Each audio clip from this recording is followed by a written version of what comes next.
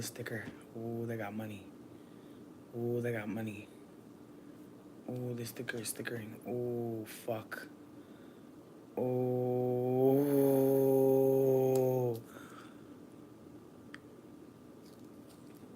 I was trying to rip it fast, bitch. It's not coming, bitch. Oh my god. I know. You know, I'm gonna put some oil on it. I'm gonna put some oil on it at some point because I'm not about to have my titty get ripped off on live because that's just too much, too graphic. I'll never be able to monetize. I'm joking, I'm joking. But my god. Oh my goodness. I'm gonna wait for people to get on into the room. Cause I know that me coming through was not promised. But I wanted to come through and update y'all on how my interview went. Because I know some people are out there interviewing and doing their thing. Oh, what up? Whoever just liked everything, just thank you so much. I appreciate you. But yeah, no, I had an interview today for a job that I don't know say I really want it, but I feel like I really want it now. Like you ever do the interview and be like, damn, I hope y'all pick me. I hope I get it. You know what I mean? What up, Alterel? I hope you're doing well. What up, Shed? Hey, I want to take this sticker off real bad, but I gotta get. Ooh, ooh, I loosened it. Damn, bitch, that's crazy. That's crazy. I'll just keep going. No, no, I gotta stop. I can't. I can't. I already told myself. All right, but yeah, no, they got money. What up, Mina? What up, Maya? What up, Sidno? Hey, Ren. Hope everybody's doing well. Yeah, this happened after the interview. This wasn't with the interview. I wish it was though, cause the low key the flowers matched the fucking dress. Like honestly, it was a moment. But yeah, no, their sticker. They have money. I've been trying to take this sticker off for at least 45 minutes now. I think I actually just made it stronger. So just don't mind me, bitch. I'm gonna put some oil on it. If you see me with a lot of oil on my titty, that's the backstory. So anyways, moving along. I went to this job interview. It's for a hotel in a hospital. And basically the job is like doing what I did in the hostels when I worked in the hostels. Cause a hostel is just like a hospital. Blah. A hostel is just like a hotel. But a hotel is less personal. A hostel is, if you've ever traveled outside of America, a hostel is very much kind of like summer camp meets a hotel. There's activities to bring people closer. There's usually people from out of the country staying there. The rate is usually quite cheaper. The risk of, just wild shit happening is also higher because honestly, it's just a bunch of random international strangers for the most part. And that's why I liked working at the job because there were just so many wild things happening. Like, I remember one time there was a man staying at the hotel who I'm sure was a pimp. And I only realized it in the end, but like, when I was like, I don't know, he was just, again, I feel like white pimps look so different. Like, I just feel like I feel like when you think of pimp, I know that some of you are like, oh, there's a big cup and there's a hat. That's the pageantry pimps, you know. There's pimps that are just like they're into the drag of it all, you know. Like there's pimps that like are, they're into the pageantry of pimpery. I know that sounds crazy to say, but it's the truth. And then there's pimps that are just like they're just selling bitches. Like I'm not trying to. This sounds terrible to say, but like they're not trying to zhuzh it up. You know what I mean? Like Master Don Juan, that man sells women. Let's just be clear what a pimp is. You know, a pimp is a man who owns a woman's labor sexually. So I just want to be clear that like even though he's dressed in a fancy hat looking kind of silly, that man's a predator. So just wanted to put that out there. Also, I lost my fucking water bottle today, which is really fucking tragic, bitch. So I'm about to be drinking out of a fucking jug. Fuck you. I know I'm looking hella motherfucking. I know I'm looking country as fuck. Fuck you, bitch. This is where we're at, bitch. This is where we're at. Drinking out of a big fucking jar, bitch. Listen, my water bottle, between me and you, it was old and it was also given to me by a friend, but I wasn't ready to re-up. You know what I mean? I had a good system with my water bottle. Like I sucked on it, had a good suck. Now I'm trying to get into a new. Anyways, I'm so fucking autistic. Like, literally, I'm like, the suck of the water bottle. Thank you so much. I feel like my twist out really twisted out. These flowers got me really thinking about starting a business where I find like natural flowers and I dip them in some sort of like resin and I make like little barrettes or something. Cause real talk, bitch, it warms my heart to decorate my afro. Like I really feel like that is something that really brings me joy, bitch. It warms my heart. Okay. Cause honestly, there's just times where I remember thinking that my afro was boring or thinking that a wig was more looked more fun, and like it's just like, man, my hair literally grows in like a spiral to the motherfucking sky, like, and I really was like just not seeing it for what it is. And then on top of it, it literally holds the most beautiful flowers, which literally makes me think about like dyeing it like a like really cool different like shades of green, just kind of like trying to make it look like leaves, you know? Like I really feel like I could probably do something really fun. But that's neither here nor motherfucking there. Getting into the interview. So I went to an interview for a hotel inside of a hospital. And the vibes are very much like, some of these people are going through some like really fucked up shit. And so the last thing they want to do is have to figure out where the fuck they're about to sleep when they're going through something. And so the energy is very much, we only have 30 rooms. So we only can take 30 people at a time, meaning that like sometimes we have to call other hotels or other motels or other places in the area to get these people accommodation. And so there's sometimes people are going to be quite spicy. And so they're looking for someone that's chill. That was what I kept getting from the person that I interviewed with. Like, her energy was like, listen, like, sometimes people are pissed the fuck off. And so all we can do is give them this. Oh, I don't have it with me, but basically, she pulled this box of Twix candy bars out. And on the Twix, it said, I know this doesn't Twix it, like, doesn't fix it. They're like, but we're hoping that, this provides you a little treat. And I'm just like dying because it's like, sometimes we really can't do shit about the fact that like this person needs somewhere to go other than find them some other place other than the hospital. And so sometimes they're gonna be mad as fuck, even though it's not our fault. And so for the most part, it's a job where we get to make people's day, or we, do whatever we can to accommodate them. And I feel like either or, it's a win. If we can't get someone to stay where we're working, or if we can't find them a place with us, we can still find them a place. What up, Precious Gem? And so I really do feel like the energy of the job gives like I'll be able to be a hero. And I feel like between me and you, I don't like to work jobs where people be mad. Like I don't like to work a job where people be like doing too much. Like no, thank you. I like to work a job where it's very easy to get praise, very easy to get a tip, very easy for things to just work out. That's why I worked at the hat shop. Because 9 times out of 10, if someone's coming to the hat shop, they already know they like hats. They already know that they're comfortable with wearing a hat. Every now and then, somebody will come in, and the whole time they're in the hat shop, they're like, I have an ugly head. And like the whole time, you're just trying to massage their ego. And it's awkward because it's like, at some point, I'm like, you know what, sis? I'm like, I feel you. Maybe not. Maybe, maybe a scarf. I'm not about to, all day be with you, and because like people be doing the most. Because here's the thing, I got a big ass head, bitch, and for me to wear a hat, 9 times out of 10 I gotta stretch that bitch, and they have hat stretchers. So if you're a big headed bitch, just know there's accommodations, but just take a deep breath and remember that that person is a salesperson. They are not a fucking therapist. Just like remember that wherever the fuck you go, please God.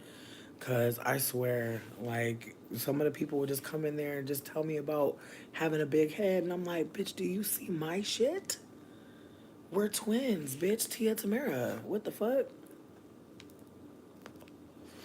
Listen, if your shit is shaped like a mango, you could still get a hat.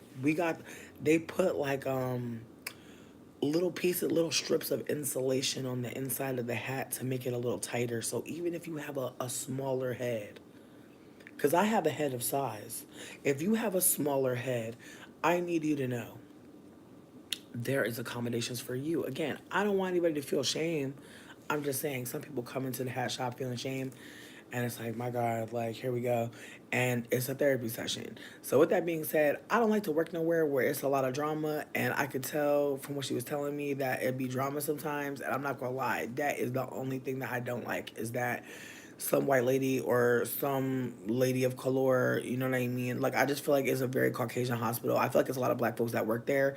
Didn't see a lot of black patients, like did not even see one. Like when I really think about it, I only saw like black people working there. So I was just like, So it's very Caucasian, and low key the area where I'm working, I saw Ebony, not Ebony, excuse me. I saw Glamour and Cosmo. I saw like the rich people magazines, and so I was like, oh, this is for the rich people hotel. Okay, I'm gonna be real with you. One reason why I might not get it is because the girlie that was after me was this black girlie, and she was like honestly giving model, like no tea, no shade, no hate. I literally looked back and I seen her like getting ready for her interview, and I was like, honestly, sis, I want it, but I understand if you get it. Like honestly, like I understand if you get it, because I just feel like when I seen the people that was working there, I was like, because I feel like they're definitely trying to hire somebody of color. Like I feel like it's definitely giving like we're definitely trying to not to have it just be all white people here. We're trying to have at least one person of color. And I was getting from, cause let me lay the scene. First of all, bitch, I got there fucking early, but it was a walk, bitch. Like where the fuck the hospital is in where the hospital, where the hotel is in the hospital is just, it's a little bit of a walk. And she told me on the phone, and I wasn't really thinking like I'm really a fat bitch, like for real. And like sometimes I'd be like thinking like I'm gonna be okay. And bitch, I feel like she gave me that warning, and then she's a fat bitch too. So I feel like low key in retrospect, like we see each other, but she was really trying to tell me like, girl, come early. And so I came early. I left the house. I like got into the lift at 1:30. I was there by like 1:48. It said it was only 15 minutes away, but there was crazy ass traffic. So I'm there at 1:48. I go to the desk, and there was a very lovely person that helped the fuck out of me. Like she literally drew me a map. She gave me the best fucking directions. When I got to like my first elevator, there was an older black man taking a break, just vibing. And I feel like he seen me like looking kind of crazy, because I was just like, because I'm like, oh my God, this elevator's taking forever. And then it's like, bitch, it's 1:48. So I'm like, sis, like I'm trying to be there. Like I look, you want to be there like 5 minutes early to be like, you know what I mean? This is what we're giving. We're going to be here early. And so this older black man, he was like, what floor? He's like, where you going? I was like, oh, I'm going to the hotel. I got a job interview. He was like, oh, he's like, take the escalator. I was like, I'm kind of locked into this elevator situation over here. And he was just like, I'm telling you, take the escalator. And I was like, all right, I'm gonna trust you. So I went where he said, got the escalator. Sure enough, bitch, it honestly cut time out. It cut the time in half, which is crazy, because it's like, why would you not send me the, like, I was kind of like, damn, bitch, the escalator would have been the move to tell me about. But I feel like the girlie was trying not to confuse me, because it might have confused me. I was still confused even with a map and lines and pictures and stuff. But that black man was an angel. He does pop back up in the story later on. Don't worry. So, anyways, so I get on the escalator, go up there, get to the spot, and like I said, the lobby for the hotel is like nice as fuck. And I was just kind of like, damn, they got money. The person that is working the desk, I'm gonna be real. I'm not trying to give him too much, but he was a white gay man built like a cigarette, and the energy was very much like, bitch, don't even talk to him on the phone. And don't get me wrong, I'm not a rude person. Like, as soon as I walked up and I seen him on the phone, I just sat the fuck down. And the phone call was dumb long, so I was like low-key sitting there kind of like, damn, this is what we gotta do. Good God, because that phone call was so long, and it was a lot of performing, a lot of absolutely, yeah, mom, and I was like, And so at the end of them talking, we talked, and they were like, "Oh, I'm gonna go get you the lady," and then it took a long time for her to come out. So I'm like, "Damn." And she even said, she's like, "We're short staffed. Like that's why we're hiring. Like we need one more person, and once we get one more person, we're gonna be Gucci." And I was like, "Okay, okay." And she was wearing jeans and a t-shirt, and she's like, when you asked me what we wear, she's like, I did tell you business casual, but we be wearing jeans and a t-shirt. She goes, we gotta pay $1 on Mondays to wear jeans and a t-shirt, and I was like, I didn't ask where the money goes. I should have asked where the money goes, but again, like I didn't. I found out it's 35 an hour though, so that kind of fucked me up. Not gonna lie, bitch. Like that kind of money. That kind of money. Hi, my name is Tatiana. You know what I mean? Bitch, fuck out of here. Hello. I will change my whole fucking that my whole fucking bitch. I feel like that's why they charge $1. They giving you 35. The fuck? Low key. Like when I heard that, I was like, oh,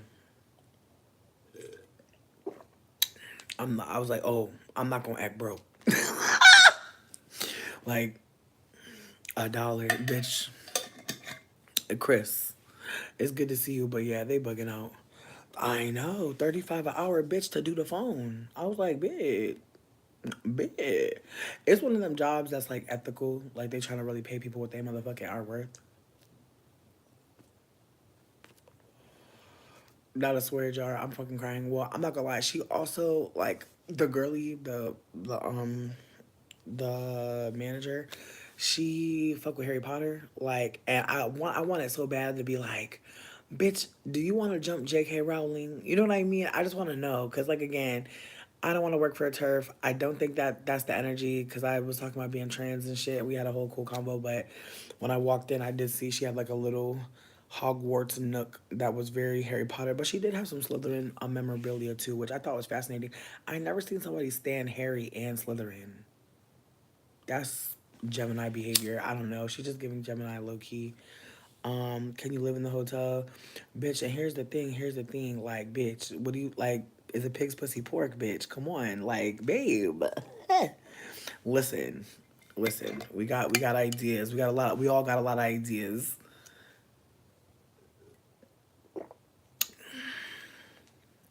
I mean, maybe not, maybe not. But with that being said, not J.K. Rowling. I'm crying, not the mold off her walls.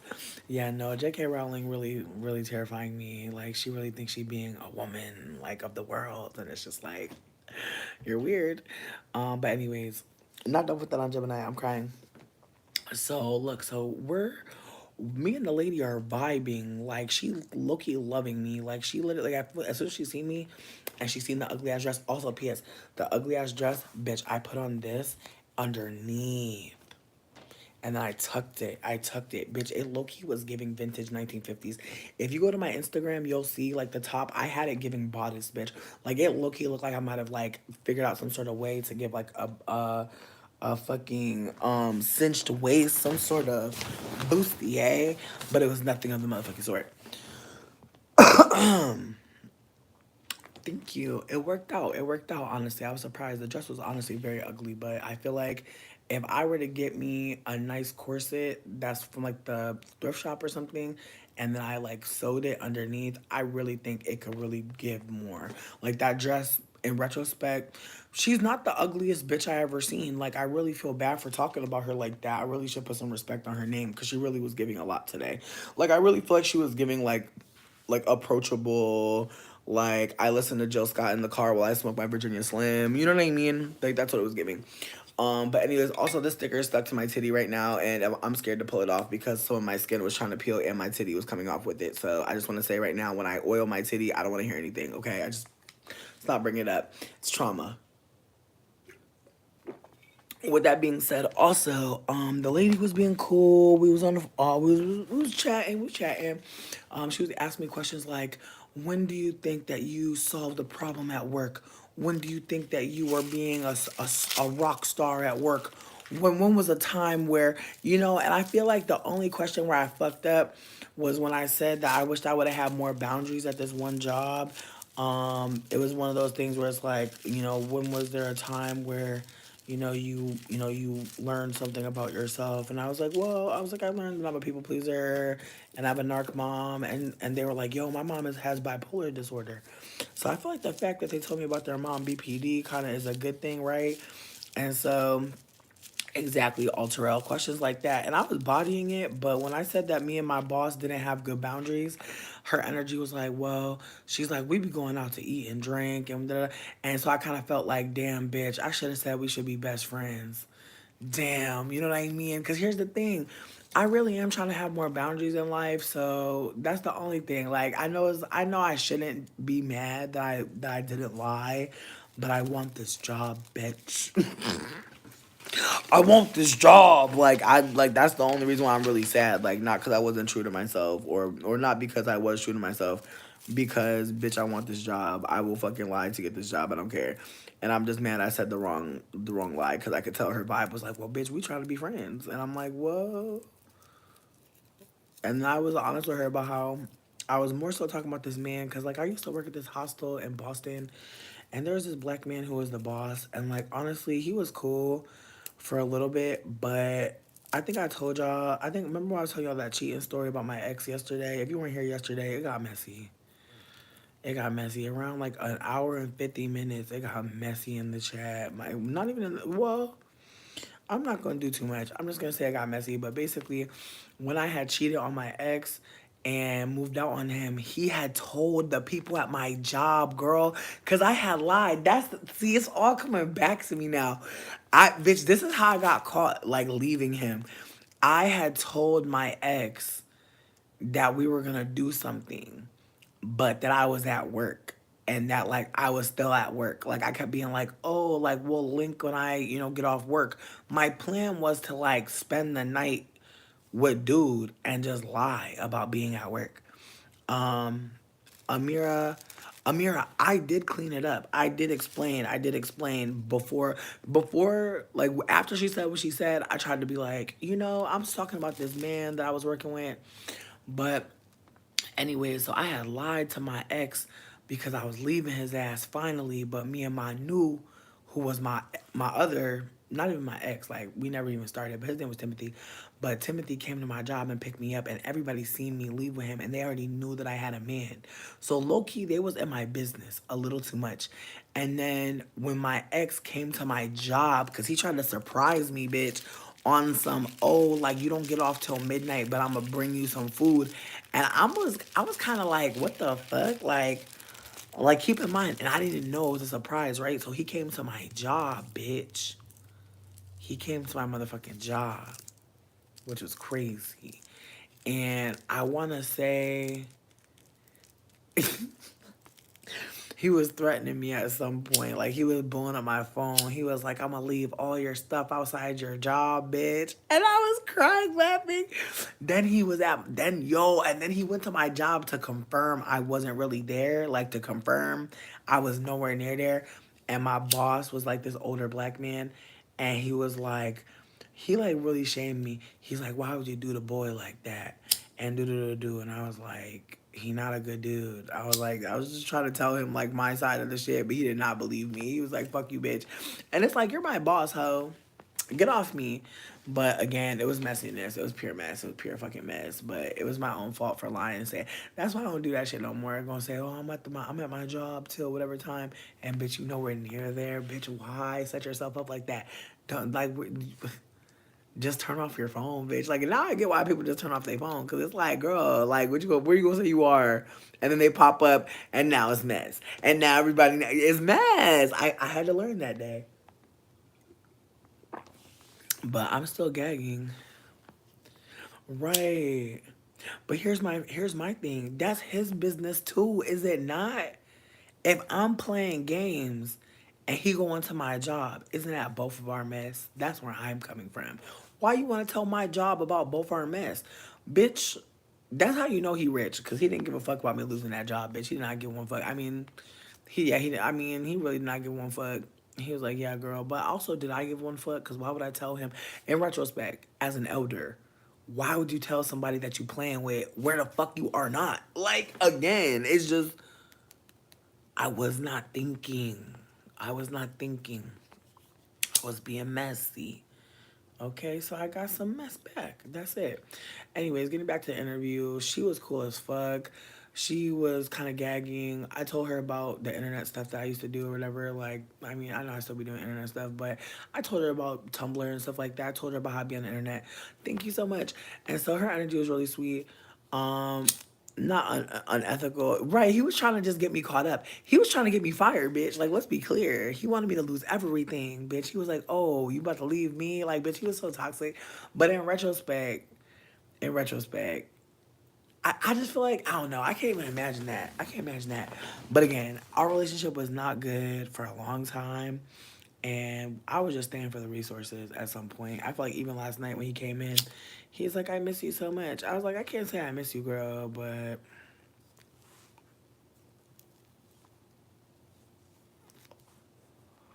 Like there's so many things that like me and Dane talked about it too, and I was just like remembering fucked up shit. And I was like, this motherfucker is so lucky that like when I acknowledged him, I was like too high to really remember all the trauma. Cause girl, I'ma just say this. All the crazy shit that I did, I am not saying that that was right. I am not saying that at all. But when you're a young girl and you're doing all these little shisty little moves and shit, I just feel like 9 times out of 10, that motherfucker did some crazy shit to you. Cause I just feel like in retrospect, like all the shit that I was doing, I forgive her. I forgive my 20 somethings. I forgive my 20 somethings because no, like that, like when I really think back to that man, and I'm not gonna say nothing. Nope. Cause that bitch is dead. The bitch that went through that shit is dead. She been dead for a long time, and I want her to rest. And so, with that being said, like him popping up like everything was sweet is purely, purely demonic. But I did reach out with him. I did reach out and I sent him a cash app request for $1,000 because at the end of the day, I just feel like he could pay the money or redacted because I just feel like at this point, for you to be in alive, I just feel like personally, I just feel like motherfuckers don't realize. Like, I'm not gonna say no more. Like, I'm not gonna say no more. I'm not gonna say no more. I'm just gonna take a deep breath.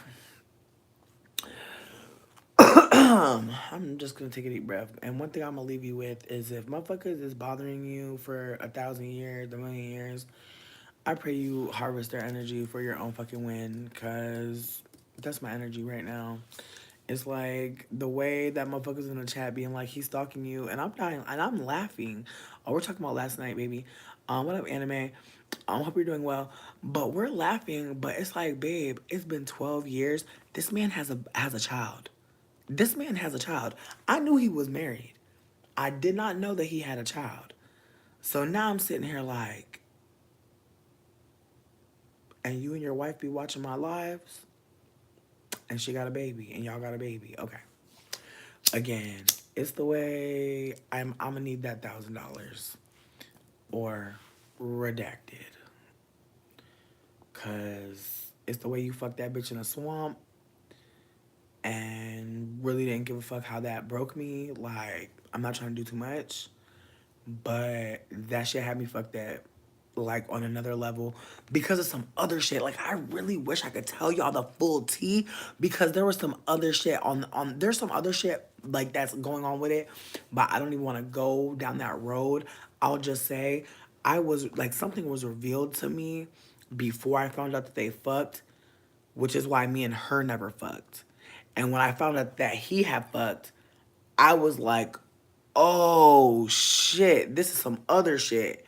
Y'all are weird.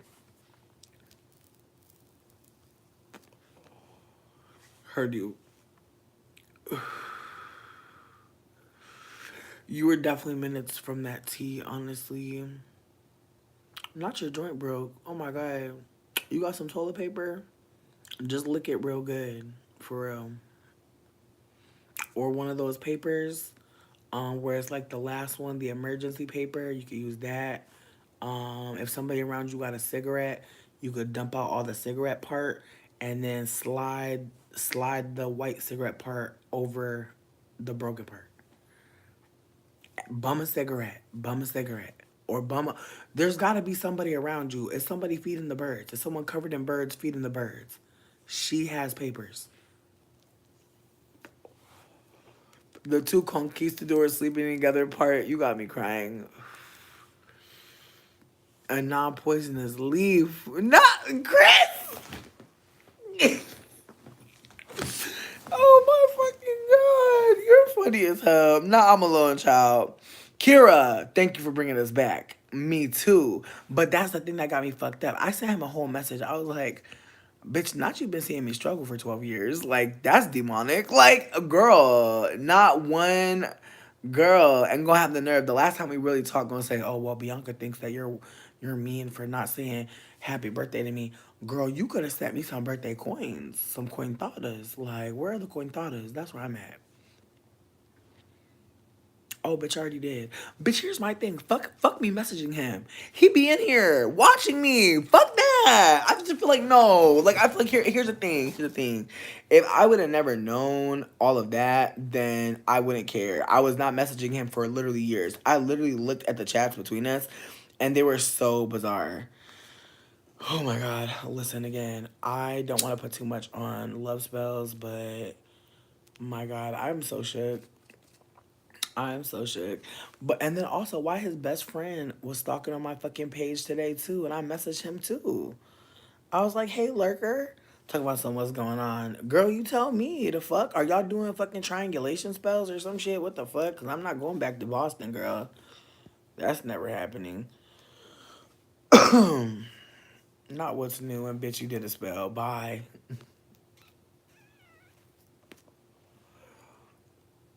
Dubia.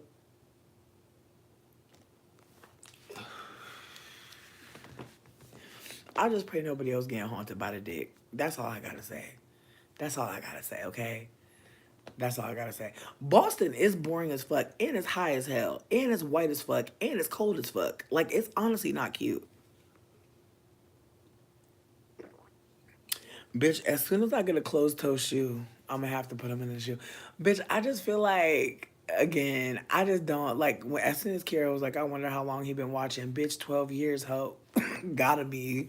Gotta be. Because I refuse to believe I'm just randomly talking about his ass today and he just happened to be here. Fuck out of here. That's crazy. It don't add up. And then when I seen the picture of his wife and the baby today, because I looked him up, because I was like, I'm like, are y'all happy? And I see her holding the baby. I see him making all these posts talking about, I see him being a preacher, marrying people. I'm like, girl, my God. Thank you. Me too, bitch. Me too. These flowers are really giving so much. Y'all are so kind. Just thank y'all for all this sweetness. I appreciate y'all. Not she's happy, but he's not. I see, and that's what makes me sad. Cause it's like I don't want to be with him. Hey Laura, yeah, bitch, he be marrying people now, girl. And I seen the baby, and I was like, damn. Pray for that little biracial. Just pray for him, child. Cause the daddy ain't shit. You really ain't shit, Andrew, for real. Like, I'm sick right now.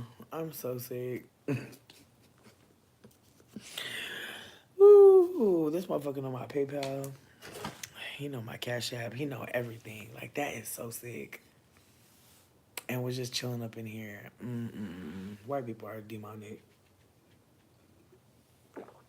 Just nasty. Mm-mm-mm. That's crazy. You see how Nelly embarrassing Ashanti, and I do. And I do. And I do. And that's the thing too. It's like, bitch, if I really spoke on really like a lot of the stuff, like that's the thing. Like when I'm in that live, I said, I'm not gonna say I miss you, but I be wondering what the fuck was really going on. Because there was a lot of moments like where like bitch, I don't wanna go into it and trigger nobody, but there were just so many moments where I was just way too young to know how bad it was. And I pray that anybody's in anything like that, cause like you really don't realize it. Yeah, you're not happy, but you don't realize how bad it is.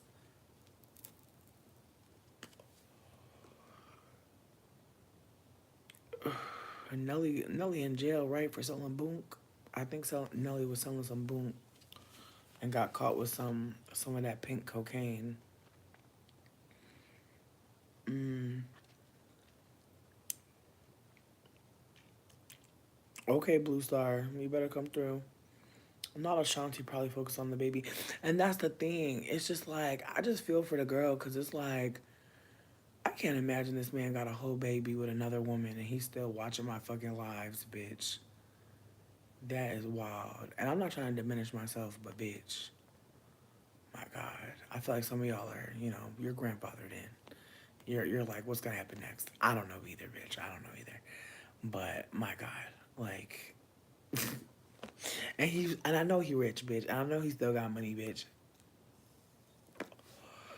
People ain't just having babies, bitch. People ain't just having babies, bitch. Especially not biracial babies, bitch. They planning for them. They got money.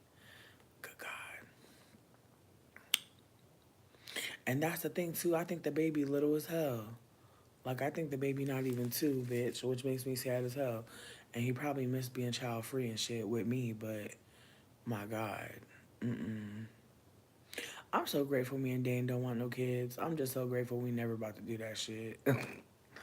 I'm so grateful we about to be the kids and just loving on our inner children. I'm just so fucking grateful. This ain't even me trying to compare myself to my ex. I'm just like realizing how I didn't know he wanted a baby. I never knew that. Not that I really care, but it's just like, good God. Good God. Mm-mm-mm. Because I would be heartbroken if he was doing this shit to me, honestly. I would be fucking sick. That's why last night I was like, this might be embarrassing to the girls, so please. And men just will embarrass you, man. They will just embarrass the fuck out of you. And I hate being a part of it in any fucking way, truly. Mm-mm-mm. I regret even telling that story about cheating on his ass. I swear, even talking about him brought his energy towards me.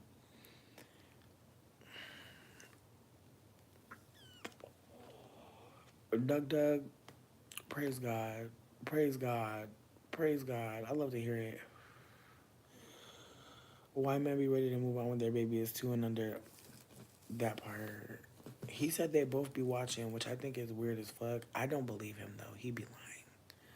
I refuse to believe this black woman is sitting here watching me with him. I don't believe that. You believe that? I want you to really think about it. Real talk. I really want, I would love it if some black women could weigh in. Would you be sitting with your man, your husband, and your baby, watching your husband's ex partner that he cheated on by fucking a bitch in a swamp?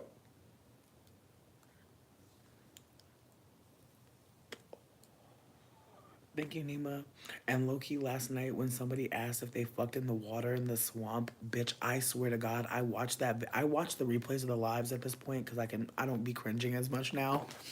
But my God, bitch, the way I threw up, the way I couldn't breathe, because I literally was, yo, when I found out they fucked in the swamp, I went crazy. Like I don't, like I want to be so fucking for real. When I found out he fucked this girl in the swamp. And cause bitch, I'm remembering all the time she was like sneak dissing me and just doing shady stuff, and I genuinely didn't see it like that.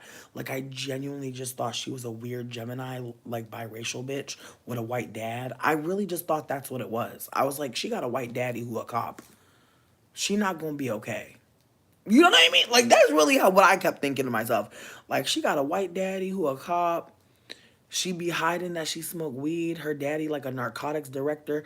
Like low key bitch. Like I could have really fucked up her life, but I had no desire to fuck her over. Like I literally was like, let me get away from you because you a fucking psycho. Like you a psychotic bitch, bitch, bitch, bitch. That's how I felt. Like once I realized what she had did, I was like, oh,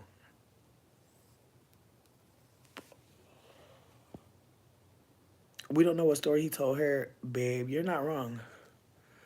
No, he fucked this girl who was pretending to be my friend in New Orleans in a swamp, and then he met this woman after me. And bitch, there was there's a whole another story, like bitch, there's a whole another story that I could tell you that would make you want to be like, bleh. Like bitch, like if I fucking speak, and I hate that. That's one thing I really hate about being a femme person. It's just all the shit you be knowing, all the dirt that you know about a man. That shit make you fucking hurt. Like, the way I be just randomly sad as fuck just thinking about something that the man told me.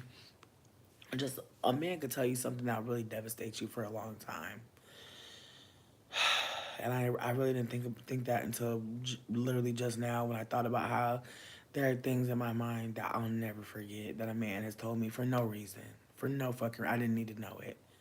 He just didn't want to sit with the pain himself. That's it. I missed. Not Mercury retrograde coded. But no, when he said he fucked that girl in the swamp, I tore that apartment up, bitch. I was throwing shit. I was going crazy. At one point, I was looking like a spider on top of the couch, and I was just like going nuts. Like, bitch, look, I was going crazy.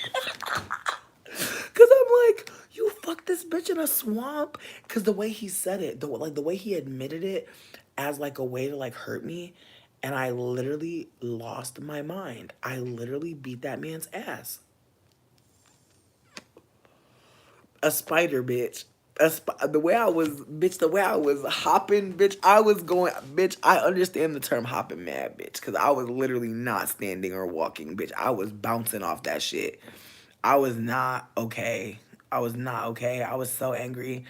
And he was over here like, I'm sorry, I'm sorry. Like, he kept on apologizing. He kept on being like, I'm kidding. Bitch trying to tell me he was kidding? Oh, bitch, I went crazier. I was like, if it's a lie, I was like, if it's a lie, I want to die. I was like, if it's real, I was like, you exposed us to all, like, bitch, I was so crazy. I was like, oh my God. I was like, we need to go get tested. We need to get a my chart. Bitch, it was so much going on, bitch. And mentally, I was going nuts. And then on top of it, it made me think of some other shit, bitch. Some other shit. Because there was a moment when I was down there and I met this dude named Corey. That's what he had said, bitch. I'm not gonna go any further, bitch. He had the apostrophe on the E, and I said, okay. So he was feeling me super hard, but I was not feeling him like that. And then randomly, I told McNally, I was like, yo, because she said something about him being sexy. I was like, go ahead, like, get at him. Like, I was on some weird shit. I was just like, I don't know. In retrospect, I was being a weirdo, but I was just like, I just didn't feel no type of way. In retrospect, I feel like because she's from New Orleans, I really do get the vibe like she was just used to being like the kind of chunky light skinned girly that would be out and about. And I really feel like when I and me and her linked up, I just kind of got a vibe like, and you know what? Lowe's the keys. There's somebody here named Christina. No shade, I'm not trying to put you out here, but somebody here actually put me on to her and like told me about her. And I was like, oh, I know this girl named McNally. She lived down there. And I remember the bitch came into the chat one time and was like, I'm sorry. Like, I was the one who told you about her. I didn't know she was like that. And I was fucking dying. But basically, this girl told me about her. And that's how we ended up linking up. And when we linked up, she was showing me a cool places in New Orleans. So I'm thinking she a cool girl. Like, I'm thinking she a nice girl. But she not. No, bitch, you gotta go get a my chart. No games. Like, it was a lot. We got to go do a lot of things, bitch, because I was kind of like, sis.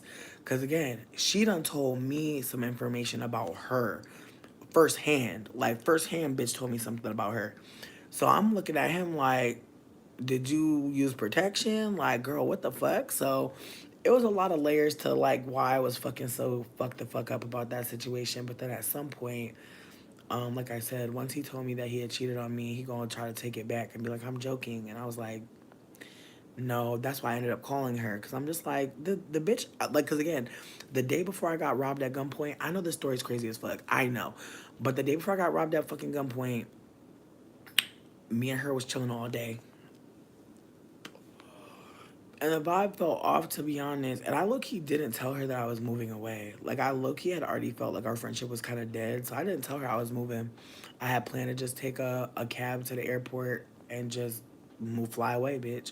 I'm really that person. Like, on some Venus and Aqua shit. Like, if I ever love you and you do me dirty, bitch, I have no problem getting away from you secretly. Because, like, why the fuck would I tell you I'm getting away from you? I'm not able to tell you that I love you, that we care about each other. Like, we're not having those kind of conversations, so I'm okay.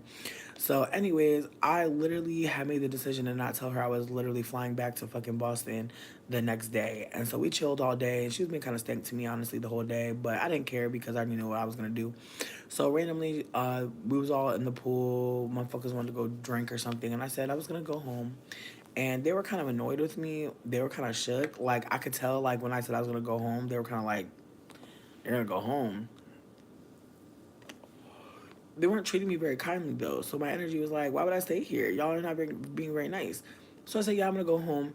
And I started walking down the street, and I feel like I want to say that my plan was to walk to the store nearby and then catch an Uber from the store nearby. If you know New Orleans area, I was in, fuck, I lived in the Garden District, but I was in fucking, damn, I was like near Metairie or some shit. Like her dad lived like way the fuck out the city, so we were like in the, and I feel like I'm lying about Metairie. We were in the east though. We was in the fucking east. So, anyways, so I go to walk out the house, and I'll never forget this day, bitch, because I literally have my rent to pay my roommate so I can leave the state. My passport, a bunch of makeup, hella weed. Like my bag was bumping, bitch. And so I'm walking down the street, all of a sudden, I just feel arms on me, bitch. All of a sudden. And someone is like behind me, pulling my purse off me, and someone is on this side with a gun to my head. And I don't want to tell you how I knew it was a gun, but the way the shit was like, get on the ground, like it was so quick. And of course I got on the ground, bitch. So I'm on the ground, and like he literally had me laying, he had my head pressed into the fucking sidewalk, and he had the gun on my shit, and he was just like, don't turn your fucking head, keep your shit, like keep your head straight. And I just follow fucking directions, ho. But as soon as they started running, that's when I turned my shit. I ain't see nothing. They was just fucking two dudes running. So when I got up, I started crying, bitch. Like I was like, ah! Because obviously, bitch, they done got my rent, they got my money, they got everything. They got my weed, bitch. They got everything, bitch. Got my passport, bitch. And so I had to run back to the bitch house. And keep in mind, the energy there is aggy, mean, not kind, very unloving. And so I had to pop up in her house. Keep in mind, her dad is a cop, so it was a whole thing. And I found out that you don't need ID to go on a airplane if someone steals your ID before you have when you have a plane ticket. If someone steals your ID, you can just get a police report that says you are who you said you are, and you can just go through security, which is very fascinating. But that's how I found that out. But it was a very fucking bizarre night, obviously, because I lost everything that night. And again, I already knew I wanted to stay away from her. I already knew I didn't like her, but that shit happened. Keep in mind, she had already fucked my man in the swamp. So I'm going through all the memories with me and her. And I'm just like, bro, you have fucked my man and then start getting stanky. Like, that's crazy. Like, I started actually noticing, like, when the stankiness started. And I was like, whoa, like, after you fucked my man in the swamp, you was really out here living life. And I had told her before he came that, I was happy that he was visiting, but, you know, like I was keeping it real with her. I was like, bitch, I'm happy I left him. I'm happy I'm out here. I love New Orleans. And like I just feel like she was so jealous that like I had a dude from back home and I was out in New Orleans enjoying. Like I really and I know bitches be saying that bitches is jealous and nobody's jealous. People just don't like your ass. I know. But what I'm trying to offer is me and her look damn near the fucking same. And she had been living out there her whole life. She could have pulled some dudes, but if I'm being super candid, she was the real McNally. I'm crying, bitch. I'm giving it all. I'm giving it all. If I could be super, super, super fucking real, I feel like when we first started linking, she liked that she was showing me the city. When I started living in the city and enjoying myself and not needing her to take me nowhere because, bitch, I had other friends, that's what I feel like she started to feel away. On top of that, once I started to like actually just be comfortable in the city, I just feel like she was unhappy because she really is that girl that likes to show people the city. And again, do I think that she a bad person? No, but I do think that like she a Gemini, and I do think that she up to no good a lot of the times, unfortunately. And I also found out like to go back to the Corey story, this dude Corey was like on me hard as fuck, and I was just having fun with him. And he came to me one day and was like, "Hey," he's like, "McNally making me feel uncomfortable." He was like, "She's trying to get at me," and I literally was like, and I didn't know what to do. I was like, "I'll talk to her," but in my mind, I was like, "Damn." Like, not a man uncomfortable by you hitting on him. That's not good. Like, yikes. I never had a man tell me that. I've never passed a man to a bitch either. But I never had no man be scared of a bitch I was with. Like, I never seen that. So I was like, whoa. Again, there was a lot of things going on. And then there was another man that she had hooked up with after me. And I found out about it. And I was kind of weirded out because I was like, when the fuck did you meet him? And then I was like, through me. So I was like, yo, she really reaching out to men after me. Like, that's weird. Venus and Aqua, I don't like that shit. Do not, do not, do not, do not. If I'm hooking up with somebody and we're supposed to be homies, at least let's talk about it so that I could actually get my jealousy in check. But for me, it wasn't about jealousy. As I said, she revealed some medical shit to me that had me looking at her like, what are you trying to do? Like, it was just weird. Because, again, I talked to her about us having a sexual experience. She let me know immediately that she had a situation that she did not want to connect with me with. So when I found out she had fucked my man on the low and didn't say shit, I was like, girl, what were you trying to do? That's why I really don't fuck with her, because I'm just like, girl, when me and you was cool and we talked about sexuality and we talked about certain things, you literally let me know what time it was, and I said, God bless. You know what I mean? Thank you for the tea. But for you to fuck this man and it to be a different situation, that kind of had me looking at you really crazy. Because it's like, if you lied, that's weird as hell. If you weren't lying, that's weird as hell. And so, again, I'm not trying to be cryptic. I'm just not trying to put all her BI out there. I'm just trying to be candid that, like, there were layers to this shit in a way that had me like, girl. And again, I feel like I remember her saying something along the lines of like being a light skinned pretty girl or something. And I remember just looking at her kind of crazily because I was just like, oh shit, like you're one of those. At that point, I didn't realize that all of us light skinned people are colorist and that like it really like that. And like she's overt. I didn't realize that at the time. At the time, I was like, that's sad. You know what I mean? That you like that's how you feel about yourself. You know what I mean? But I feel like she had made some remark about how like, and again, this is a retrospect this, but she made a comment about how Drake makes music for light skins, and I just remember just like laughing about it because it was just kind of like, I don't even know what she's trying to communicate exactly. But again, I just remember thinking it was hilarious to me. In retrospect, I truly do believe that like she does think that her being a light skinned person it matters. Beautiful Jay, I fear. But with that being said, it just seemed like it wasn't like a comment that was like she was like saying it disparagingly. It was very much like we were definitely listening to Drake and we were like bopping along to like Crew Love, bitch. Looking like two yellow starbursts, and this bitch had the nerve to pop out and be like, yeah. She's like, I just feel like Drake makes music for like light skinned girls. Like it was like a whole moment. Again, I just remember just like not knowing what to say. Again, I've had a lot of moments with people where I was just like kind of like, and again, I hate to say this, but I'll be on some like Jim from the Office shit. I'll be like, where's the camera? Because it's like this can't be live.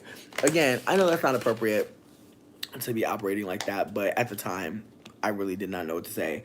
I'm still learning, bitch. I'm gonna be so fucking for real. But did I always know what to say? Did she think you were one of those types?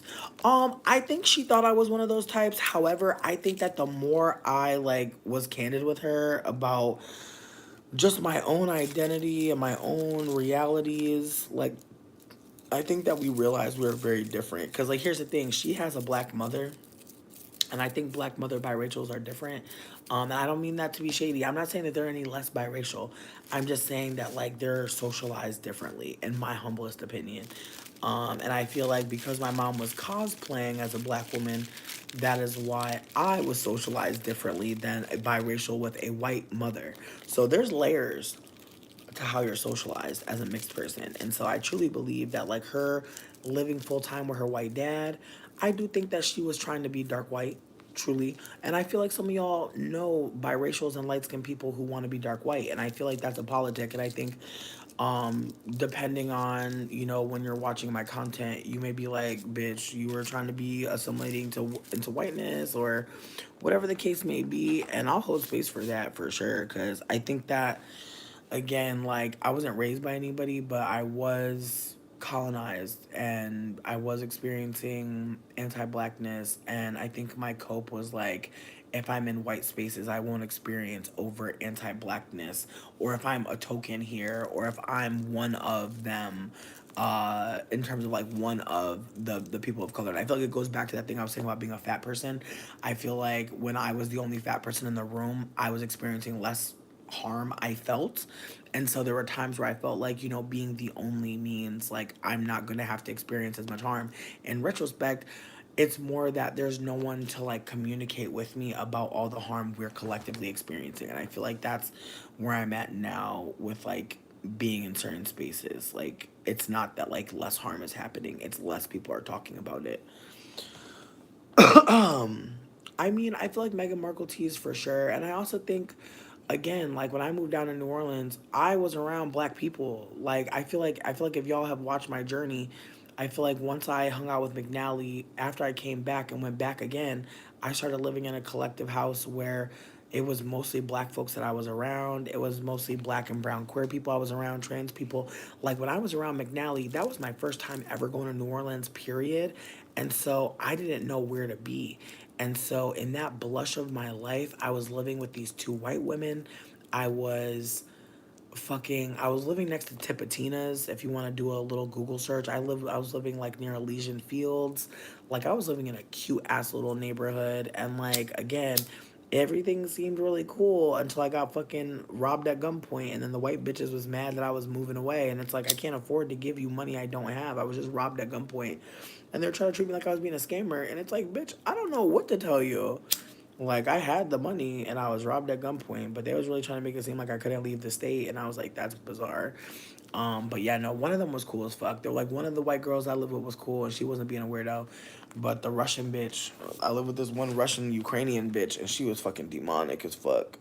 But in retrospect, I think she was just poor as fuck, and not from America. So she was like, bitch, you better get that money. Like, anyways, so with that being said, but yeah, no, when I first was living in New Orleans, I was living in like a very Caucasian area. And then when I came back, I was living in like this house that was purporting to be anti-capitalist, and I'm not trying to do too much and like try to drag anybody because I think that the intention was there for sure. And the house was $600 a month, and I remember like there just being so much abuse in that fucking house, man. Like the person that put it together, I'm just gonna call them D. D put the house together, and they were dating this man named Onashona, and they had a very toxic relationship. And like the house, I think I told y'all before, the houses in NOLA are called shotguns, and they're called that because as soon as you walk in, the whole house is one long ass hallway, and so you walk into the front room, and at least in this house, it was like you walk into the front room and there's a bedroom. You keep going through that bed person. If you walk through that person's bedroom, you're gonna get to a living room area, and then maybe off that area there's a kitchen. But it's basically one long ass hallway with rooms off of the hallway. And then when you get to the back door, there's a porch and you're outside. But the whole house is one long sleeve, and it's usually hot as fuck or cold as fuck. Like it's usually not different temperatures in different rooms because it's all connected by a hallway. Um, and I'm gonna be real with you, like that was the first time I had lived in that type of poverty before. Like I feel like the most poverty I'd experienced was like living in like maybe like a two family house, and like again, I know some people will be like, that is not poverty. And I don't hold you. Like, I feel like at this point, I don't think that either. But I think that, like, that's what I thought of as poverty is, like, never living in, like, a house. Like, I know I said I lived in a two family house, but it was basically like my mom was explaining it as an apartment, not as a house, because of like the way that like there was downstairs people and upstairs people. But I feel like some people might consider it a house, or living in a house. I personally feel like you live in a house when you're the only people there. But we lived upstairs, and then there were people that lived downstairs. But it was one big ass house that was converted into a two family situation, and so that's what I was coming from. And so living in the house that I was living in New Orleans, like there were holes in the wall, there were holes in the ceiling. I remember one time, like there were I remember one time a bunch of cats broke into the kitchen, and like I had never seen anything like that before. Like there were like literally 10 cats in the kitchen just chilling. And I remember just trying to talk to him and be like, "Can y'all dip?" Like trying to get them to leave, and the energy was very much like, "Bitch, we did all this work to like get through the ceiling. Like we're not, we're not fucking leaving."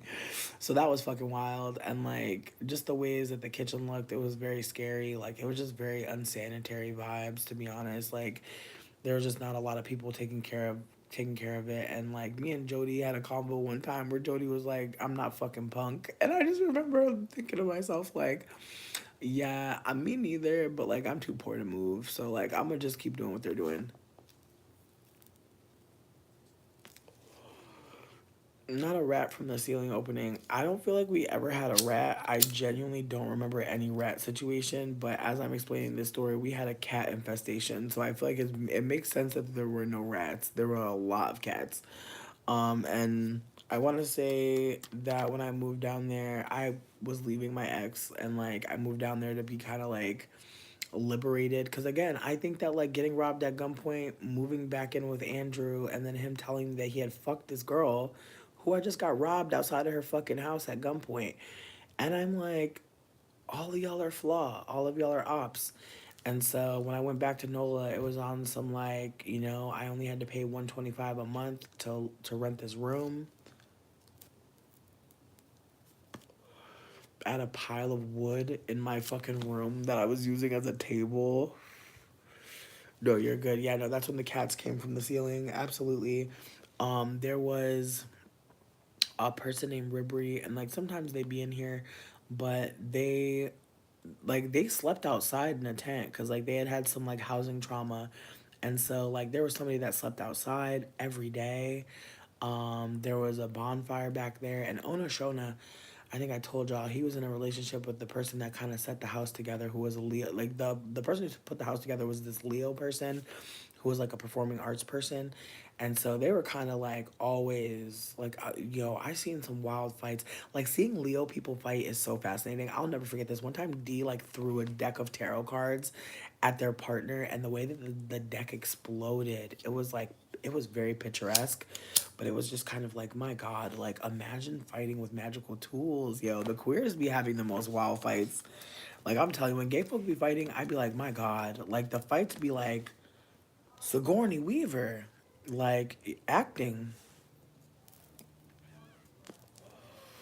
Honestly, like I be feeling bad whenever people hear if anybody ever hears me fight with somebody, I know they're gonna be like, bitch, because I be the way I be fucking monologuing, the way I be like, woo, like you ever just catch yourself in a fight and just be like, what am I saying? Like, why am I fucking monologuing like a villain? Again, it was a lot, but I say all that to say that when I went back to New Orleans that last time, or not the last time, but the time that I went back and I lived in that housing situation with the anti-capitalist folk, shit was wild. Cause as I said, there was abusive relationships happening. There were random people just coming into the house. See, when I sat on that girl, that's when I lived in the house. Yeah, and it was in front of Jean's Po' Boy, a historical landmark. Honestly, the Po' Boys are nasty there. Don't go. Don't go there. There's a good po' boy spot, but I'm blanking on the name of it. But they like randomly popped up like out of nowhere. Like it was a store, and then they said, "Fuck it, we selling sandwiches." What up, beautiful Jay? Oh, listen, beautiful Jay. I appreciate the donation for sure. Thank y'all for supporting. Actually, let me pin. Can I pin something? Let me see. Oh, I can. All right, so I'm gonna pin my cash tag. If anybody would like to bless a bitch, we would appreciate. I don't mind plugging any tarot cards for y'all. But yeah, no, I don't know what the hell I was just saying before we were just asking about the tarot cards. But there's a lot going on, obviously. Shaboop, you said, um, thank you so much. I feel hella beautiful today. Like I really was feeling gorgeous all day. I went on this whole tangent about this motherfucker, but basically, just to get back to the interview, we're at 63 minutes. So at 1 hour and 4 minutes, the bitch talks about the interview again. But yeah, no, there was an instant connection with me and the person that I had the interview with. But one thing that she said that kind of discouraged me from thinking I got it was, she said, "We're picking people on Tuesday." She said, "Now listen, if you don't get it, we're gonna definitely go out drinking." And I was like, damn. I think I was too fun. I think I was making it too chill. And if so, that's fine. Like if she felt like I would be a little bit of a little stony baloney slacker, slackiana, that's okay. But she asked me like, she was like, if there was a computer glitch, what would you do? I was like, I would take a deep breath, probably take a smoke break for less than 15 minutes, and come on back and just push through. And between me and you, I feel like when I said smoke break, I paused and said cigarettes. Very unconvincingly. So between me and you, I may have not gotten this job, but oh, I love you, baby. Have a good one. Bye, Marie. So yeah, I may not have gotten this job, but I kept it real, bitch. Cause low key, if there's a computer glitch, I might need to take a moment. Like that's just the truth. That's all I know. So, with that being said, you wanted me to pull a card for you about this girl. Now, my question is this: are you wondering about the relationship in general and the potential, or do you want to know about her feelings about you? Like, just let me know what we're pulling the card about, beautiful Jay, because I want to make sure we get you. But with that being said, I just need you to tell me the clarifier, and then also give me a top, a middle, or a bottom. You want her into? Oh, you want the intentions? Okay, Tiffany. All right, I need the intentions of Tiffany, please. She's coming on so strong. Oh, you want the bottom? You want the nitty gritty? You want the tea? All right, well, let me pour this cup for you because, my goodness, you said the energy's coming on strong from Tiffany. You want the intention. All right, ooh. Yeah, the deck was getting a little spicy. Ooh. Ooh, ooh. Okay. Okay. Hmm. All right, yeah. Whew. Let me drink some fucking water, bitch, first, because there's a lot. There's a lot to tell you. There's a lot going on. All right, so first things first. You asked for the bottom card, and what we pulled is the Three of Swords. Now, for those of y'all just learning tarot cards, the threes are about pregnancy, and so are the sixes. But the threes are more about creating something with someone. Unfortunately, the threes are a creation of sadness, but it's a sadness that we all have had. You know, that feeling of loss, that feeling of true loneliness. This person has been harmed. What up, Mylene?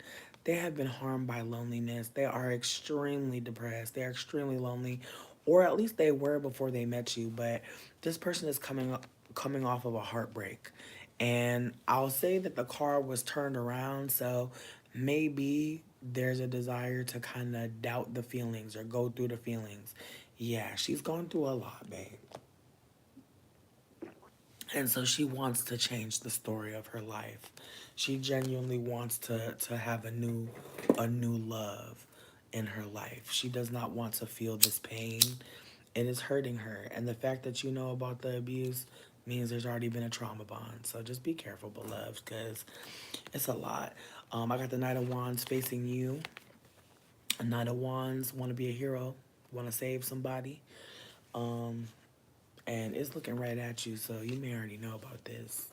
And that was right in the middle, so maybe your gut is telling you to be her savior, to be her new love, to be the one that protects her. Maybe something is telling you to be that. Just check in with yourself, because sometimes when people are going through a lot, it can feel really like the right thing to do to be the one to love them better, bitch. LL Cool J. LL Cool J, Love You Better. Look it up. Yeah, it's a good song. It's a good song. But sometimes we want to love people better, but really, it's time for us to love on ourselves. And I feel like low key, if you indulge this shit, you might get off your path to creativity. Because I'm getting, beautiful Jay, I'm getting that you have a lot of creative pursuits.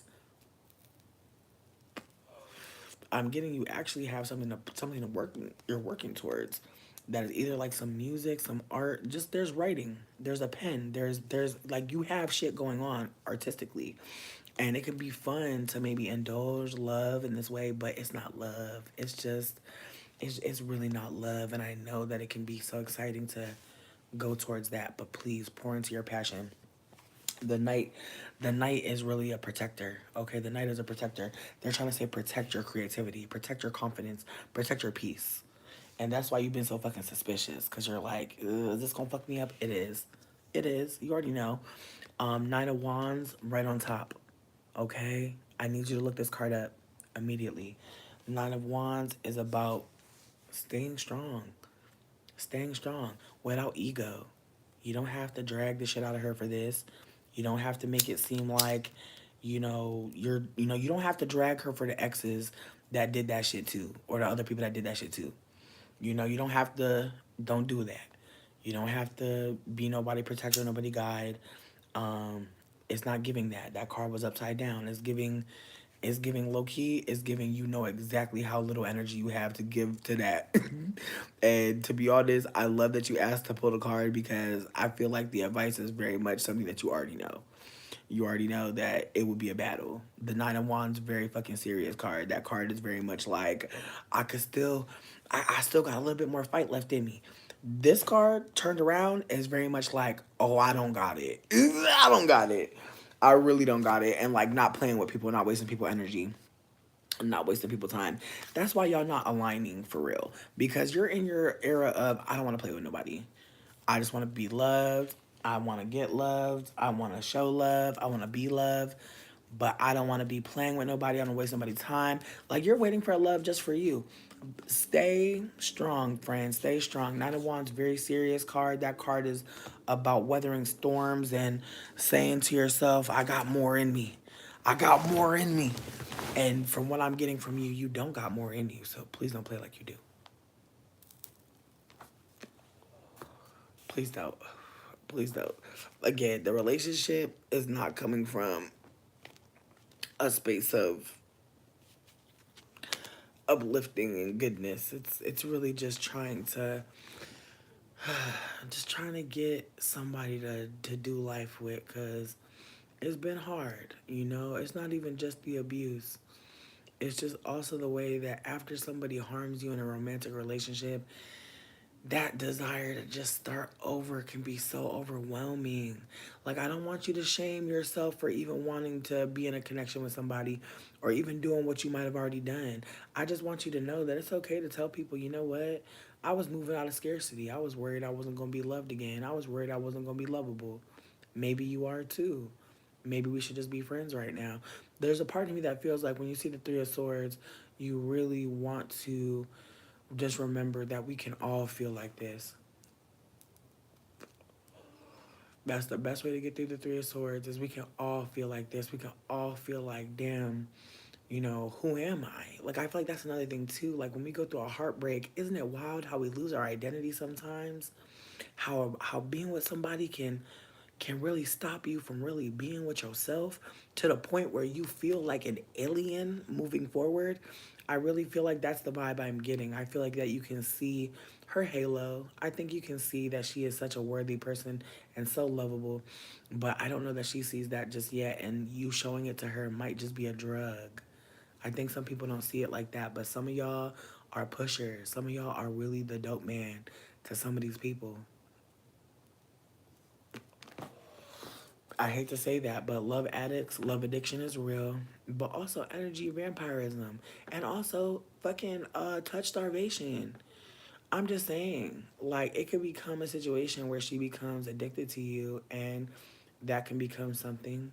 And I don't want you to put yourself through nothing. Because again, these cards are very much like, enough. That's all Spirit wants me to tell you. Enough. Block. Block, block. You don't have to explain nothing else because I feel like if you try to explain, you're going to end up over empathizing again, being overly compassionate. It's not time for that. It's time to focus on you. Truly. Look at the Knight of Wands. Like, try to listen to as many affirmations that people have made for Knight of Wands because that's what you need to hear right now. You have it. You have it. You have always had it. You've always had it, and someone else seeing it in you is nice. It's nice when people see that we're worthy and lovable. This ain't the only. This ain't the only. And anytime it starts feeling like that, it's time to get away from it. Because nothing should feel like the only. It should inspire you to go out more and to talk to more people and to be more outgoing. It shouldn't isolate you. And I'm glad that you're breaking silence about the abuse because honestly, she may not be doing that. She may be only be telling you about what's going on instead of a therapist, instead of a friend.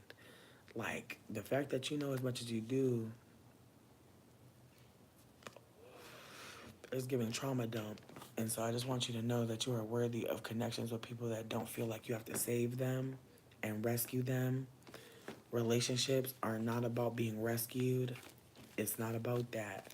And so just keep in mind what kind of dynamic you're having with people, because it sounds like you like to be a hero a little bit. Okay, Yvonne, Vladimir, babe, I'm crying that you got a vampire name. I'm crying. Yeah, beautiful Jay. First of all, just thank you for the donation, but also thank you for being candid about coming from a place of I don't have it, because some people are out here feeling bad as fuck that they can't give an energy vampire another meal. You do not exist for that. You're not a chef for someone who is perpetually starving. So just continue on your journey and your path. There are so many beautiful things you're supposed to be creating. Not a trauma bond though. Definitely not that. I really pray that y'all get out of those. They're very scary to get out of, because again, you know exactly what that person has gone through, and that is what's holding you there, not love. It is sympathy. It is pity at times as well. You feel sorry for them. Nobody is a charity case. You got me fucking crying, Iman. I love it. Absolutely. Absolutely. But you being exhausted, Nubia, I appreciate you for saying that. But beautiful Jay, you knowing how much like energy you have to give to somebody, and knowing that somebody is giving you way too much, just pay attention in the future, because before they even give you that much, I want you to be like, this is really unfortunate and I'm so sorry to hear this. Um, and just segue away. Because again, a lot of y'all femmes are going to be meeting some femmes who have been socialized to deal with men. And I just feel like, lowest of keys, the way that some femmes talk to other femmes is so fucked up. And I'm saying that from my own experience. Like, I feel like a lot of times I've had experiences with femmes where I have definitely used them as trauma dump sites. Like, I've definitely used other femmes to talk about men's behavior, and it's not just unfortunate. It's just also like such a violent and harmful thing that we're doing to each other. And I just want to just to remember that, like, when we're talking about our trauma with our friends, people that are consenting, like, we have to also be mindful. Are we asking consent to tell some of these stories? Like, we have to hold that some of our siblings and sisters have been harmed by these men too. And so it's not even just that, like, these men are harming us and we're telling our siblings and our sisters. These men are harming our siblings and our sisters and us and our mothers and our aunties and our great grandmothers. And it's to the point where there are some femmes out there who really don't want to hear about a man again. They really don't want to hear no more. And I feel for all the femmes that want to tell their friends something, and that femme person is just over it. And again, it's her right. It's her right. And I know that there's so many femmes who would never, ever tell another femme, I don't want to hear about a man. But there are some femmes that are getting into that bag, and I'm really proud of them, because again, there are so many times where some of us need to talk to the lady too. Some of us need to absolutely talk to the lady about these men, but the cost. And I just want to talk about that really quickly, that like sometimes when men are harming us, that is financial ruin in a completely in a way that we don't think about. Having to go to therapy because a lover. Hey Kenneth, having to go and get help because somebody that you love turned out to be somebody that hates you. Y'all, it's so much. And again, there are a lot of femmes who know about how many men harming how many women. Again, I just want you to just sit with that.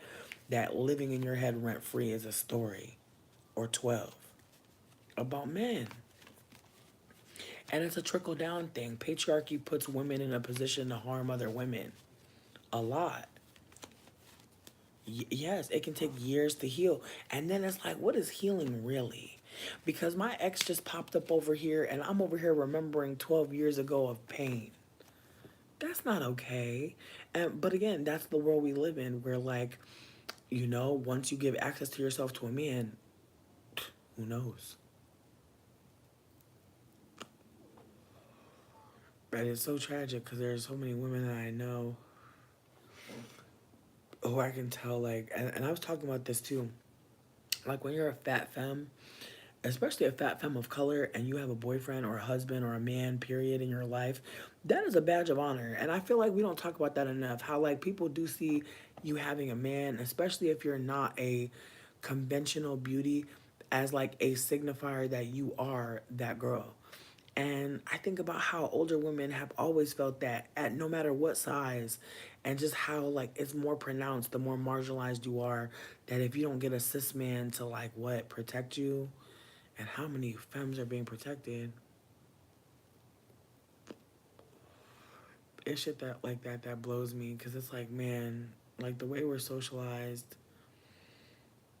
I've been really just sitting with that because like I was at the hospital today at my job interview and there were a couple men that were looking at me and I was looking back at them and I was thinking about how there was this one guy that I thought was really, really, really attractive until I really got into him, and I was like, "You're just, you're a cigarette with eyes." But like, I started thinking about the ways that like we're so socialized, like to see white people as beautiful.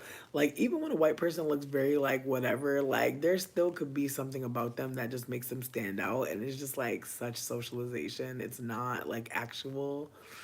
And I had a whole moment today where I was looking at this white man, and it was funny because I caught myself like I had a mask on today. Look at me, shout out to me, bitch. Yeah, I was in the hospital with the mask, bitch. They were free. I should have took more, but the way that the dispenser works, it would be really ridiculous if I was sitting there trying to take a bunch of them. They really set it up so that if you really try to steal them, you won't look crazy. So I feel like in the future, I'm gonna steal like two at a time.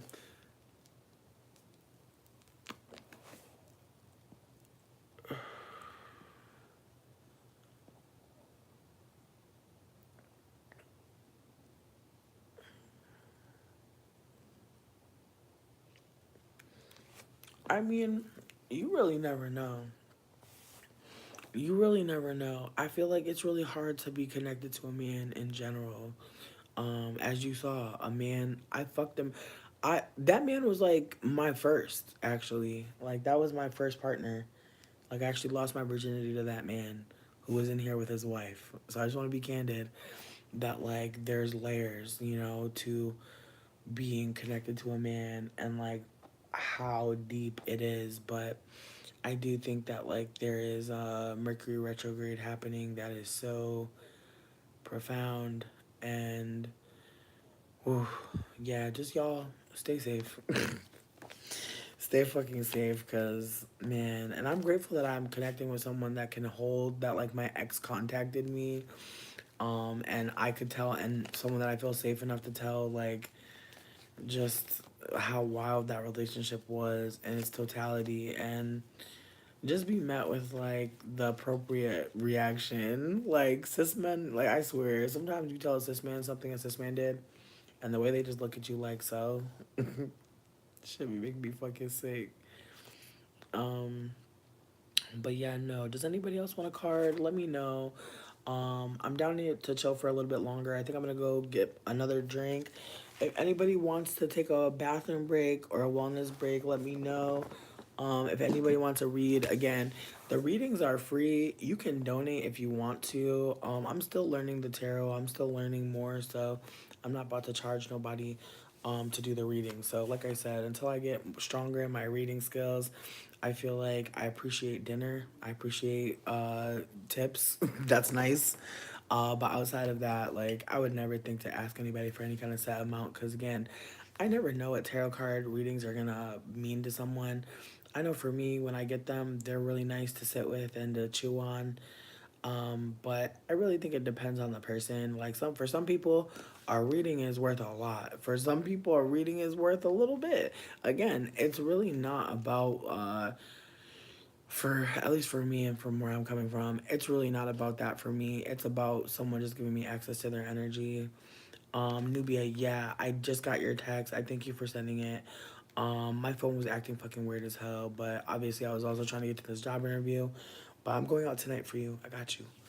Um, Word. Thank you. Yeah, no, just again, please don't feel obligated to give me anything. Just know that donations are appreciated, and I hope that through learning the tarot, you're able to connect more. Beautiful Jay, since I'm already working with your energy right now, I'm gonna take you next. I saw that Ren, you wanted to go next after Beautiful Jay. Um, Why are you sorry? I'm excited for you. I hope it's yummy. But yeah, no, Beautiful J, ask me another question. And then Ren, after Beautiful J, feel free to ask me another question. I'm gonna go to the bathroom though, so you have some time, and then I'm gonna go get some more drink. Um, so if anybody needs to get water, use the bathroom, please go do that. Take care of yourself. BRD. Well, I'm gonna actually plug you in, cause bitch, that's the way my phone be dying. Oh my god, yes. Oh my god, I'm so happy. Yay, thank you. Thank you, thank you, thank you. Amira, I just got your text message. Okay, BRB.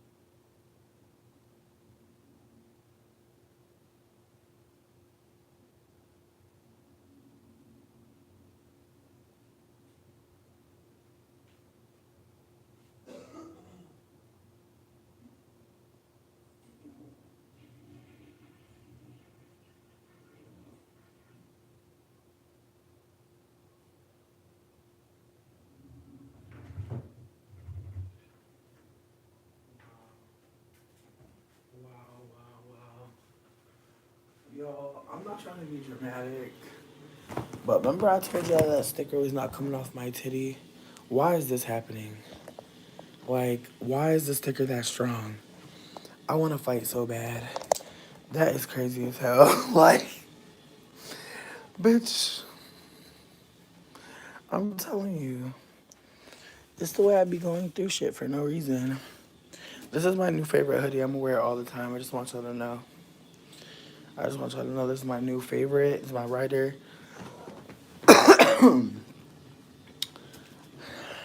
But yeah. Alright. We're BACK. But yeah, you see how that shit attacked my titty, bitch? Titty going through a lot now. It's tragic. I'll never trust them. They can never put a sticker on me again. Fuck that. Because I didn't even know that was going to happen. I ain't even had no sticker like that on me ever in my life. I ain't never experienced that kind of sticker. That's fine, though. Damn. My flowers is dying. I'm so sad. Bitch, but they came out so cute today. Anyways, so Beautiful J asked me if they could ask one more question. Do you have that for me, darling? If not, that's okay. If you're not ready, that's okay. Ren, if you're ready, we can take you. And as I said, if anybody else wants to read, feel free to ask. You're not bothering. You're not doing too much. It's okay.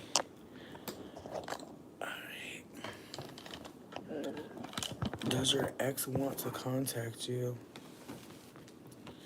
Alright, let's see. Vivid dreams of your ex, Terrell. Alright, let's get into Terrell's energy. Is Terrell trying to contact Beautiful J? Is their contact energy happening? Let's get into it. Where is Terrell's energy in Beautiful Jay's life? Mm, okay. My God. Ooh. Mm, okay. All right. So I'll say this. On the bottom, we got the Magician card. Magician card, very powerful energy. The Magician is literally the first time that the Fool encounters an actual point. This is creation, manifestation. So yeah, and he probably doing magic, bitch. So be careful, Terrell.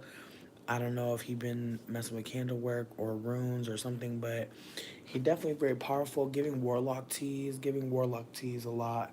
But yeah, I definitely think it's time to get some protection spells going because again, the magician tea coming up when we're asking about him, that's a lot. Like that's a lot, friend. Also, Nine of Pentacles in the middle. I told y'all the nines are about completion. Nine of Pentacles, honestly, this is a delay. This is a big delay. And not only is it a big delay, it's a delay in your money. And so this may be lowest of keys. This is just watch out for the job. Watch out for him popping up at the job. Watch out if y'all work near each other. Watch out if y'all in the same area. Watch out if y'all have similar ideas or y'all had talked about some sort of business idea or y'all do similar work. But just be careful because it's giving that there may be some envy about the job. You may have a higher position than him and he wants to get to that position. You may know something that he doesn't know. He may want to be an apprentice or want to just take your job. But it's very much giving, it's not okay between y'all. Y'all are not cool. And I'm not sure what the dreams are giving, but beware of him popping up at the job. I feel like the Nine of Pentacles in the middle is giving very much. I'm worried about him popping up at the job, and if you are, I would genuinely let somebody at HR know. I'm not trying to make it hot.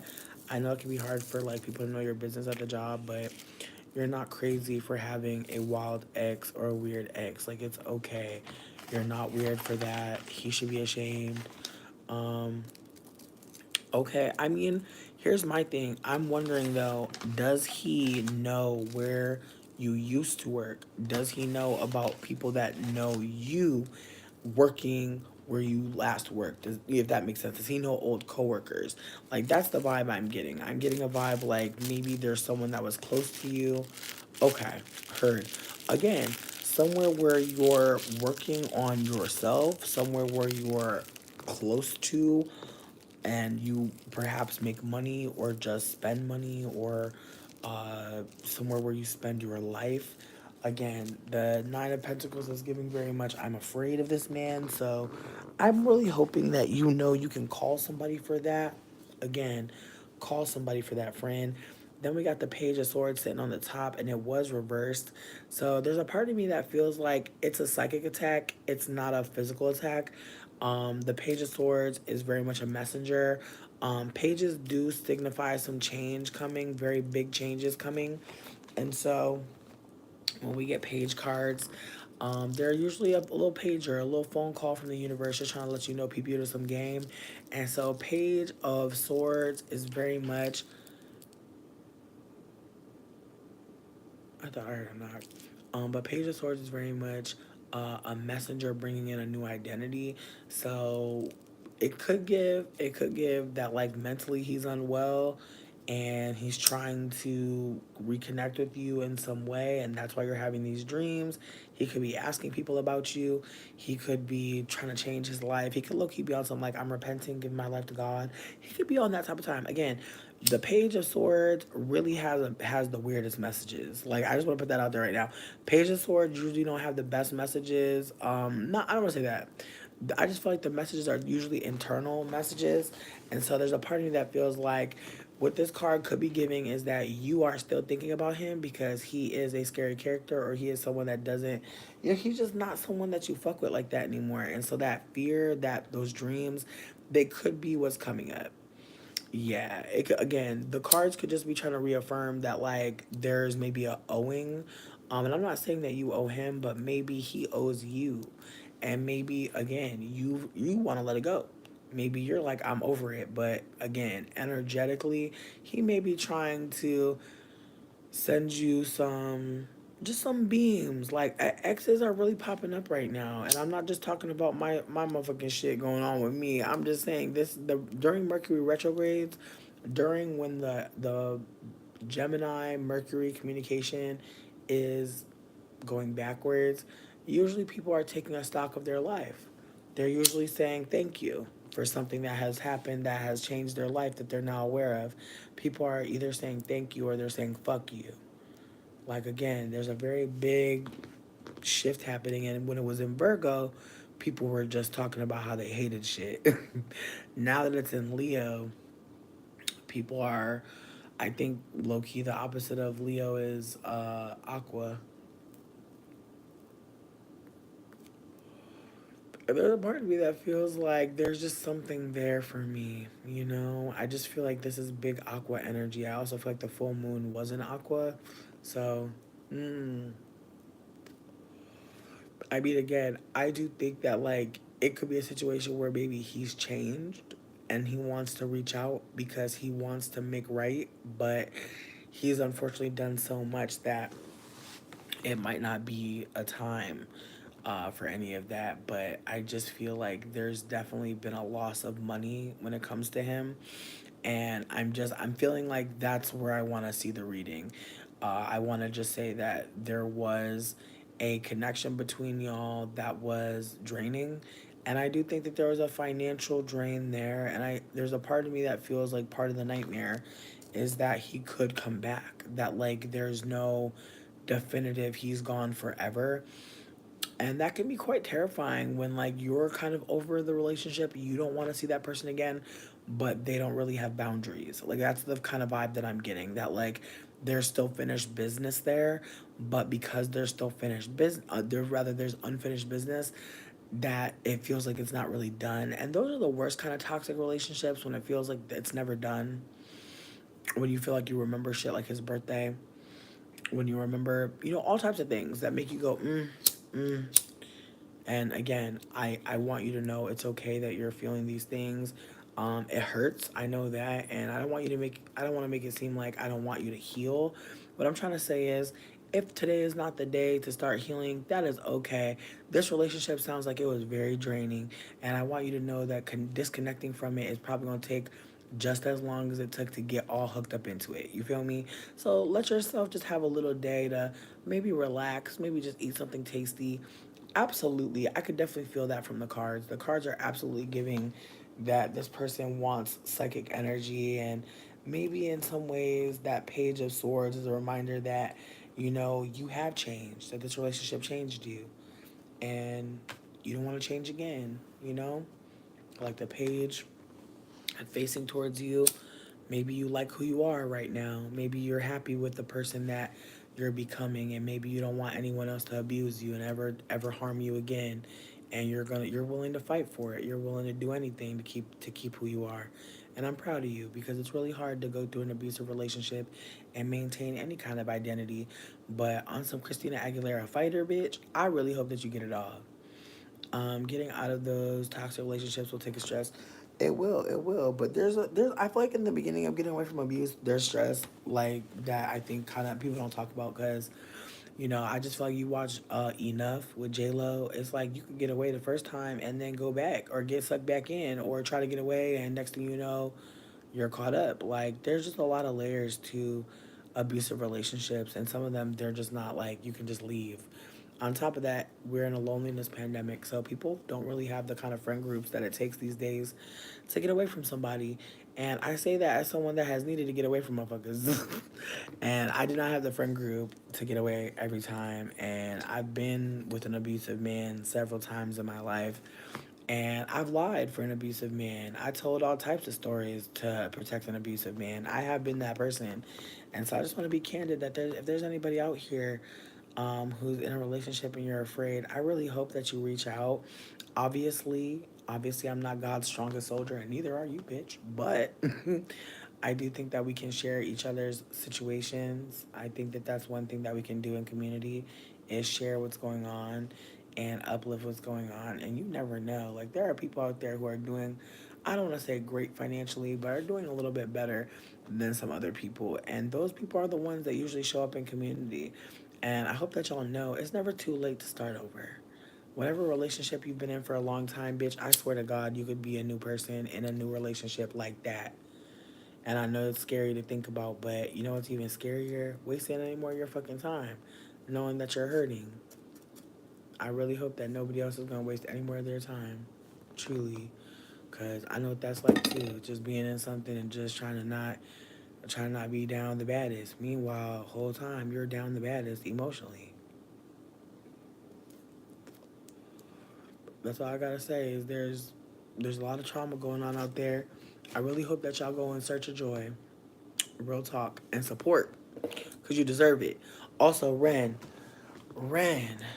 not you asking me how long you about to be stuck on your ex on your toxic relationship. Listen, give yourself some grace. That relationship was a lot, wasn't it? Again, being in a toxic relationship can really ebb and flow within your life. The Aqua Supermoon Jordan, if you don't talk about it, my goodness, I feel like it really unmasked a lot of people. So I think a lot of people walking around feeling like aliens, not sure who they are, how to introduce themselves. That's okay. It's okay to not know who you are right now, y'all. It's okay to not know what you want to do right now.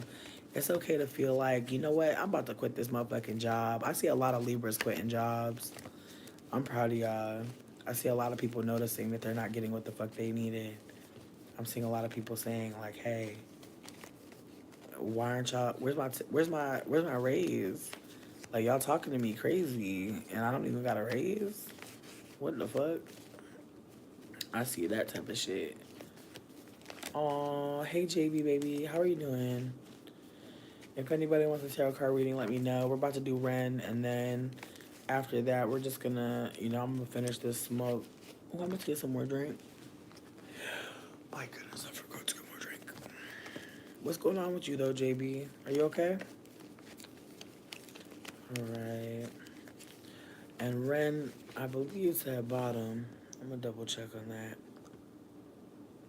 Ooh, Ren, where am I pulling this card from? Let me know. I don't know if the interview went well. Like she said if I don't get the job, we gonna go out drinking, and I'm like, bitch, I'm gonna cuss you out. I feel like I'll be a good fit, low key, but like I said, when I was leaving, I saw this black woman and she looked amazing, and I was just like, man, off the look, I feel like she should get it. Like honestly, like I feel like I was looking very much like, you know, I was looking very catalog. I was giving catalog. She was giving runway, and she looked great. She looked amazing. So I feel like regardless of who gets it, I'm really hoping that whoever gets it is black. You feel me? That's where I bet. That's where I bet. I'm making peace, bitch.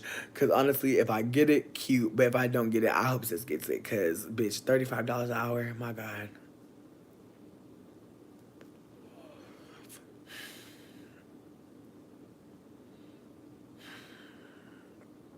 The way I would go to Turkey, bitch. Let me stop.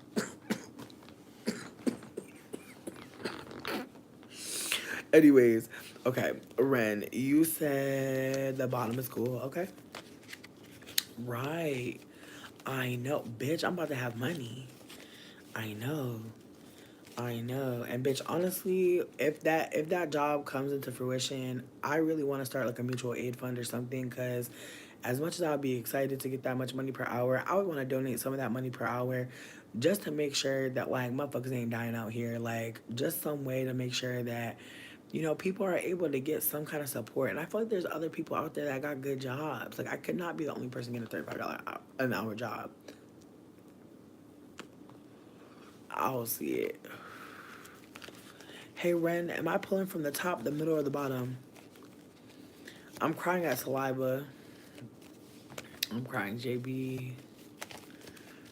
Ooh, what's the strain though? What's the strain?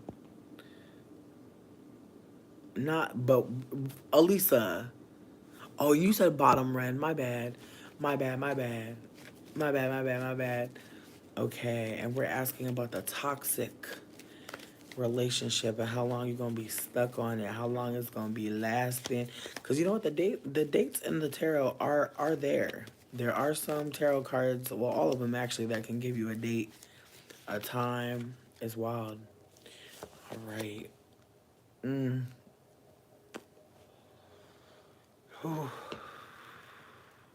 Beloved, beloved,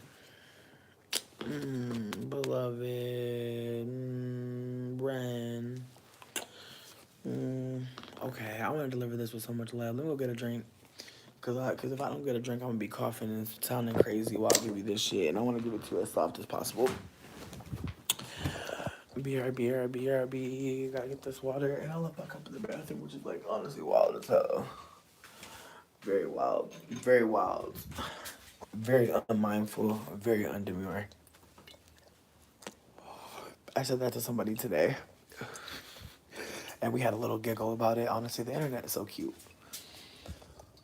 But yeah, the girl that got me the map for the job interview, she was like, I love your eye. She's like, I love your eye makeup. I was like, thank you, girl. I was trying to be mindful. And she's like, and demure. And we just started dying. It was cute. And then why Dane tried to tell me about it, he was like, there's a meme going on. People talking about being mindful and demure. And I was just... He just so fucking funny. Like, sometimes he be really finding shit out and it just be killing me.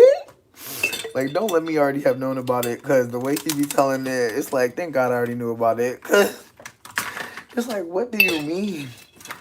What are you trying to communicate, Dane? Okay. All right. You know what? And it's the way I was looking for a strain, but you gave me a lot. I hope you getting fucked up. Ooh, yes, bitch. My motherfucking lemon mint syrup. I did not cut up the lemon good, so that's why the syrup looking kind of chunky, but that's okay. It's gonna get it. It's gonna get it. Watch. It's definitely trying. It's definitely trying, but I'm gonna add some to my water. You're tripping. I'm crying. I'm dead. I'm glad though. I'm glad you're having the time, friend. Truly, you deserve it. Oh my god. Ooh, yes. The way this lemon by the lemon. The way this lemon.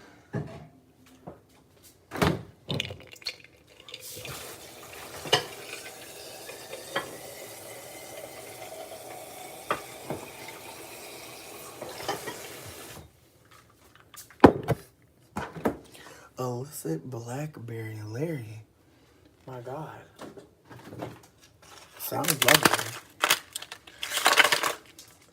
I'm gonna have to Google that. I would love to smoke that. Sounds fun. You better enjoy, friend.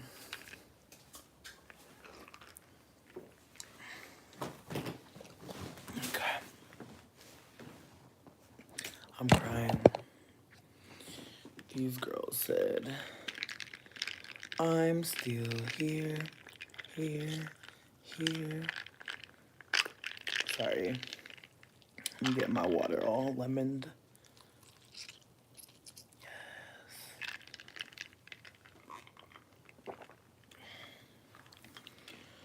Whew, I love a lemon. Oh my god. Okay. All right. Okay. All right. Okay. All right. Okay. Huh. Huh. Sorry again. I just want to say this as clearly as possible. All right, friend. So, the first card that I pulled was the Five of Pentacles, but it was upside down. Now, the fives, rough card. The fives are typically about evil, typically about just intense pressure, pain. And so, Five of Pentacles is about financial pressure. And so, perhaps with this card, and this card low key is also a card that takes place in winter. So, it's feeling like a December, it feels like a Christmas kind of vibe, feels like New Year kind of vibe. But it feels like you got a couple more months of this shit, unfortunately. But one thing that I am seeing is that there's a desire to get away from everything. or a desire to go towards theft. But the four of swords can be read several types of ways, even upside or down, because typically when we see it in the deck, it's usually not looking like this. When you see the the four of swords, you usually see a tomb, and the significance of the tomb is that back in the back, before like a big ass fight, knights used to go sleep in a tomb to prepare. So to get ready to fight, they would pose as if they were dead. They would put themselves in the middle of something to kind of, or they would put themselves in a position of no power to become powerful. And so, with that being said, this card is significant because it's about getting power from rest. It's about taking yourself out of the game so that you can strategize in a more low key, discreet situation. And because it was turned upside down, there may be something going on mentally where you're like, you know what? I think I might need more help than I have. I think I might need to actually go somewhere. I think I might actually need to talk to somebody. I think I might actually need to go out of town. I think I might actually need to go visit my mama. I think I might actually need to go stay with my Uncle Peanut. I think I might actually need to go see my cousins in ATL. I think I might need to go see my my auntie Judy in Texas. Like, it's just giving that you really do need to take some time away, because it's either the physical location or it is a mental situation. And the swords are mental. So it's really not even about the traveling of the body. It's about the mind being able to get away from everything, to regroup and figure out the next strategy, but also to protect yourself mentally from what you know is coming. So, okay, ACL something. Okay. Again. That's what the card's giving. The card's giving like you actually need to get away from where you are just so that you can get that perspective, just so that you can figure out how to fight when you come out of your, out of your little hiding hole. So again, going on this trip to ATL, very important, very, very, very important. The cards already said it, and those cards were facing towards you. So you getting out of this situation, you making that plan, that's aligned. Like the cards really do, they want you to just get your ass away from this situation, because it's going to take getting away from where you are to really allow yourself to believe I actually don't need to feel like this no more. Because again, relationships, especially when they're toxic, they can really have us in a state of survival where we just feel like this is a normal feeling. Meanwhile, we are literally drunk off cortisol. Our cells are all fucked up. We're literally aging. We literally have the motherfucking cell damage of a 50-year-old person. And we think that this is a normal way to be. And so it's giving that you know that this is not okay. It's giving that if you don't get the fuck out of town, you're gonna go crazy. And I'm glad that you have made this plan for yourself. Now, the last card is the top card, meaning that this card is something that maybe you already motherfucking know, maybe you already see, but we got the Scorpio card, okay? And you said you're going on your spiritual trip in September. Excuse me. So right then and there, I know that we're not going to be in Scorpio season just yet. However, the death card is saying that after that trip, something is going to happen, and it's going to be a spiritual death. And I feel like, with that being said, look around Halloween, look around November. That's around the time when you'll be shedding. And keep in mind, a death card is always a life card, it's a lifeline. Things ending means things get to begin. Think about when your job fires you. What happens next? A new job gets to begin. Think about when your boo leaves you. What happens next? A new lifestyle gets to begin, because you get to pour all that love you was pouring into that boo back into you. And then after you've poured that love into you, what happens next? Who knows, babe? It don't gotta be romantic love. It can be a business. It can be school. It could be so many things. But just think about when you're done with something. Just think about when something's done with you. What happens next? More life. So just keep that in mind, that this relationship was a lot. It's giving that this relationship took you through all types of things, because them Five of Pentacles very much show that like there was either a building with this person in a financial way. Like maybe this is like the person that you first got an apartment with, or like the first, the first lover you pay bills with. Like it's giving like this is rent. No, rent is gorgeous, but it's definitely giving that like this relationship was one that was financially tumultuous, meaning that maybe y'all was broke together the whole motherfucking time, but y'all had heart. You know what I mean? Like even though y'all was broke, like y'all loved each other down, but being broke and loving each other down was not enough. And so maybe there's some real like fucked up financial stress you still carry from that relationship. Like maybe that relationship is only really something that stands out in your mind whenever you're looking at your credit score and shit.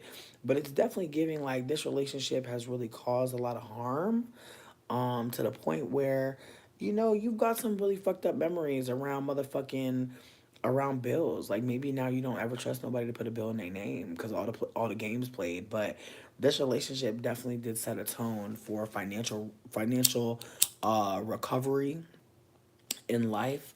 And again, having access to this person's energy and just feeling what the cards felt like, whew, um, yeah, it was giving getaway. It was giving flight. It was giving holding breath. It was giving confusion. It was giving just wondering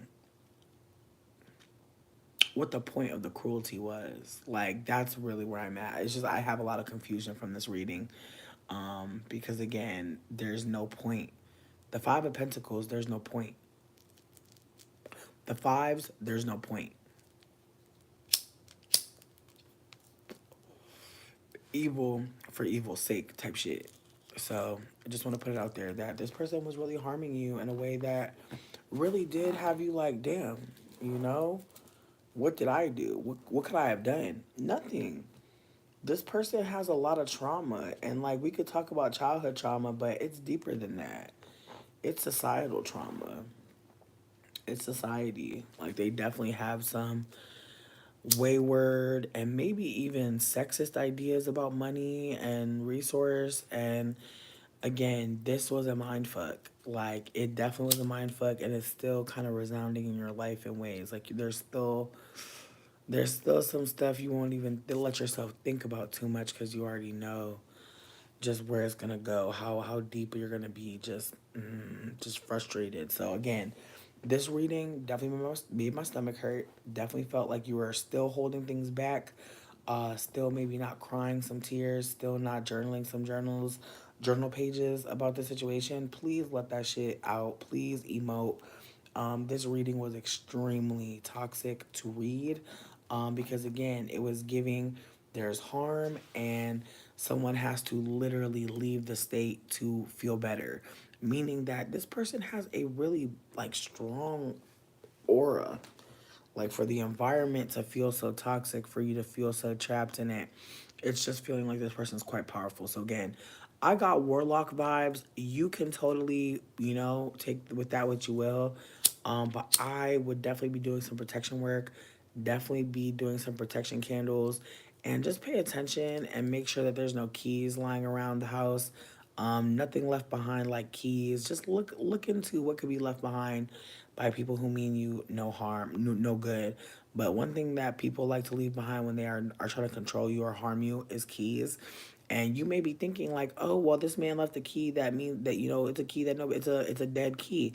Why would he leave it at your home? Throw it away. Like I just need y'all to start thinking about certain things that men leave behind that just seem like innocuous or like little trinkets. It's not. It's really not. So just pay attention to what people leave behind.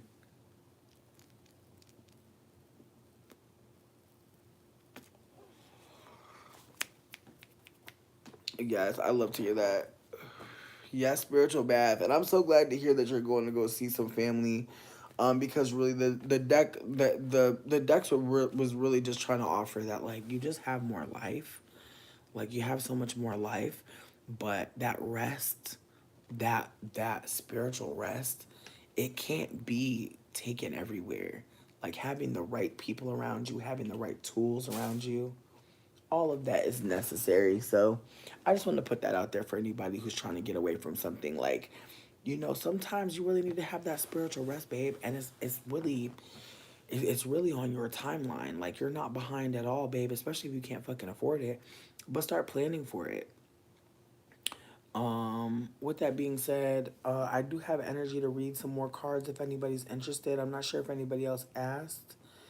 But if anybody else would like a read, let me know. I did just get my little drinky. I'm not drinking no alcohol tonight, but on Saturday, bitch. Uh-huh. Uh-huh. Oh, absolutely. Absolutely. Listen. If you want a reading, okay, okay, okay. I see you. I see you for sure. Here's what I'm going to do. I feel like, as we said Nubia's next. So we're gonna do Nubia, then Anime, then Sydney, then Triple A Mommy, then Jordan. So basically, the order y'all came, Nubia, you're actually first, but everybody else, notice who's in front of you. What I would love it if y'all did. Okay, awesome. On Nubia, since you're first, I want y'all to just pay attention to how this goes. Nubia, I want you to ask the question and just tell me which part of the deck we're gonna pull from, and that's how I want the rest of y'all to put your questions out there. Wait to post your question until the person in front of you goes, just so that we can read it all in one line so it flows. But Nubia's gonna go first. Nubia, you said it's about family. Tell me more. Hey JW, thank you. The flowers are dying. It's so tragic. But the shit was looking cute as fuck. Loki, when I was doing it, this woman came up to me and she goes, "Really pretty, really." And then she walked away, and I was like, "Thank you." So it was definitely a move. People was liking it. I'm so mad I took off the dress, but I'm definitely gonna keep that as my interview dress. Bitch, pray for me to get this job. Oh my god, $35 an hour. Oh my god, bitch. Oh my god, and they got free candy. That's the way she gave me a free Twix. Ate that shit right up. Twix is good as hell. Anyways, I really just get Carmelo's, bitch. I don't get nothing else. Nubia is going first, and then it's Anime. And I want to just say, for the folks that are allowing me to read your cards, thank you. Like, real talk. I know that there is a Cash App tag on the bottom of the screen, but hear me out. You do not have to donate one dime. I appreciate everything and anything. Also, the saucy nugs I guess I'm gonna get saucy nugs with y'all money. The fucking saucy nugs at Wendy's are good as fuck. Like, I was really surprised, but low key, bitch, check it out. Like, it's really so good. I was really looking at them like, what the fuck you mean saucy nug? Are y'all broke? What is your family going to consist of? Oh, like, where can you find your community since I don't have family? Nubia, thank you for asking. Anime, you're such a sweetie. But yeah, no. That's a great question, Nubia. Thank you so much for asking that. All right, Spirit. Nubia said their bio family is unworthy of them. They are wondering when they will find their tribe and when their tribe will find them. So let's give. Wait, why don't like the saucy nugs? What's going on with the saucy nugs? Why we hating? Okay, garlic parm. Was it good? Tell me more. All right. Ooh, damn. Why we getting all the fives? My goodness. My goodness. These cards are really giving us a lot tonight. Okay.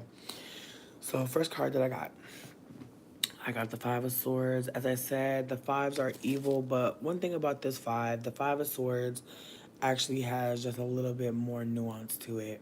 Now, Five of Swords is extremely mental in that I want to say it's Mars and Gemini.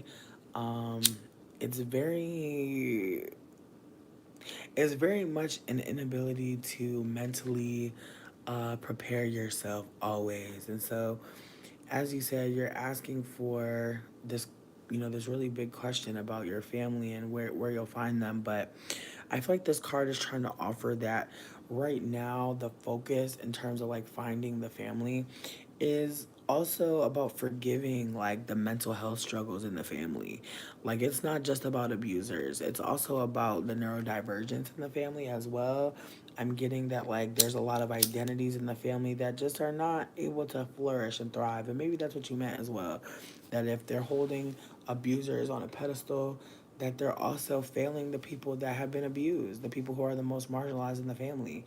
And a lot of them are perhaps neurodivergent. And so perhaps there's a way that, you're waiting for the family to come, but part of your healing, part of your journey, part of your finding your tribe is actually, connecting with the people in the family who have been abused as well.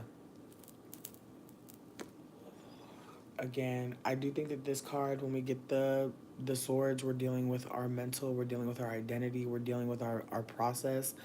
And so this five of swords, at least for me, shows that like there's a lot of pain in identity around the family, and I feel like that's what the cards are trying to push. That like the pain in perhaps being connected to this family, the pain in even knowing about these people, even having to carry some of the stories. I do feel like this card is just a reminder that like even if these people are no longer the family that you're choosing to be close with or the family that you're choosing to connect with, that you're still a part of the legacy and that there are people in that family line who need you. And so I think that that's part of it, is that like there may be some people in the family line who do still need you. This isn't me trying to say deal with abusers, but there may be younger people who just don't understand how fucked up the elders are. So definitely protect yourself, but also remember that you get to define who you are in the family. And so maybe people in the family might have called you names or said some things about you, but it's always on you to name who you are. You know what I mean? So it's on you to say, I am the the dream fulfiller in the family. I am the the family member who is showing the younger ones that there is dignity in walking away from pain. And so there's ways that you can see yourself in your family and really feel like, ew. And I feel that too. Like I have empathy for you because I look at my family, I'm disgusted by them as well. And I hate that I come from them. I hate that I have to tell anybody where I've come from. I get that. But there's a way for you to reframe. And that's all I'm trying to offer. That your family hasn't dirtied you, hasn't made you bad, hasn't taken away from anything from you other than your inability perhaps to stomach bullshit. Like maybe they've taken that from you and you're just like, I'm leaving at the first sign, which is a good thing. Again, sometimes our family gave us the gift of discernment. You feel me? Like our families don't be giving us a lot, but they gave us the mindset to know that this ain't it. So there's some things that we can still say thank you for. I'm just trying to remind you, don't let them change you, bitch. Don't let them change you, Nubia. Don't let them change you no more. Exactly, exactly. You have to reframe who you are in the family. And I feel like I'm doing the same thing. Like I'm still talking to my cousins because honestly, like the way that the elders have treated me, I'm not gonna let them dictate who I am to my younger cousins. That's what I'm trying to offer. That's what I'm trying to offer. It's like there's baby cousins who are watching you. Stay loving towards them. They don't know what the fuck is going on. They don't know yet. So that's what I'm trying to offer, is like remember what you know because of how old you are, because of how much you've gone through. Some of the babies don't know yet. So just remember, keep your don't get out of character is what I'm trying to offer, because that's what the family wants. And you're being scapegoated. That's all I'm trying to offer. Like it's not on you to maintain composure. It's not on you to maintain composure. But what I'm trying to offer is they're talking about you in this way. They want you to get out of composure. Again, I'm not trying to take away from anybody's pain. You run away from them as long as you want, babe. Listen, you ain't gotta be close. I was never close with my little cousins neither. But I need you to know, right now, you are an elder to somebody in the family and they're watching you. And I'm not saying this to be hurting you or to make you feel like you gotta be the strongest soldier. Absolutely not. Absolutely not. But how you move, they're watching you. Because think about it, you think you're going to be the last ancestor that want to run away from the family? Definitely not. Show them how to run. Show them how to run away. But show them that they don't need to run away, that they can run to you. Show them that they can run to this other place, maybe inside. Again, I know that there's a lot to put on you. I'm not trying to put too much on you, but the card is telling me this shit, babe. I'm not just saying this shit. I just want to put it out there right now. That's what the card's giving. The card is giving like you have a bigger role to play in the family, and that is why you're being scapegoated. And I can understand wanting to run away. I'm doing that right now, but I'm fighting back now. And I'm fighting back the way I want to. I'm fighting back with love. I'm not gonna stoop to their level. So just keep that in mind. You can fight back with love anytime you want. Mm-hmm. Whoever's popping up in your head, baby, those are the seeds. Water them when you got the water. Don't teach them people pleasing, bitch. Don't teach them people pleasing. When you got it, offer it. If you ain't got it, you ain't got it. Exactly. And two is easy right now. Ten of Pentacles right in the middle, looking right at you. Okay? In your stomach, you know you're built to have more. You know you're not supposed to be here alone, bitch. The cards know too. Ten of Pentacles means everything. Everything. Wisdom, beauty, truth, legacy, everything. This is the richest card in the deck. And I'm not talking richest person. This is the richest card in the deck. This card means everything. This card means abundance. It means resource. This card means support system. This card means housing. This card means food. This card means no stress, success, and lots of happiness. Okay, and you're better, but you want that. Okay, you're better and you want that. So with that being said, you want more, you're gonna get more, you're working towards it, you're looking towards it, that's what's meant for you. You will have a family. Again, the Ten of Pentacles sitting with the Five of Swords, it's giving you have to change your process, you have to change your mindset, you have to change the ways that you're talking about yourself, the way that you think about yourself, honestly. Because when we think highly of ourselves, don't we say nice things? Like, think about the kind things you say about yourself. And if you haven't been saying kind things about yourself, I'm going to start. Nubia, you are so abundant in energy. You have such a vibrant energy. It's so clear. We've never met in real life, but I feel you so strongly. And I'm sure there's other people that can say just the same. And again, if you ever need to look back on this live, please do. At around 1 minute and 30, 1 minute and 32 seconds. Excuse me, 1 hour is more than 1 hour. Damn, I'm not a math girly. 2 hours and 12 minutes 2 hours and 11 minutes about I start giving you some flowers. So just keep that in mind, babe. Like, just keep that in mind. Truly, like, there's some good things going on inside of your heart, and that is what's going to grow the connections with other people. And so just keep that in mind. Like, don't believe the lies. You're not drama. You're not the bad one. You're not doing too much. Like, a lot of anti-blackness be disguised. Glitter flies, yeah. I'm gonna keep this up. It's really unfortunate, but like, again, I see you. I have the privilege. I had the privilege of being able to speak to you, and I just feel from the energy you were offering. You know, you probably are one of the baddest bitches that your family ever had the motherfucking opportunity to connect with. And how did they react? And again, having disconfirming experiences can change our life. They can change our life. Like, think about the first time anybody ever told you, Nubia, you're lovable. Think about when people broke those spells that people cast against you. I just want to just remind everybody here, like, this reading is for Nubia, but it's important to remember that, like, when people tell us mean, fucked up things a lot, it can be really hard to not believe that shit, especially when motherfuckers just out of nowhere start telling you new shit. Like, I'm sure getting away from your family is a mind fuck because so many people see your glow, see your halo, see your loveliness, see your worth so easily. That could be a mind fuck. Some people don't think about that, but after abuse, there is this period where you really don't believe you're very worthy. You don't really believe what people are saying.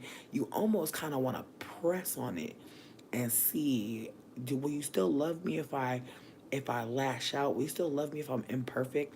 And I don't want you to go down that path because I've absolutely been there, friend, where like you just were denied so much love, someone finally giving it to you, and it's too easy. I just want you to know you deserve to be loved, and you deserve an easy love. You are lovable. You are easy to love, friend. All of y'all are easy to love. Do not believe the lies no more.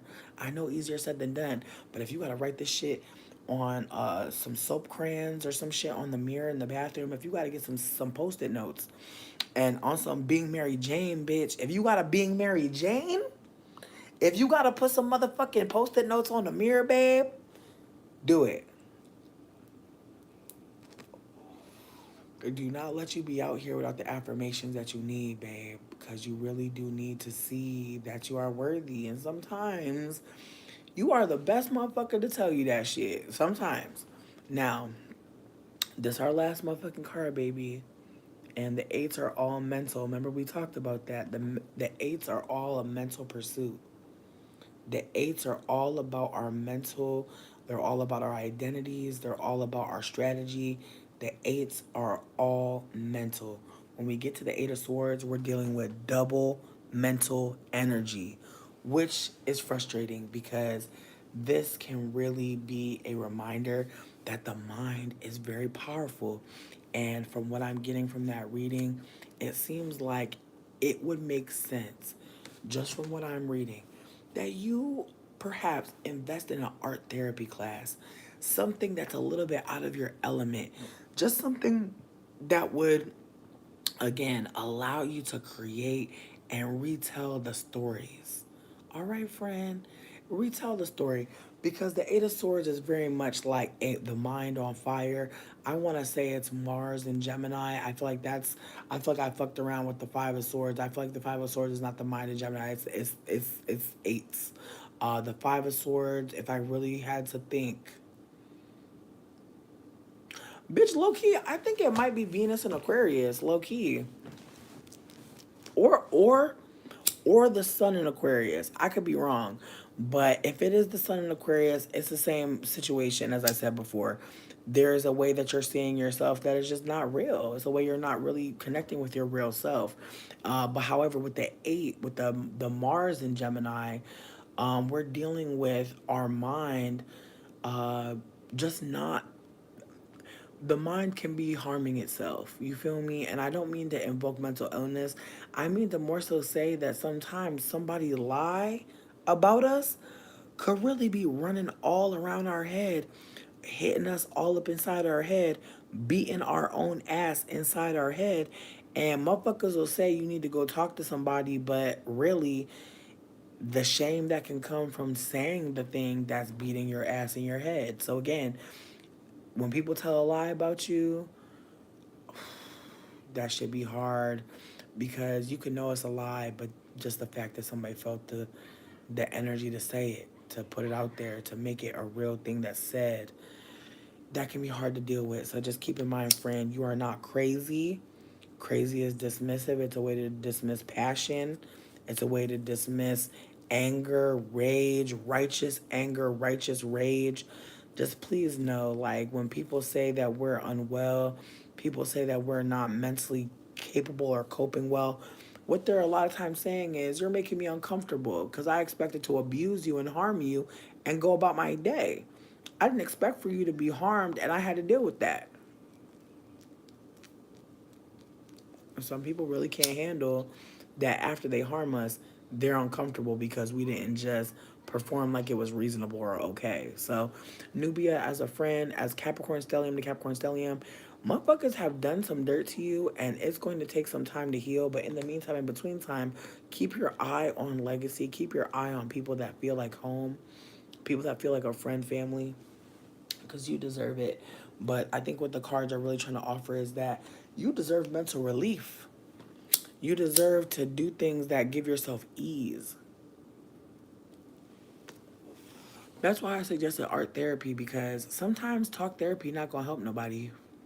Sometimes the thing that you would say to somebody will cause you more trauma to say it out loud again and hear it again out your own mouth than actually just be able to do something fucking different. So that's why I'm trying to offer that art therapy might be helpful, just because you might be able to paint something and the painting might actually give you some joy, some pleasure. The different colors you would choose, even just like going to an art therapy class where they just let you do whatever you want, and maybe you get really invested in doing portraits of yourself. I find that to be my favorite genre of artistry, when artists make a bunch of self portraits. Like, that's why I like Frida, even though I know she's problematic.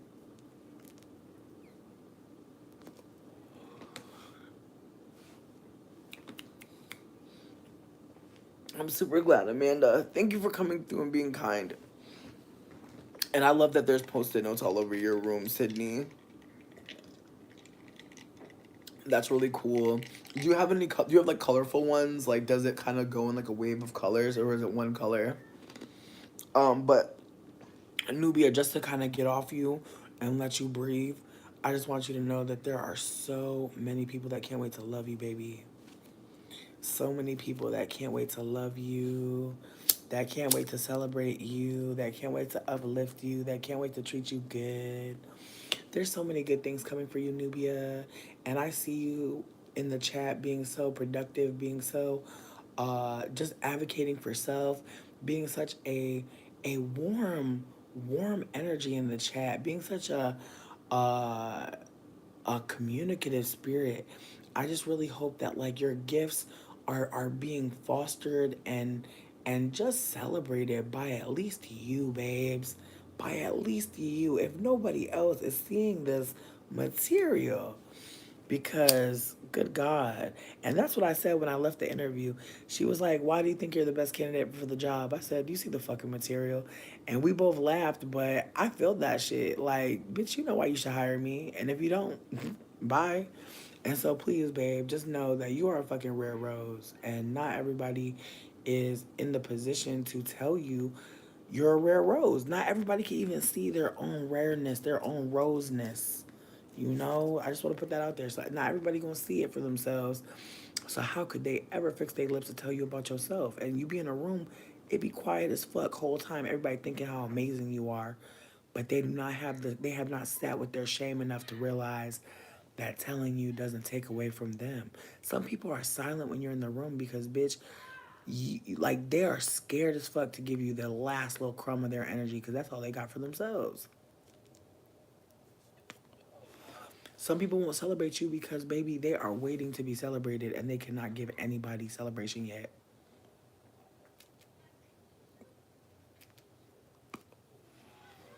Just keep that in mind, my love.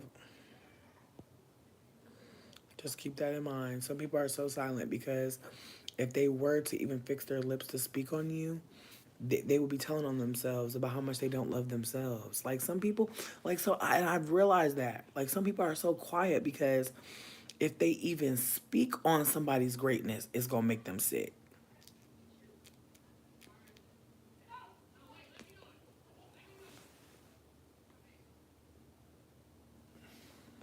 I'm sorry, I'm a disgruntled old man. I'm like, who outside?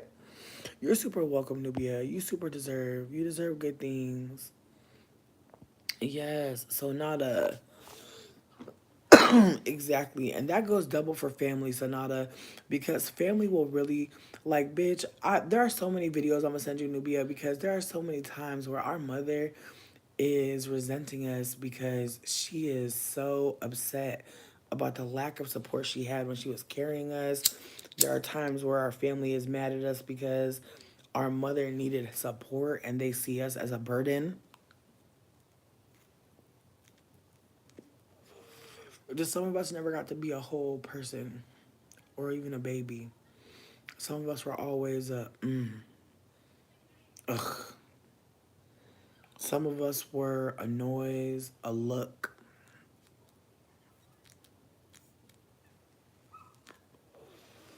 an extra meal, money out their pocket. I'm telling you, some of us have never been a full person in a family. And so when we leave it, that's when we oftentimes become an evil person. Like we never even got to be a person before, and now we're the evil one. That shit is debilitating, and we don't talk about it enough. But I'm glad Nubia is here, being candid. And again, you are someone that is going to show the babies how to walk away with your head held high, knowing good and goddamn well they did not deserve how much you're worth, and you never allowed them to count in your face. Mm-mm.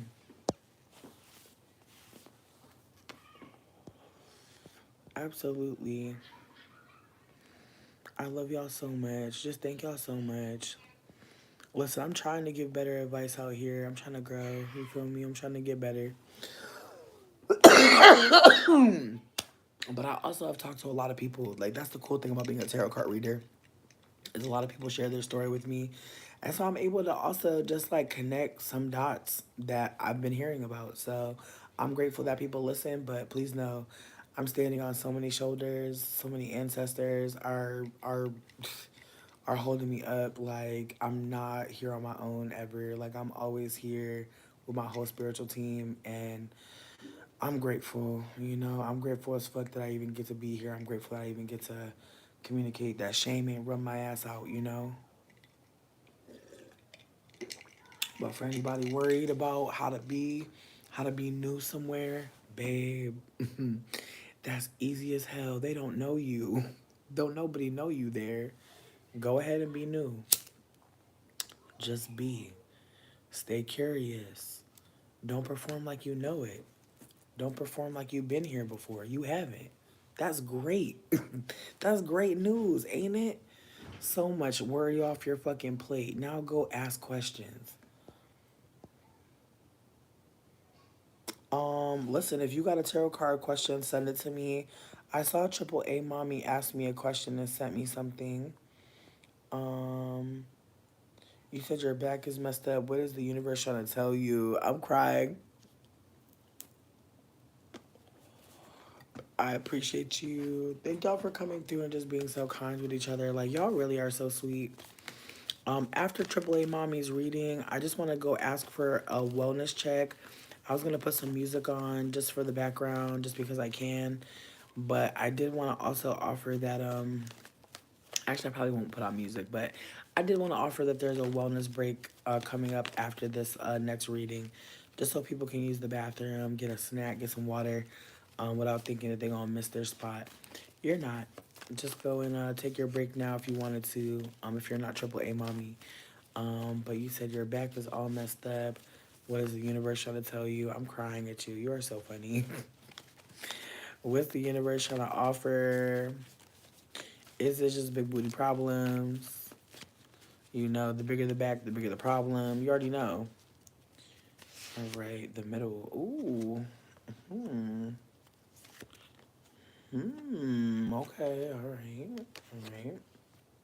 All right. All right. All right. All right. Okay. So on the bottom, I have the world card upside down, and it's funny because the world card mean movement. Sweetie, you might be saying a little bit too much. Like, not even trying to be funny, but the world card usually means, well, zoom zoom. We going places. We out. And so maybe you've been just sitting in the same spot, baby. I know what that's like, because the way my ass is trying to hustle today, and I was out of breath a little bit. But you know what? It might just be time to start, just taking a little walk. It could also mean that, you've been wanting to travel for a while, and, you just feeling stagnant, like, genuinely. Or worse, there was a trip coming up and you're not going now, and you kind of pissed. I could be wrong, but the world card reverse means sometimes that something made your world stop a little bit. Something went a little left, so you wasn't able to move like you want to.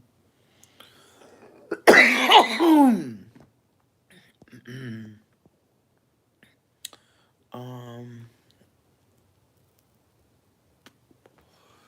Amanda, definitely look up Aquarius supermoon and look up Mercury retrograde because it's still happening. I think it's not done for a while. Also, there's a person called, I want to say, Spiritual Weatherman. I want to say they're called Spiritual Weatherman. Look them up. Their content is amazing. It's really funny.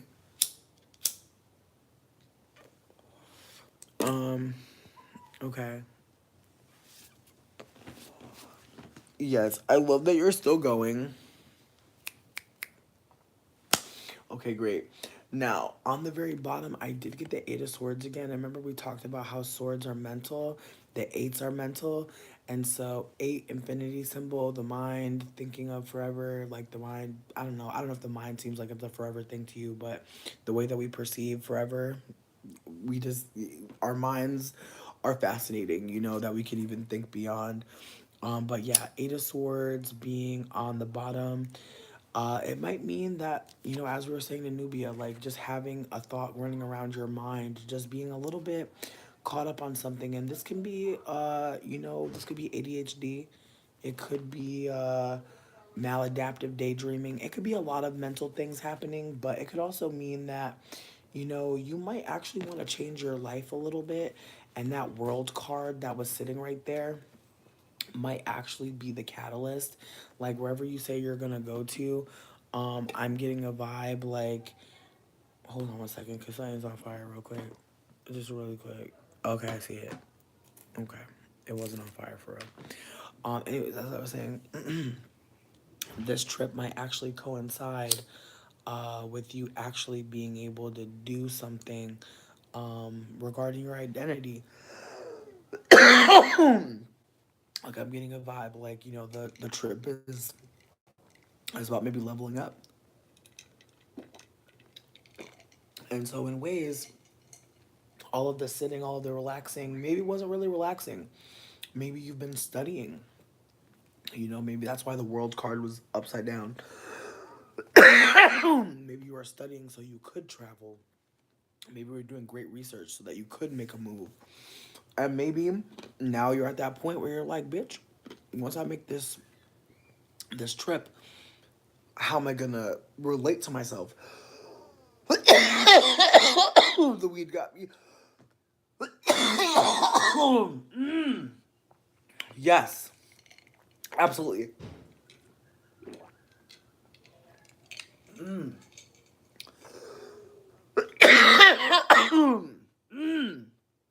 Yeah.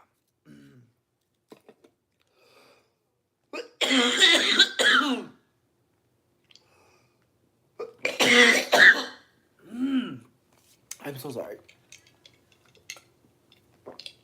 My God. My God. Promise I'm coming back. Lord. Lord have mercy.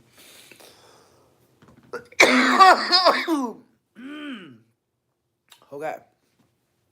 I'm back. Now, I did get the magician card on top. And so, whatever it is that you've been studying or whatever you're trying to work towards, this is new. This is some new shit. And yes, the magician card is the one. It is when the fool finally becomes the magician. Meaning, the fool card finally believes in themselves enough to create. And so, with that being said, perhaps this time of silence, this time of learning, this time of back hurting, because you've been gathering knowledge and putting things, together.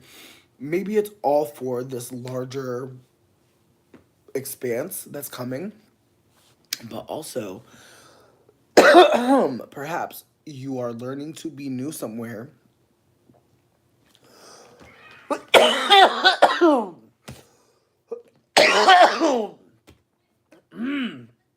This cough.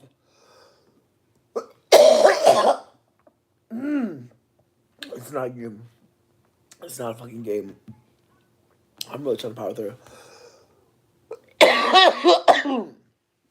Thank God it's a good reading. Thank God it's uplifting. My goodness. But yeah, no, the cards are definitely giving, like, it's time for you to build something. And so the back hurting has been because maybe you might have been at the computer for a long time, or you might have been literally physically building.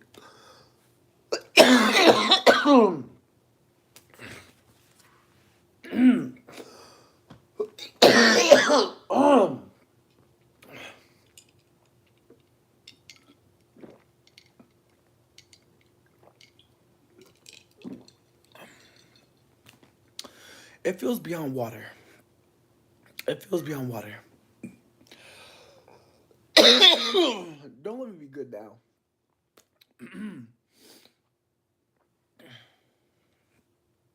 It feels beyond water. Like I said, we're definitely doing a wellness break now. I'm glad we're doing that. Nubia, thank you so much. Thank you so much. Thank you for saying what you said. Definitely let's go and get something. Jesus be a lozenge. My God. It was one of those coughs where it's like, are you gonna make it? It was giving whooping cough. It was giving cholera. But yeah, no, the AAA mommy, thank you for enduring. As I was saying though, the reading was giving you deserve everything. But because you work so hard, you about to get it all.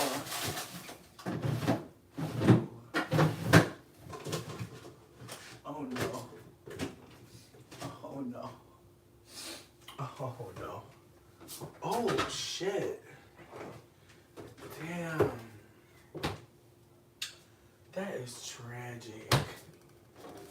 Wow. Wow. Wowzers. I'm only lamenting because I just realized, like literally just now, that I could have made a shrimp quesadilla, which is one of my favorite quesadillas, honestly. Lesser known me history facts. Am I high as hell? I'm crying. I am high as hell, true, but also that cough. My goodness, it just came out of nowhere, just attacked me. But no matter, we're back. Thank you. I appreciate. Yeah, no, my bonnet stayed on through the night, bitch. Definitely felt blessed. Okay, so I'm not sure who is next in the line of the tarot card readings. I am going to eat a piece of French toast as part of lubricating my throat. Okay, yes, it was anime. Awesome. Thank you so much. Thank you for being on point. Ooh, yummy.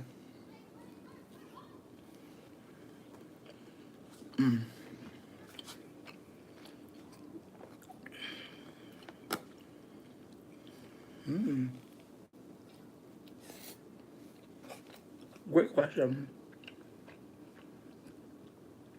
Hey, Mish. Yeah, no, I'm gonna eat both pieces of this French toast. I don't know why I lied to y'all like that.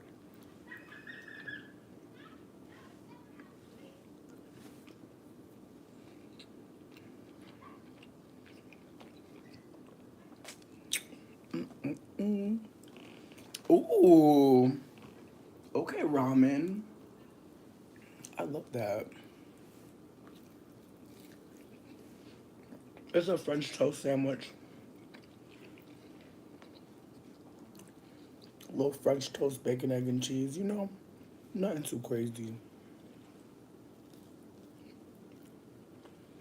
Mmm. Aries 10th stellium. My goodness. I'm surprised you made it to the live too, child.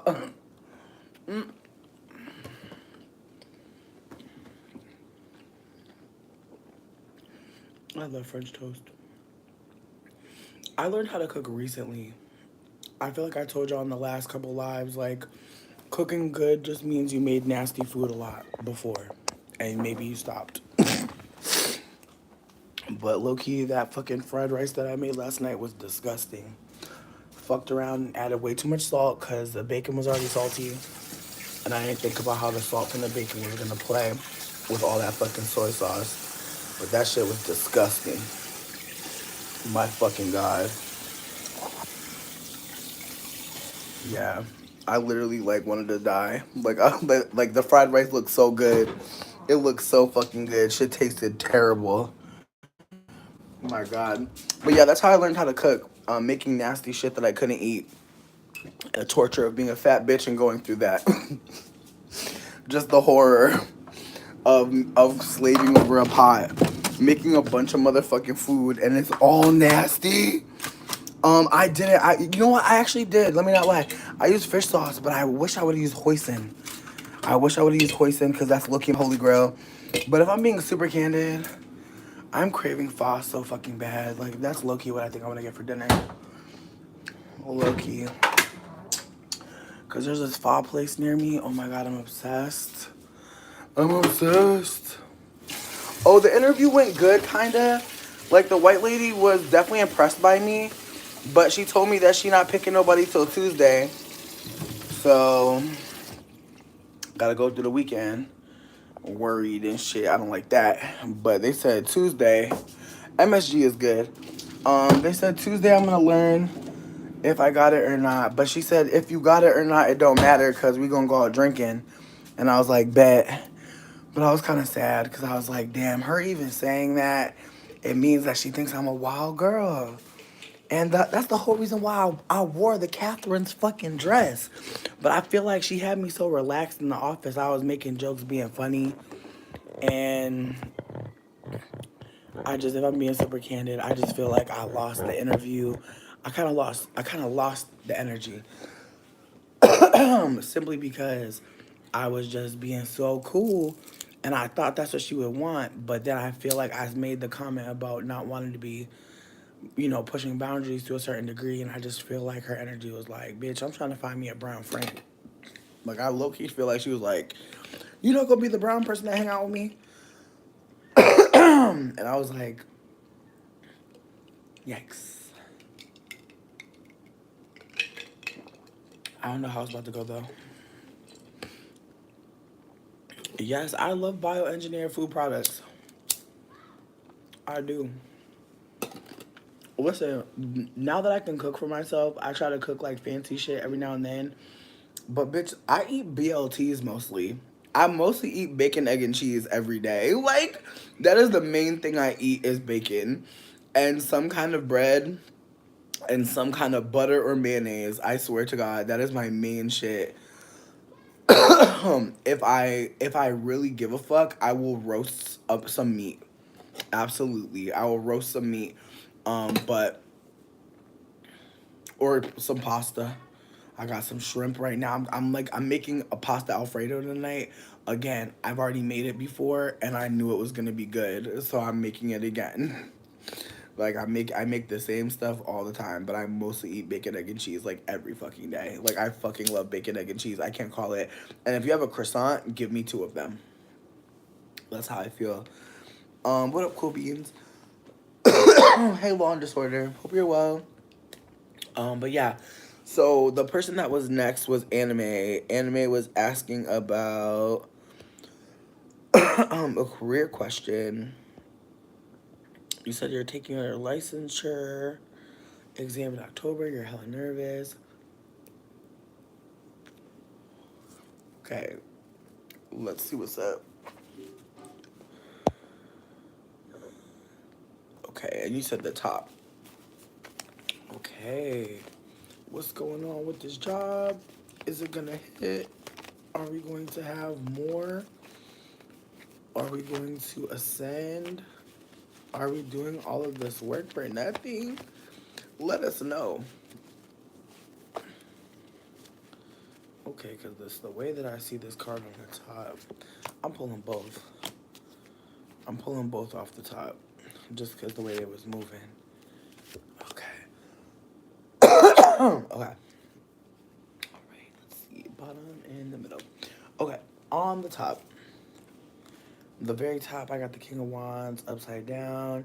Now he's a very passionate, fiery king. A lot of energy. Loves to go out. Loves to have fun. Does not enjoy having to settle down. Doesn't really likes to gather information in life. Doesn't necessarily like to just stay still. So what I'm getting is that you have been really putting your head down for this shit. The King of Wands upside down. Like, baby, I'm getting you're not even fucking. Like, you're not even, you're not taking no chances. You trying to get this shit.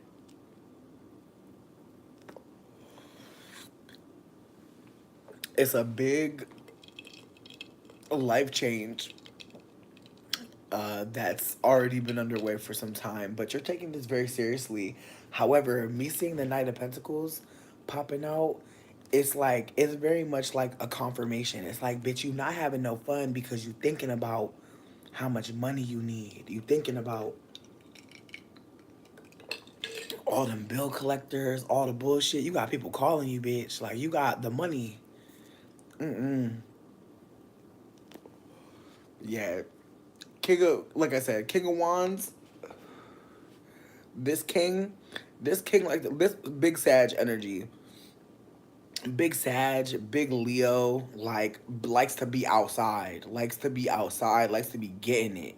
Like you inside as fuck. You not going nowhere. You very much in the hermit vibes, low key. You not working. Okay.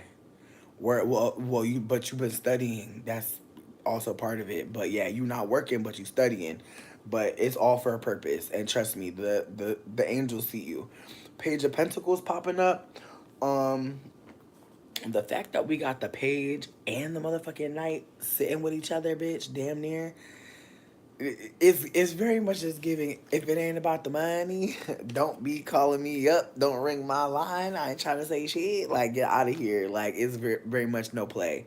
And you suffering from it, babe. You suffering from it. Like it's not a good thing. I know that it could be funny to kiki, but it's giving that you're not really giving yourself a lot. So on the very bottom, things you don't want to hear, baby, go drink. Like please go to the bar one time, go to a party. Like the universe is really trying to say, like, bitch, they hear you, you getting it, you're doing your job, you're on your job, but you need to do more than that, because you low-key about to go crazy, bitch. Like you low-key about to lose it. Like I'm not trying to be ableist, but you low-key about to drive yourself motherfucking bananas. Yeah, no, you definitely got to go outside. You're definitely, like, listen, you on the right track. They see you. But now what? You know what I mean? Now what? That's what your whole life gonna be, trying to get it. Then you gonna turn around and be like feeling empty as fuck, trying to fill that void with some other shit. So again, you working really hard, you tunnel vision, they see you. Branch off for a little bit. Branch off a little bit. You got a lot of stuff coming in. The page knows. The page is calling you. You got it. Yes, everything's about to work out spectacularly. In the meantime, let your hair down though. Have some fun. Because it's going to help you in its own way. Fun, denying yourself fun, pleasure is never going to work out. I promise y'all. Do not tighten the belt so fucking tight that you feel like you got to motherfucking in secret enjoy shit. Mm-mm. No. If you can't have pleasure, if you can't have hard work and play hard, if you can't play as hard as you work, it's not worth it. Turn back. So yeah, the deck really just trying to offer, like, there's fun out there too. Don't run away from it, because you might fuck around and realize that by having these friends, now you have study buddies. Now you have people to talk about other things than school with, other things than studying with. And you need that to have a full life. Yeah. Trust me, they hear you about the money. They hear you. You're called to exactly where the fuck you're supposed to be. You are on your right path. Everything's working out. The Page of Pentacles is looking right at you. Money is coming. It's coming. But you can't be so focused on it that you lose everything else, okay? Don't lose no more connections with people because you're so focused, all right? Reach out. Ask somebody if they want to go get a beer, go get a snack. And I know you ain't working right now, so bring your own snack and go to the park or some shit. But, like, don't keep yourself away from community anymore. You need them. You definitely do. Money can be very, very, very hard to go after, because one thing that I know, a lot of people who are really, they've been studying a long time, got all these degrees. What is one thing that you weren't doing though? You weren't connecting with people, and people might have been able to help you in that. So just keep that in mind, y'all. A lot of people really want you to succeed, and they would be really happy to be invited into your life in that capacity. They'll be really happy to be asked, like, hey, can you come hang out with me while I study? Hey, can you look at this proposal, dissertation? You know, you might not know what you're looking at, but can you just tell me how it's sounding? Like, there's all types of ways people can help, even if it's just as someone to sit there and just listen to you go through it. And what was you about to be like? No, I gotta study. I gotta sit on my hands until I get the thing that I want. Why? I want y'all to think about ways that you're denying yourself pleasure and your connections in life and why you're doing that. Because sometimes some of y'all are like, oh, I can't go have fun yet. I haven't gotten my reward yet. Not thinking about how the friendship is a reward in life, isn't it? Having people that really want to hang out with us and be in our face and shit, that is not everybody. And some of y'all know what I'm talking about. It's really hard to be connected to people right now. It's deeper than just the Mercury retrograde. It's a loneliness pandemic. A lot of people are scared to connect because they're broke, scared to be a burden. That's really what I truly believe is a big genesis of it. Is most people don't want to be a burden. They don't want to have to say they can't afford to hang out. They don't want to say that they can't afford to do this or that. And really, a friend that loves you for real will be like, friend, I got some pasta in the motherfucking fridge. I got some Kraft mac and cheese. I'll make that and put it in a Tupperware and let's go to the park.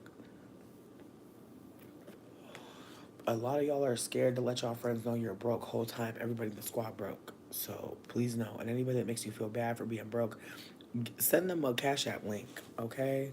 And be like, since you got it, can you help me? Don't even be mean to them back. Just be like, I'm glad that you're good. I'm not. I'm telling you, bitch. I'm telling you. And then watch how your needs get met. And y'all still cool. I'm telling you, you never know. You never know what being honest could get you, but I know that some of y'all have been honest and got bopped. Been honest and got called a broke, silly bitch. I get it. I get it. Don't tell everybody your business, babe. Protect yourself for sure. With that being said, I love you so much, Anime. Thank you for just even taking the time. But please go out with your friend. Please make some memories alongside the studying so that when you look back at that time, you don't feel like you were just studying so damn hard.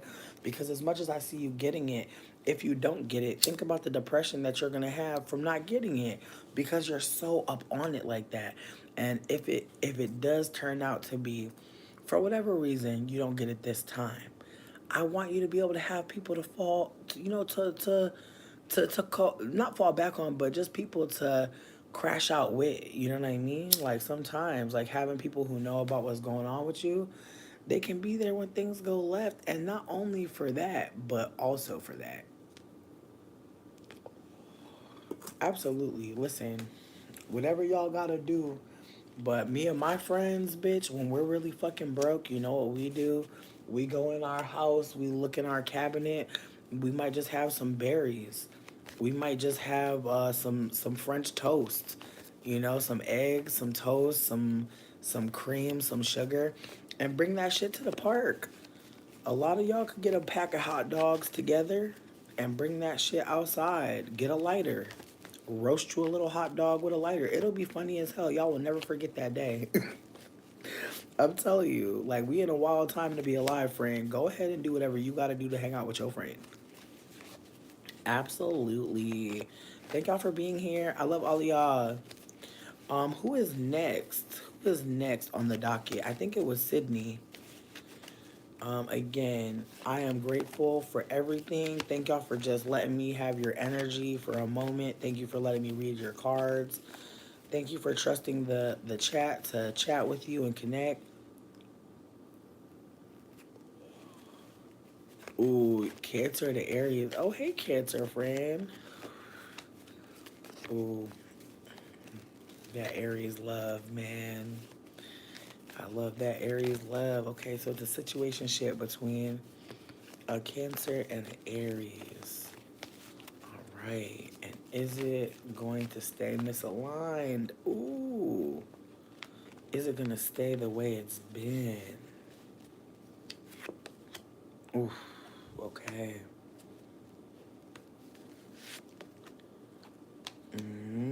Fascinating. Hmm. Okay. It's a lot.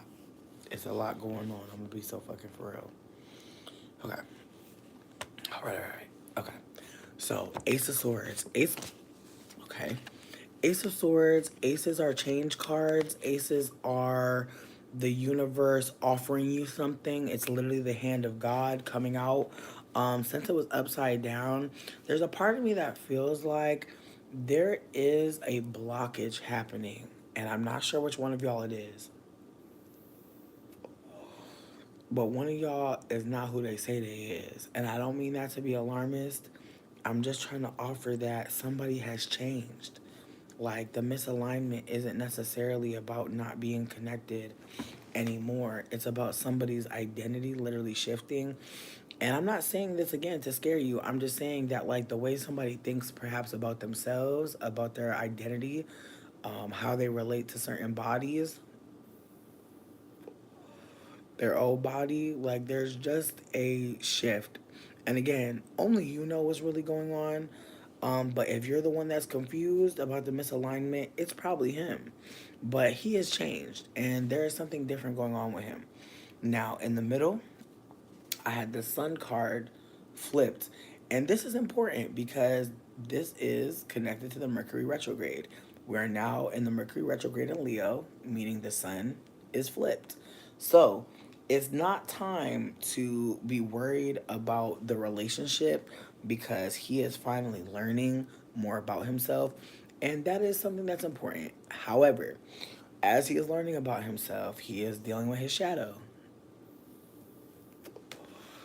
And so between me and you, I do think that no matter what is going to happen next, it's going to happen very quickly.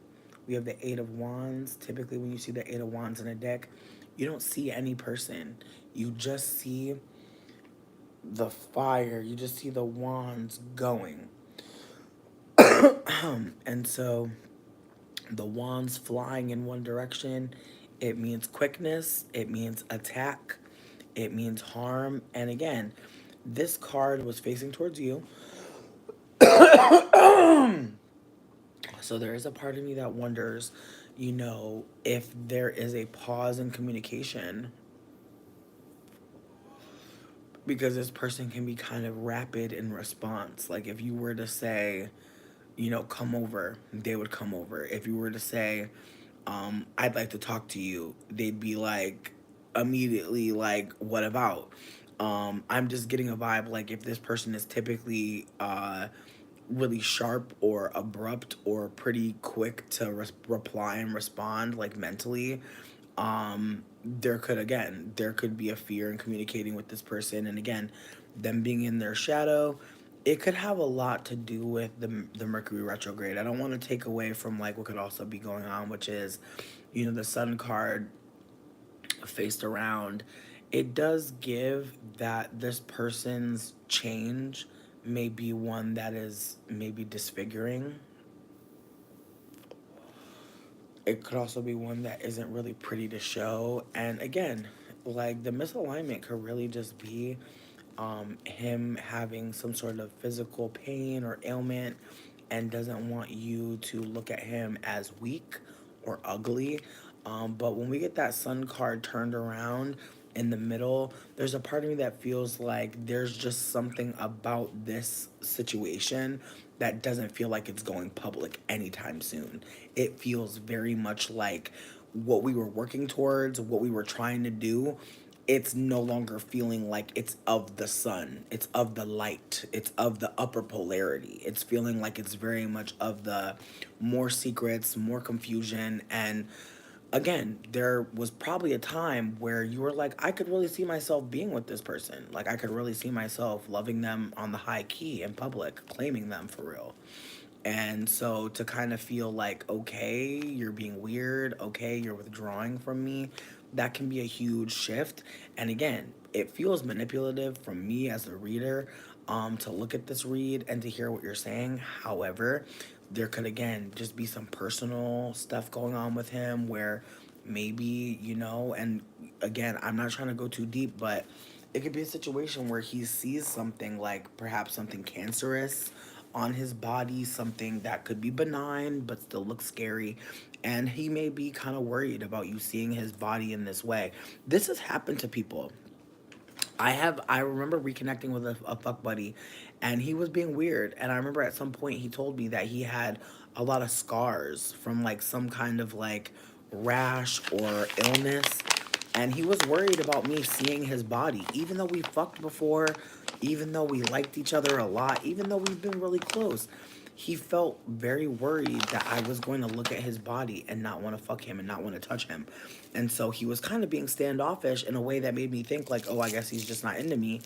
Whole time he's going through deep insecurity about something that, again, I wasn't even thinking about. Like, if I've already fucked you before, I'm not gonna think anything about a scar. But again, the way that some people see themselves is sometimes through our eyes. And I just want us to think about that as femme people. Like, I feel like sometimes men really do think that how they look is perfect. And if anything happens, they are ugly and disfigured. And it's really wild because I feel like there are some femme people who, like, think about it. Like, I'll just use myself honestly, because I'm not trying to have anybody feel in no type of way. But basically, like, I have some bald spots on the side of my head from lace fronts. Basically, what I do is I would braid my hair too tight, and then I would put, excuse me, the combs into the sides of my head, which would be lifting. You see the lift on the lace front. A lace front could low-key give you a facelift.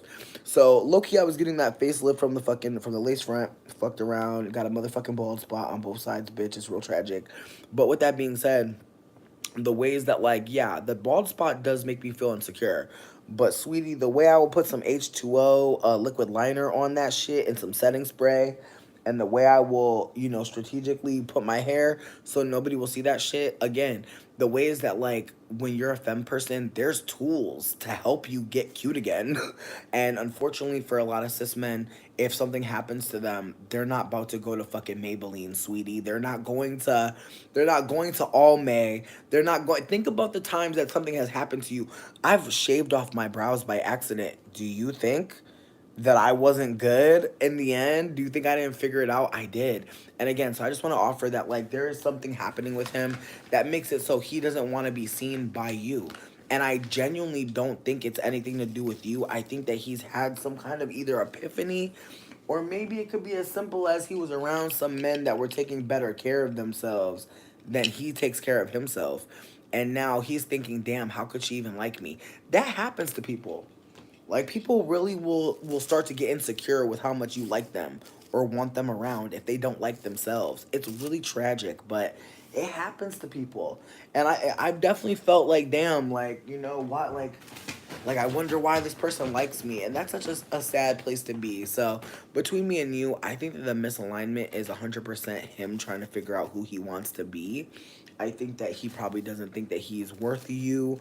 I think that you being kind to him is fucking up his brain, because I don't think that he's very kind to himself.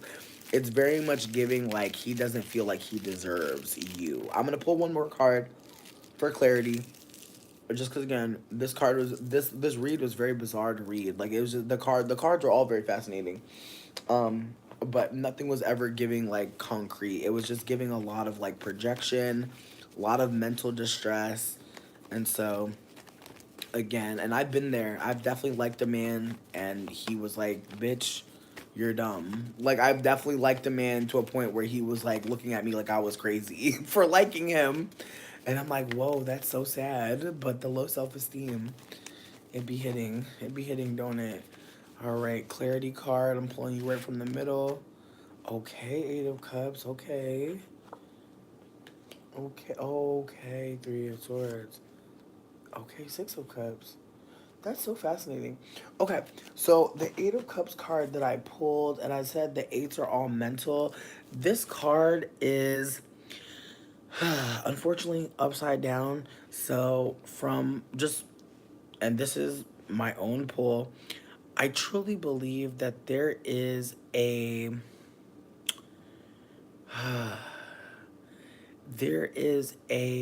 fear here mentally of just not being able to connect all the way with just the emotional aspect of like trying to emotionally connect uh cerebrally.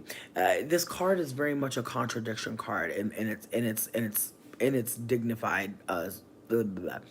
In its ways of existing. This card kind of makes you feel as if mentally you are in need of some emotional release.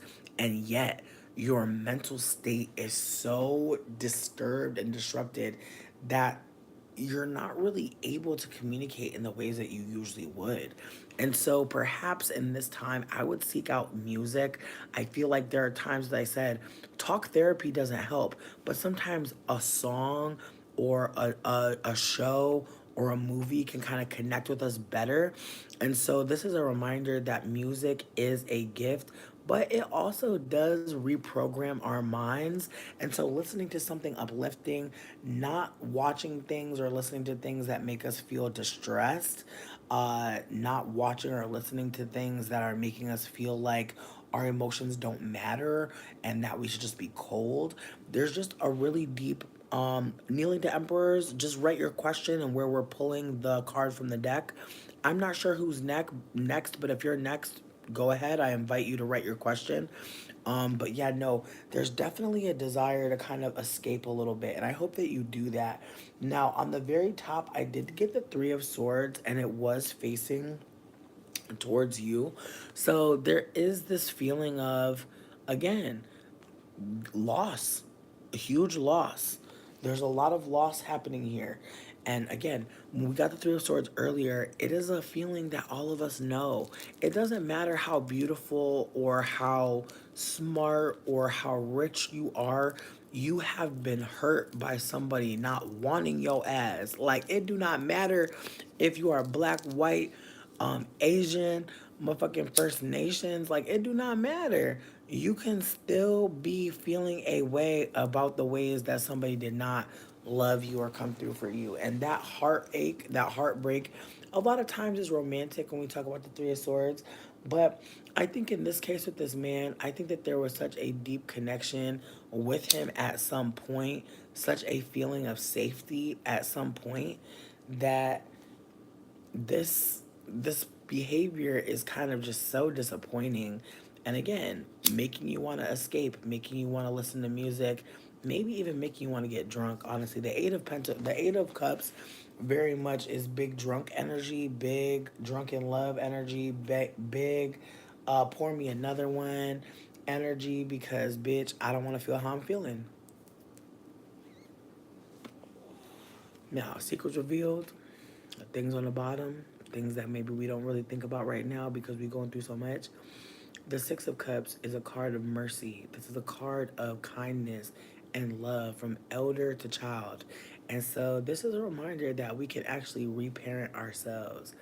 Our inner child is our child. And whether or not we are a parent to little tiny humans that we birthed out of our body, we will always have our little self. And so this card is a reminder that your little self needs some attention. That your little self, that your child self, your inner child actually could use a little bit of support right now. And so maybe this person that you were with, they were someone that you could laugh with. Maybe this was somebody that you could play with. Maybe that's why them disappearing or just behaving so weirdly is so devastating, because the inner child, yeah, your inner child is your child. Absolutely. And so, with that being said, your inner child needs some attention right now. And this person, while they may have been showing up as a friend, as playful, as free, as effervescent, unfortunately, what I'm led to believe by this reading, you may have been projecting a little bit onto them. You may have been wanting to see that in them, even though that was always living in you. And so, as I said before, sometimes people do not know how to accept love from us. And unfortunately, until we get it, we're sometimes projecting love onto them and not really getting it from them, because how could we be getting it from them when they can't even receive love?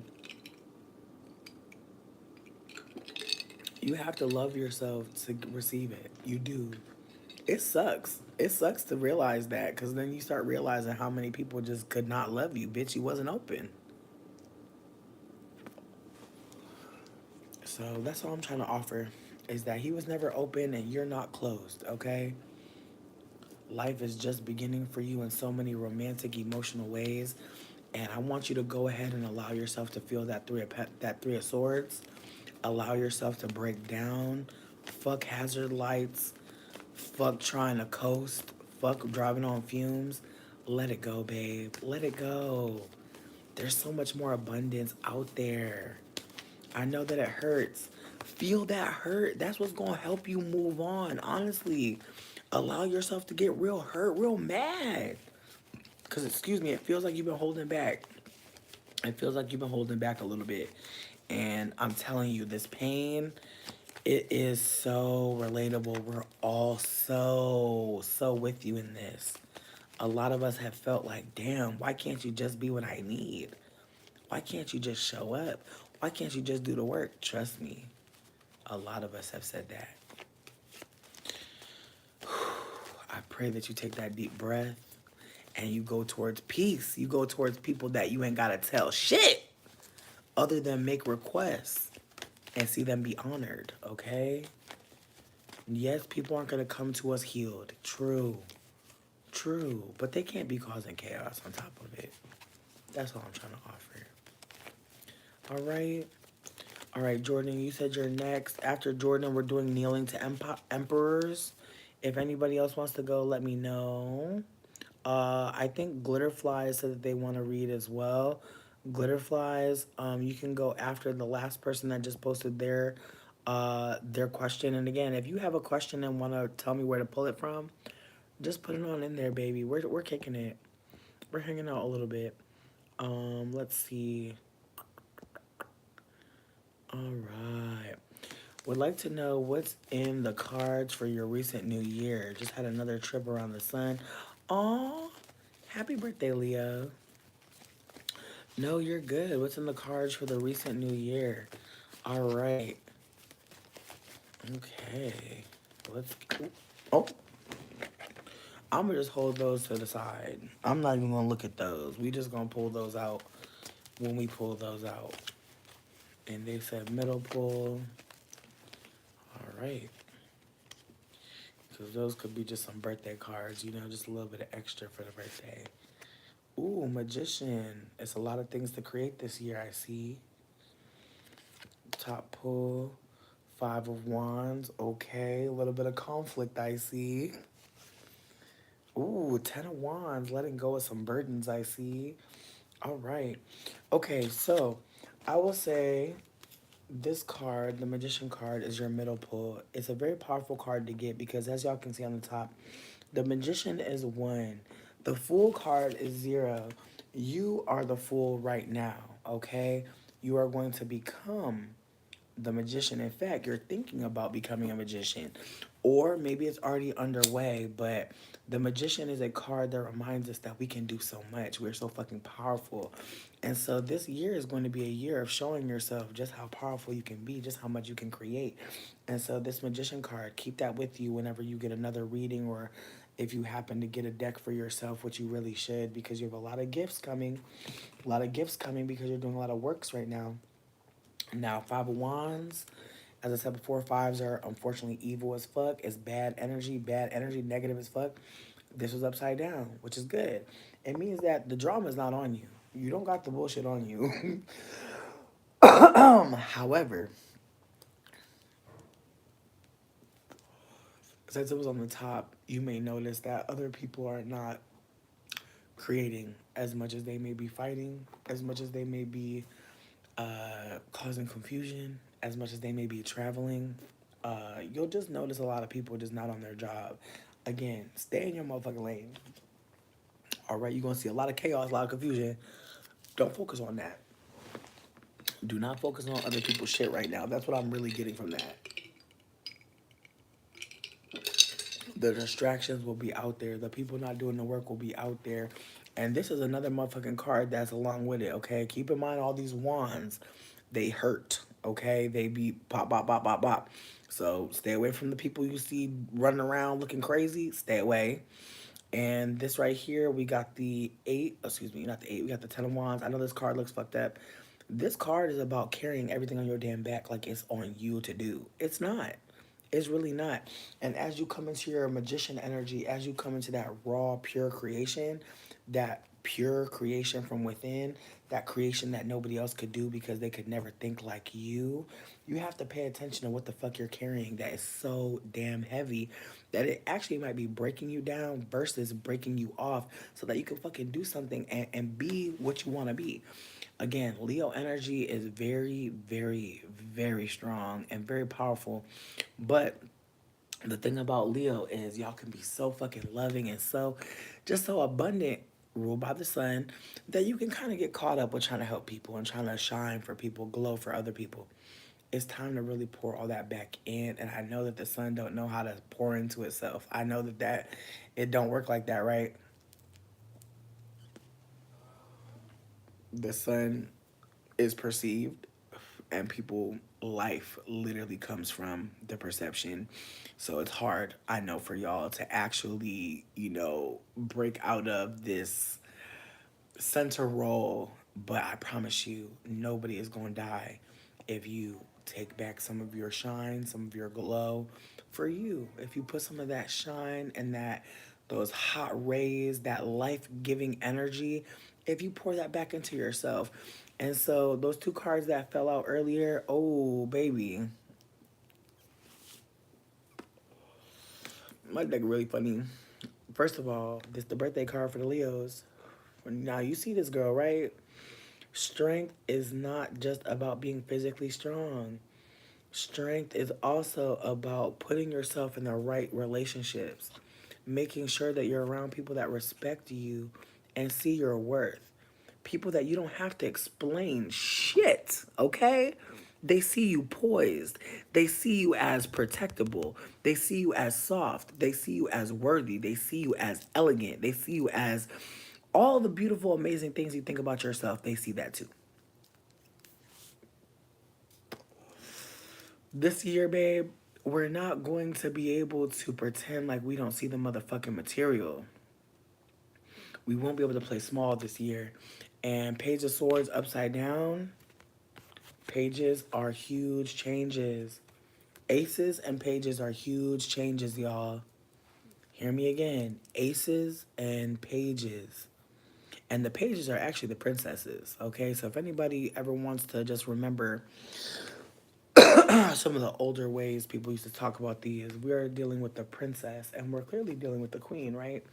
But this Page of Swords is a change in identity. And since it was upside down, this is maybe a reminder that it takes a lot of strength to change. It takes a lot of strength to reintroduce yourself. It takes a lot of strength to be new here. Because that's what we've been talking about this whole time, y'all. We keep on getting the same motherfucking cards for a reason. Okay? It takes a lot of strength to let people know, hi, I'm, I am, dot, dot, dot. Saying you are, dot, dot, dot, that's giving people a lot of information, and that's also self-actualization. And so with that being said, this is a big year for coming into your power, coming into perhaps a new name. I know you came here with that vampire name. If that's what you want us to call you, babe, let me know, because I wasn't even trying to play with you. But I'm just saying, like, if it's time to retire Jordan Ford, if it's time to elevate Jordan Ford or maybe go by J Ford or Jordan F, whatever the case may be, however it's time to rebrand, however it's time to, present, whatever it is, just please, like, take that shit slowly and with as much grace and kindness for self. Because again, that Leo card sitting next to that page, that's a lot. Because Leo is ego, it's mental, it's cerebral as fuck, it's on stage, and the Page of Swords can be, and the page. So let me be on fire over here. But the Page of Swords can be terrifying, because again, it's literally a phone call from the universe letting you know who you are ain't who you are now, or who you were ain't who you are now. And so with that being said, not having the words to describe your new self, or not having the name to describe your new self. There may be just a way that you are not sure how to come, but that's perfect. Like that's really perfect, and I think that people will appreciate the not knowing, and I think for Leo people not knowing can be very frustrating. I think that y'all really like to show up as a hero, as a helper, as the good thing, as the life giving thing. Again, ruled by the sun. There's a big desire to be a savior and to be a beacon of hope and to be a beacon of hope perhaps for friends, family, and literally anyone that perceives you. But in this moment, it may be time for you to look for mentorship. In this moment, it may be time to look for people who may have already described themselves in ways that you find a connection to. Finding people that say things that really fill you with joy and make you feel certain. But I want you to go towards confidence feels like it's easy to flourish within you. I want you to go where it feels like you're easy to praise, easy to love, and also easy to ask more questions about because it seems like you may be in certain rooms where people think they already know you. And that can be a lonely feeling when you've changed. So allow yourself to be new in a new room and see how people talk to you there. That might make you a little bit uneasy, but it may put you in the right position to actually answer some of these questions and then self-reflect. But I'm definitely getting a good vibe out of all these cards. They're definitely trying to let me know that it's a time for you to be tender with yourself and be gentle because you're talking to somebody new, especially when you look in the mirror, okay? So just keep that in mind. You might not know how to talk to this new version of yourself, but you're going to try to find it out, right? You're going to do some work for you. You're going to figure out how you're going to say stuff to yourself cuz maybe you're a little bit more fragile right now. Maybe a little bit more open to maybe a little bit more vulnerable than you've been in the past. Maybe a little bit open to interpretation or even just open to other people giving you some input and some feedback in a way that maybe you were a little bit too scared to at the time. But welcome yourself.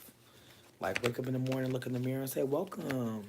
I can't wait to get to know you and just see how you surprise yourself with new information about you." But yeah, the read was really good, babe.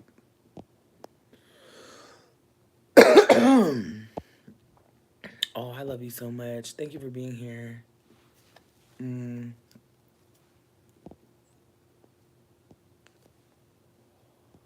recreational bliss. I'm crying. I love you, baby. Yeah, I got flowers in my hair. They're all dying. It's unfortunate. Very demure, very mindful. You're funny. Yes. Yes. Recreational bliss. I'm crying. Glitter flies. Y'all funny though. Listen, some people are scared of tarot cards. We gotta just make space for them, y'all. Let's make space for them. Let's make space for their fear. They still here, so they not that damn scared, okay? But they scared enough to say something. So I'm, you know what? I'm hearing you. And if you're uncomfortable, I'm so sorry about that. But if you want to stay, I hope you keep an open mind. That's all I can offer. Um, but yeah, let's not shame people for being afraid of stuff, y'all. Cause listen, that shit go a lot of different ways. Next thing you know, they mad now. Now they want to beat up the tarot. Now they want to fight the tarot. Ooh. Um.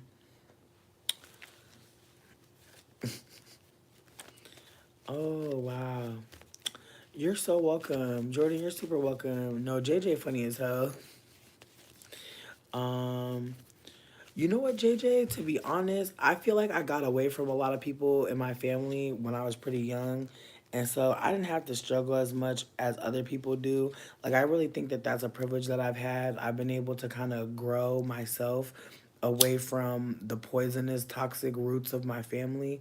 And I think that when Nubia's reading was going, I was just holding so much space for what was happening and unfolding in the reading because when you get away from toxic family, you really do feel like you're crazy as hell. Like you spend most of your time just trying to cope with the fact that you don't have access to people that most people would see as a problem. Like it's very rare that I meet someone and I tell them about my family dynamic and that like, like we talk about it even more.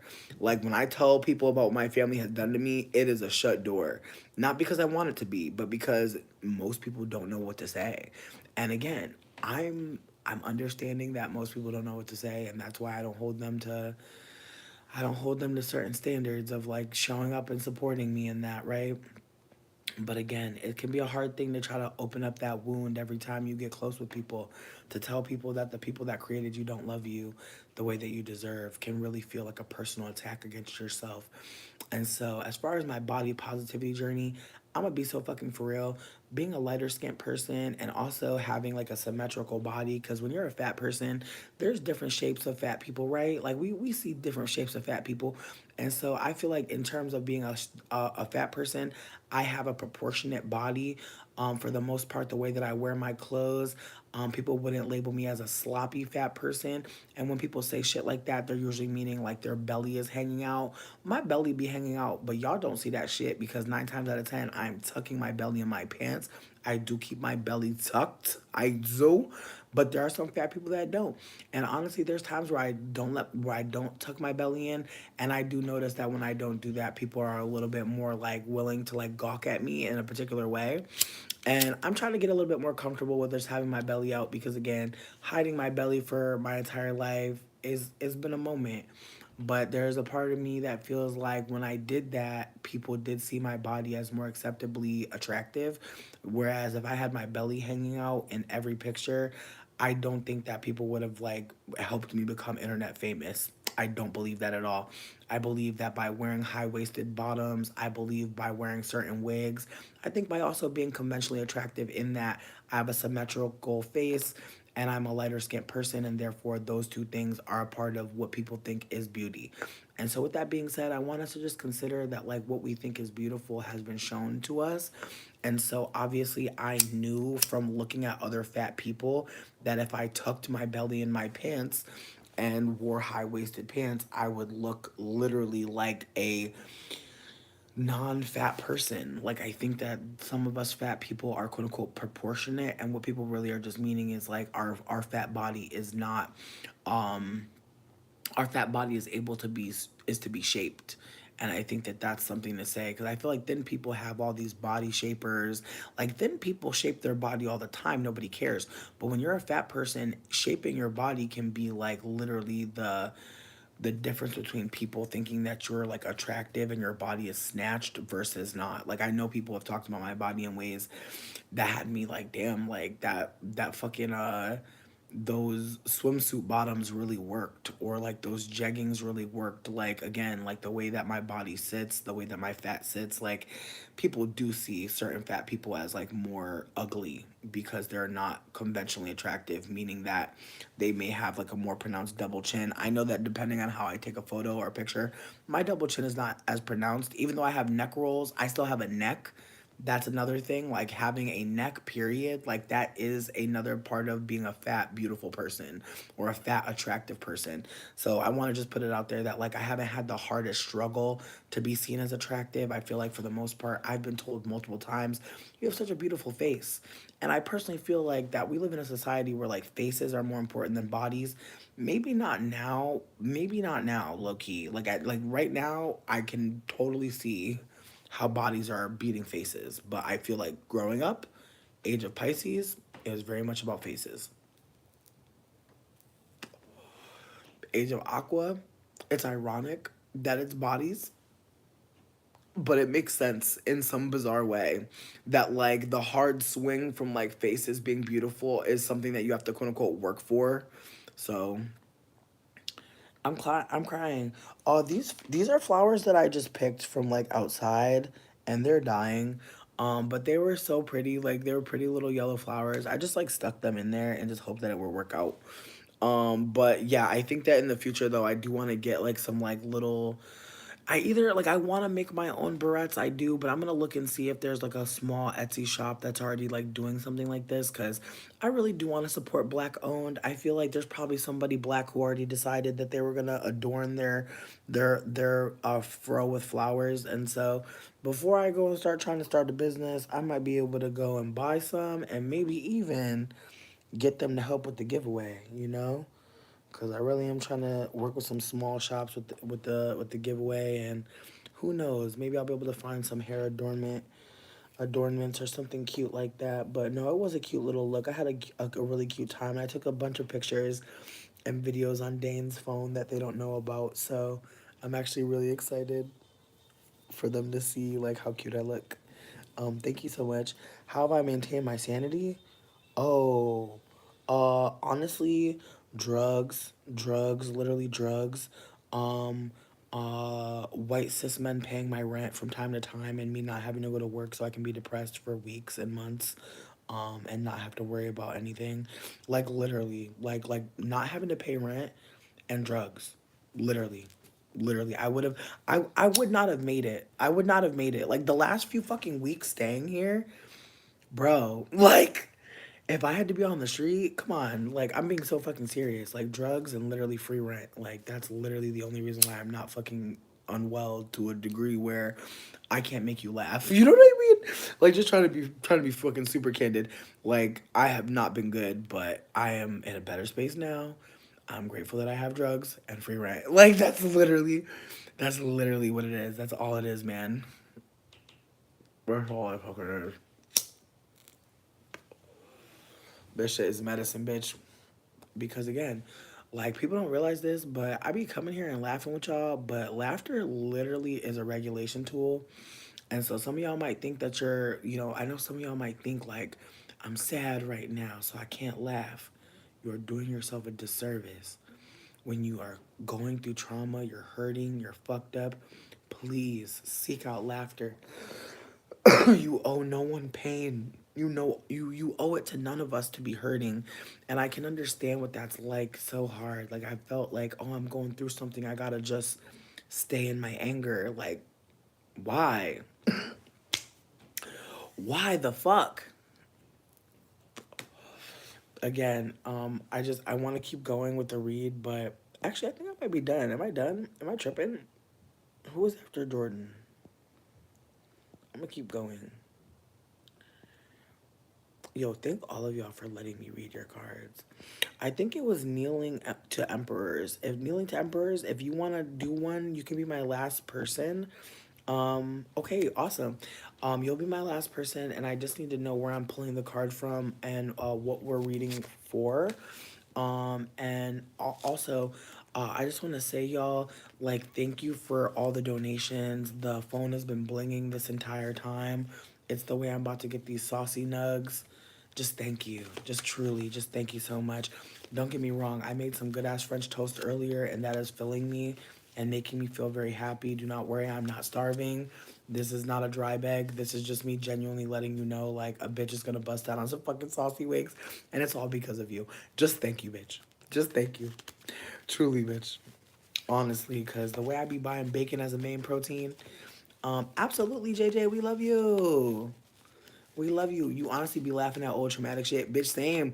I be watching the old lives and like I be crying and laughing with myself. It's so amazing. I really hope that like even if y'all don't post on YouTube, just start video diarying. I'm telling you. Cause I swear, the way I be watching the old lives and I be like, damn, bitch, for real? That's wild. I'm telling y'all. All right, kneeling to Emperor said, top of the deck. I recently left my job and am in transition period. What should you be focused on? What is there for you to learn? Oh, this is exciting. I love reads like this. Thank you for asking. Thank you. Thank y'all for receiving my gift. Thank y'all for sharing with me so abundantly. Like this is yeah. I could have never I don't know. I never wanted to be anything when I grew up. And I always felt bad about it, but I just never dreamed of labor for real. Like no shade to anybody who knew what they wanted to be, but I just could never think of where I wanted to sell my labor and get a check. I never could think of it. And I'm glad I don't fucking have to. Like, I'm really glad that the gig workers exist. I'm really glad that being able to collect a check and just go exists. Some of us don't really have a career goal. We just don't want to be broke and down bad. So, just want to put that out there that that's really where my energy is. And so, thank y'all again for letting me just come on through. Oh, y'all are so sweet. Thank you. I've been taking care of my hair. I think that's why it's looking better. I swear, it's wild how not sleeping with a bonnet, it just shows. Because when I look back, I'm like, damn, every time I ain't wear my bonnet, it's very obvious in retrospect. Like, it's very clear to me what's going on over here. All right, so where is kneeling to emperors needing to focus? Ooh, all right, all right, all right, all right, all right. Okay, okay. Okay, so right on the top, I got the Four of Wands, but it was upside down. Now, this card and all the cards that I have, they can be kind of bad with the pictures. Like, it can be kind of terrible in terms of like trying to give you a good picture. But in other tarot card depictions, this card is actually a celebration card. There is a beautiful bow with like beautiful ribbons, and it almost looks like some people are getting married. Like, it almost looks like there's some huge celebration happening. However, when it's upside down, it shows that there's a little bit of trouble. And instead of there being like this beautiful bow, there's kind of like this hedge, this hump you have to kind of go over. So it's giving, at least from where I'm sitting, that there is a desire for ease. There's a desire for this to all to every for everything to just work out. And yet that is not the case. The desire for things to work out, the begging, the pleading for things to just go well, that is not what is happening. And so there's a part of me that feels like what we need to focus on, perhaps, with this card coming up. Okay, I need to plug in really quickly.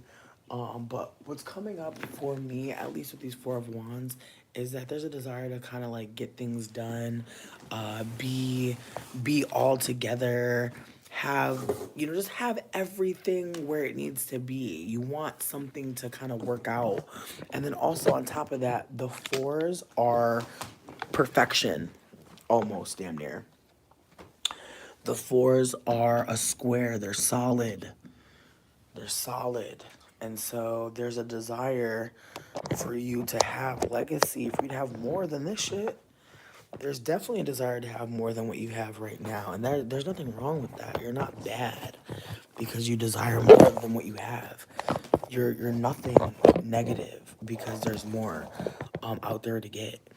However, unfortunately for you, you are in that upside down four. And so you're kind of having to jump through a little bit more hoops, uh, perhaps having to prove yourself more. And so, what I want you to focus on is some self esteem, friend. Honestly, you don't have to prove that you're anything to anybody. You are. You just are. And so, just holding that you just are, because the threes are really about claiming, like, I am. Like, I am that bitch. I am out here. But when we get to the fours of wands, it's kind of just like, how I'm going to keep it all afloat. Like, just getting stressed to another level. Now, in the middle, I have the King of Wands.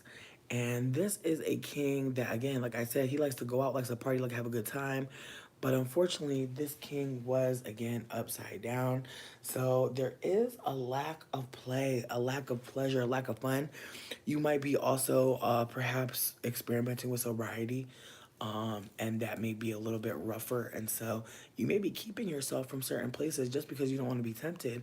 But in doing that, maybe you've kind of not alienated yourself, but maybe you're just not around the old people anymore. Knight of Swords. Okay, this is the fighter. These are the people that let you know, like, it's time to fight, babe, and how to fight. Knight of Swords, this is a mental fight. Okay? There is something you're telling yourself. There is some ways that you're thinking that are kind of taking you away from connection. Yeah, no, the isolation is coming out. Isolation coming out big time. And again, when we get the Knight of Swords, like we're fighting for our mental freedom, we're fighting for our mental health, we're fighting for perhaps even the ways that people didn't realize we were disabled mentally and that we actually need them, or that we have a learning disability and so therefore we need support. And so accommodations is what I want to say. I feel like that's what this whole read has been giving me. You need accommodations. You need for people to know what you're going through right now so they can come to you and share with you in the right way. And so that's what I'm really getting from this read, is that right now the focus should be on community. The focus should be on getting out of isolation. The focus should be on fighting, for not just you to accept, where you are mentally, but for you to also feel like you can share it with others without feeling like you have to, again, go and hide again or go and disappear. But you disappearing is not just because you just want to disappear, you don't like nobody. Honestly, like the Four of Wands can be, I'm going through so much, I don't want anyone to see me keep falling. That's really what it's giving. Like this whole read is giving, like, I don't want anyone to know how bad it's been, and so I can't even let myself go to like that bar that I used to go to, or that dance hall, or that, even like that maybe even a food pantry that you used to just volunteer at. Like, you're not really allowing yourself to be in a situation where you have to be honest about what's happening. And right now that's what it's going to take, is honesty. That Knight of Swords, the Knight of Swords is fighting for the truth to come out. That's what the Knight of Swords does. They fight for the truth to come out. So right now, your knights, they're all fighting for the truth to come out. They want the truth to come out. They want you to go to the places that you're scared to go. They want you to talk to the people you're scared to talk to. Mm-hmm. Exactly. Just keep that in mind, though. Like, your fear is what's stopping you from the connection. There's not real danger. And I know that that can be kind of harsh to say because, again, our minds are so powerful. We can believe there's a threat, and that's all it takes. So just keep that in mind, that in some ways you may be telling yourself there's a threat, there's danger. If I tell people, like you're telling yourself, if I break silence, then this is going to happen. You're fortune telling. You're believing you can read the future. And baby, you are not Raven Baxter. You are not Raven. And so you saying that you can read and you already know, thank y'all so much for the kindness. But just saying that you already know how people are going to be, like, that's how you cut yourself off from community. And because of that, you are actually harming yourself. Like, that's what self-harm looks like. When people, like, again, when we get that Knight of Swords, they're fighting for you to cut that process where you go from this to this. It's not going to work no more. You're going to have to really sit with your thought process and why you think like that. It's abandonment. It's abandonment. And right now, it might feel safer to abandon yourself, but I want you to sit with what you're going through.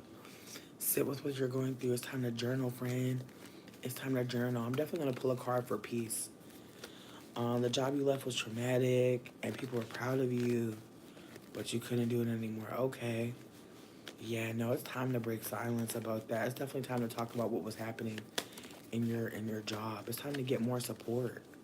There's angels around you. That's why you're talking right now. Absolutely. Ooh, okay. On the bottom, in the middle. What's on the top? Okay. Listen, them Five of Wands are back.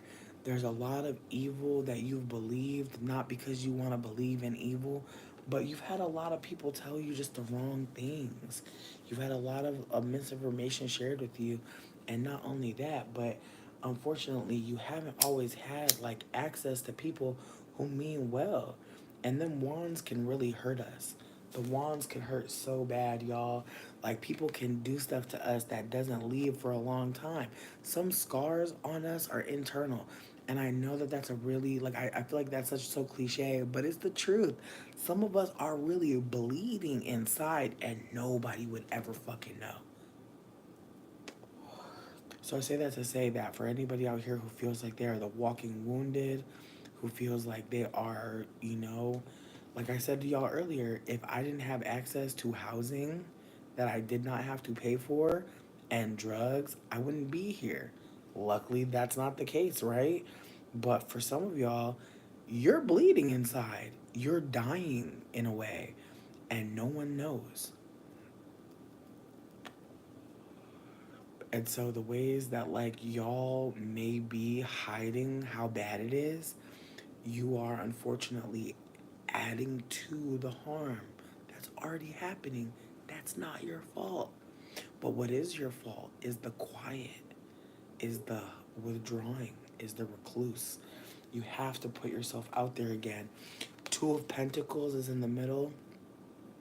I know some of y'all really want to have a loving relationship that is stable financially. I know that right now, that is going to be with yourself. Start making a list of everything that you want to impulse purchase before you purchase it. Allow yourself some time to figure out if it's worth it to buy.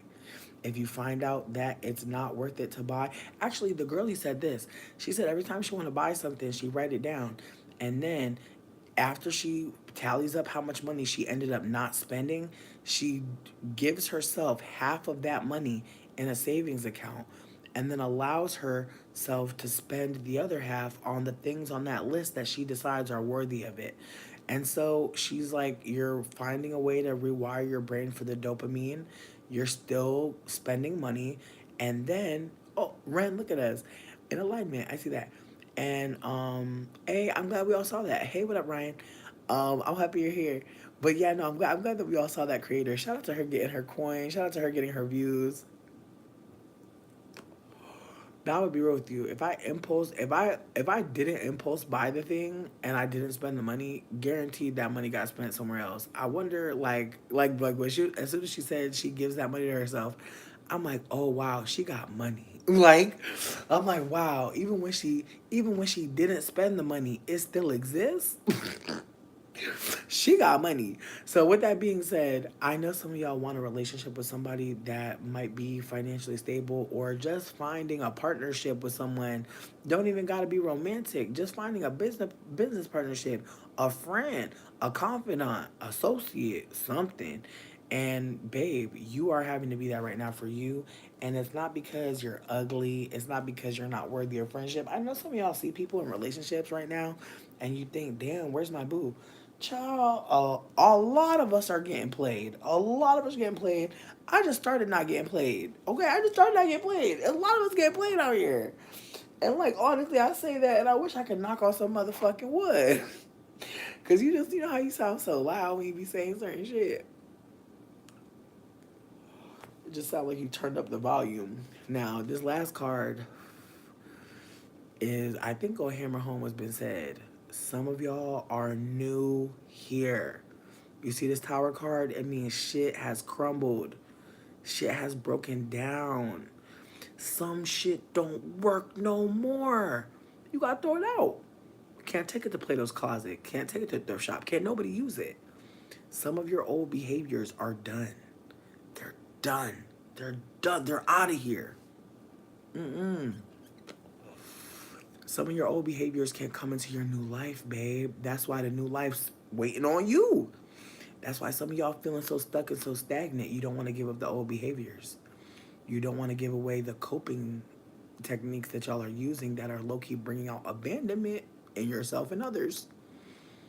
Some of y'all really need to let go of some of the ways that you're operating, and it's not going to be overnight. And that has to be okay. You can't be a bully to yourself because you're not healing fast enough. Do you hear how that sounds? Do y'all be do y'all be lifting up the band-aid to yell at the cut? When you stub your toe, do you look at your toe like hurry up and stop hurting, bitch? Do you do that shit? I hope not. Mm-mm. Cause it's giving if you had a broken arm, you would just verbally harass your arm. Low key. It's giving you think that you're going to be able to become softer by being hard to yourself. It's not going to work. So again, let's try again. Let's go back to the motherfucking drawing boards, okay? Because some of y'all want to heal right now. It's not possible. But even the fact that you want to heal right now speaks to the level, the environment you're creating for your mind. Your mind is on a time frame to heal.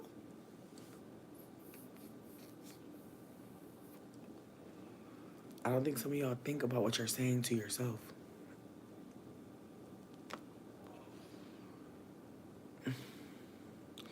And see, that's the thing. A lot of abuse is not your fault. Let's go backwards. Let's go back there.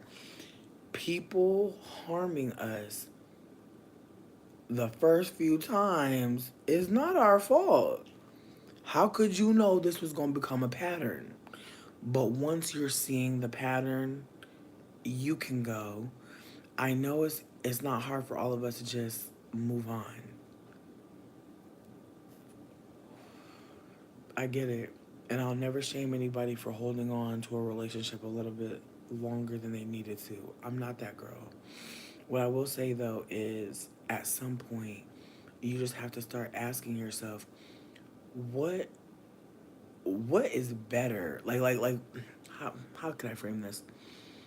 How is this relationship going to set me up for new friendships, new business opportunities? Like, how is this relationship really offering me something that I can carry with me into anything else?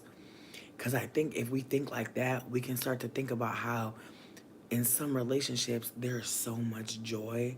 Like, think about when you're with your friend, like your friend, bitch, your friend. Think about that buzz. Come home singing, come home dancing, come home smiling. Think about it. Think about it. Think about the joy and support your friend offered and how that transfers to you naturally. Just think about it. Think about how infectious it is to be around certain people, how easy you feel to love. That is 100% where you need to be going towards. That tower card that popped out, the tower card is a very important card. It is ruled by Aquarius, big Aquarius energy. Just like, if you look at the pictures of Aquarius, like in human form, they show like somebody dumping a big pot of grits. That is really the energy of the tarot card. You are literally getting hit with some hot grits and you are confused. Why are you being burned alive by mush? Not all the analogies work, but with that being said, the ways that the tower card is literally being struck by lightning, the ways that you really can't sleep through the night, the ways that you're uncomfortable, the ways that things just don't make sense and you're confused and you're upset, but you don't have the language yet. And so I want to invite y'all to consider that what you're experiencing is a new pain because that mask you've been wearing has finally fallen away. That there's a break in perhaps the ways you've been going through a cycle. And so just like Aqua comes after Pisces, Pisces is that fish just swimming. You got to think about the card or the sign that comes before the card you pulled and what it's trying to tell you, right? So the Tower card, right?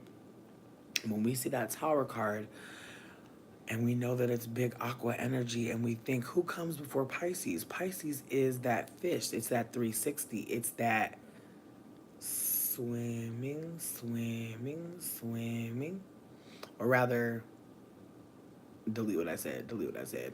What comes after aqua is Pisces. Delete what I said. Delete, delete, delete, delete. But what I'm trying to offer though is even before that, it still works though. Because even before we get to the Tower card, we have the Devil card. Capricorn energy. So I want y'all to think about that. I want y'all to think about the devil card and what it's trying to tell us. The devil card is about vice. It's about addiction. It's about alcohol, that boom, crack, heroin. It's about love. It's about anything we could be addicted to. TV. technology, energy, period. And so that addiction, that addictive to energy, that almost like, and if you look at the devil card in a lot of decks, not mine. My devil card. Let me look at my girly. You know what's crazy? I haven't seen a devil card in a minute. I know it exists, but it's been a little minute. But I'm like, I wonder if I can find her easily, cause I haven't seen her in a moment. Damn, well, we're just gonna keep going. But if you look at a lot of these decks and you look at the devil card oftentimes has two people holding hands in chains, but the chains are loose, kind of trying to let you know that like they could get out of that whenever they want, but they prefer to be in chains. And so glitter flies, I'm fascinated, but I'm not surprised. Again, this is about to be a move for mixed people, just like it was with Barack Obama. Kamala Harris is about to be backed by every mixed person. And Beyonce had to do it, because if she didn't do it, how she gonna pay these bills, babe? Come on now.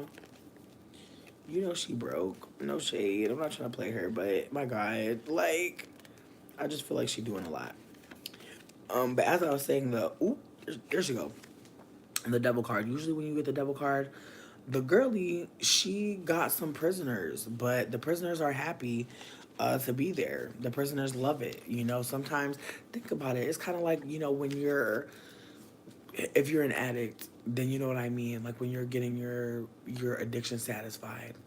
And so the card after that, the tower card, and actually I'm wrong because the card after that is a star card, but still walk with me. What I'm trying to offer is we got that devil card and even the star card, like we're dealing with divine uh maybe not divine, but hmm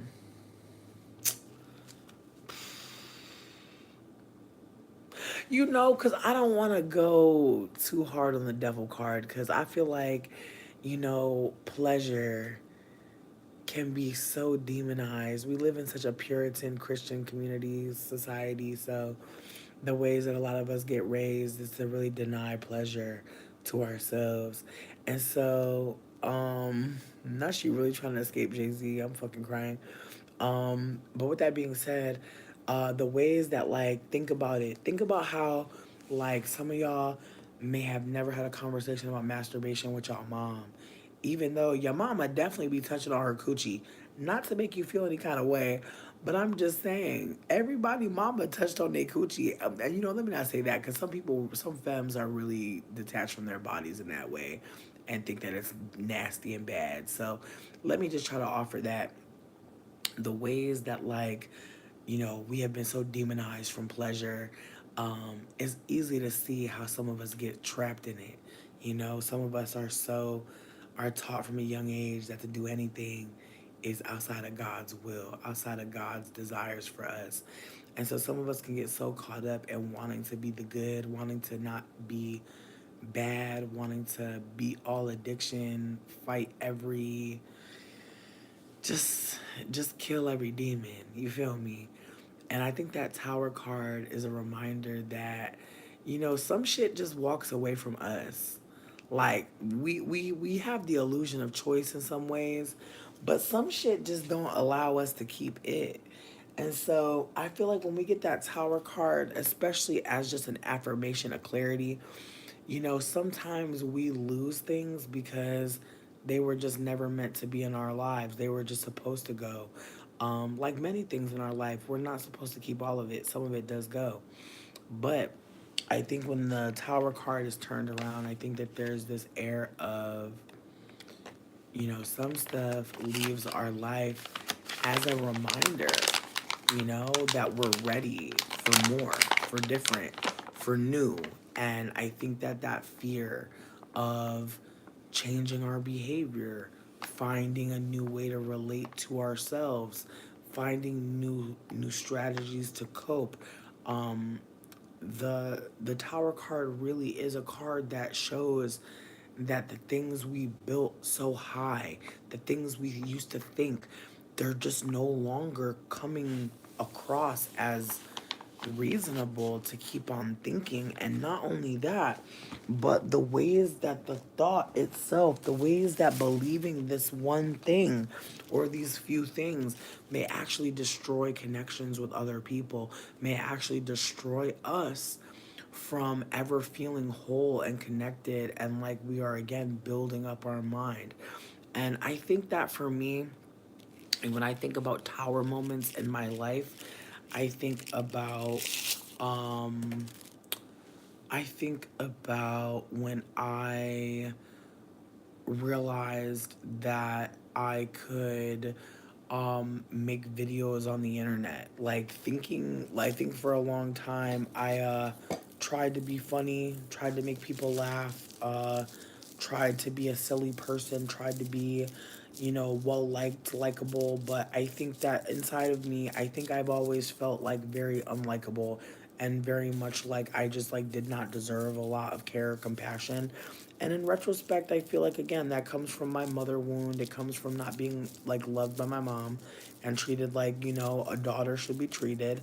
Or any child should be treated. But I think that when you grow up as a femme child in a household that is misogynistic as fuck, I do think that like there's a way that like you're supposed to be treated when you're a girl, and the ways that you get treated almost as kind of like a punishment.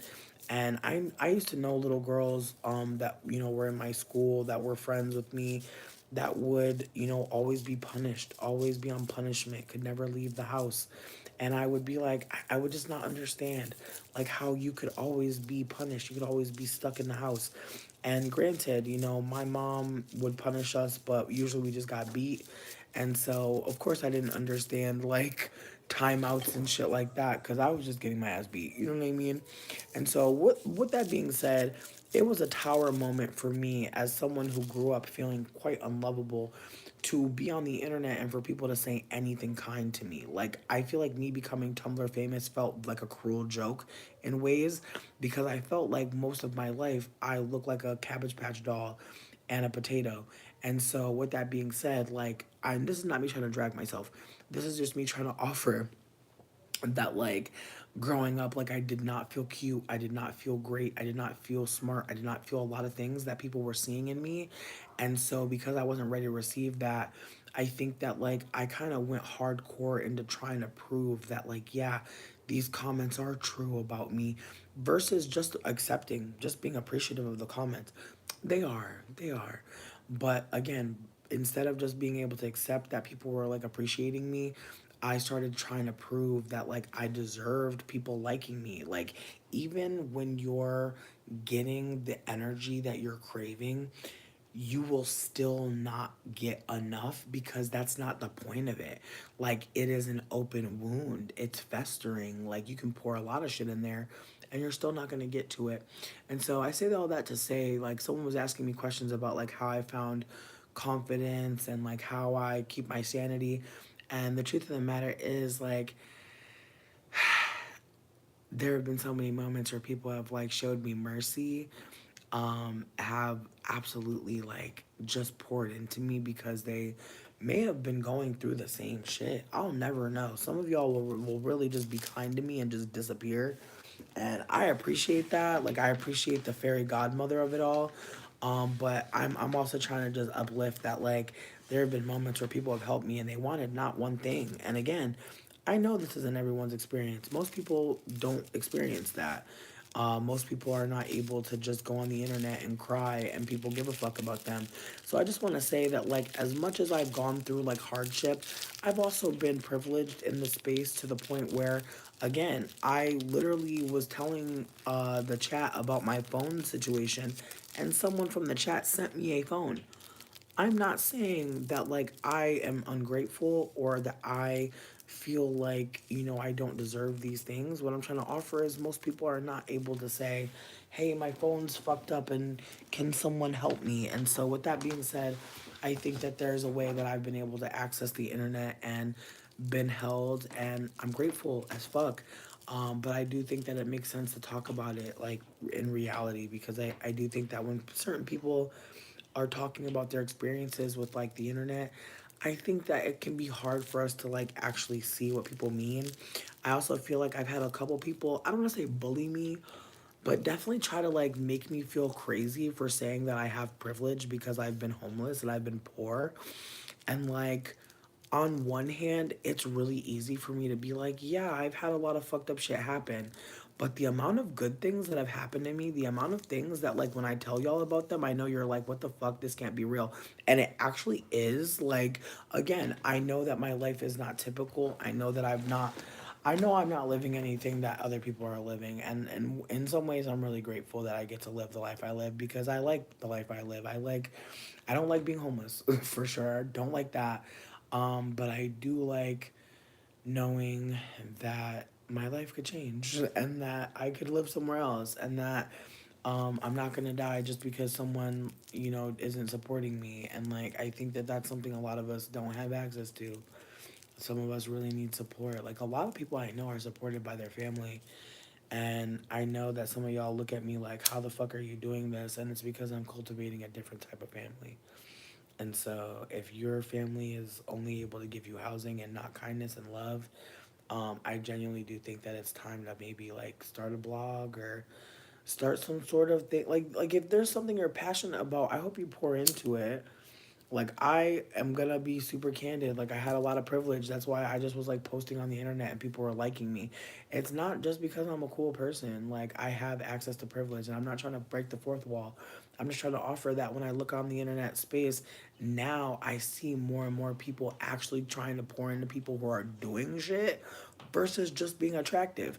But when we were in the age of Pisces and even the beginning of Age of Aqua, because Age of Aqua started in 2011.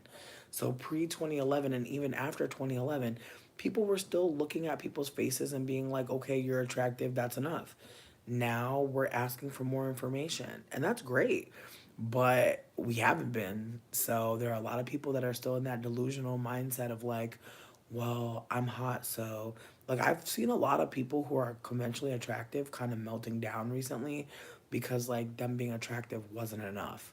Like I don't know if y'all are seeing that out here, but I've seen some conventionally attractive people be held to a certain standard mentally that they usually weren't. And so there's a tiny part of me that feels like it's about to get even wilder out here. Because now there's like this desire for morality. Like now there's a desire for people who are attractive and nice. Sorry. I don't know. It's getting wild out here. Anyways, I feel like I don't have much more to offer, but I appreciate y'all for listening and hanging out with me. Um, I don't know when I'll be back to be real with you because I have like so much work to do for the rest of this week, and then I'm hanging out with Dane's family tomorrow, and then Saturday there's a party. I told you I would take you out to the party. No one really said anything about going, so we might go for a little bit of it. But if it gets too rowdy, I'm gonna have to put the camera away. I don't expect it to get too rowdy, but it's supposed to be a little pool party get together. But yeah, just please know that I appreciate everybody for being here, kneeling to emperors.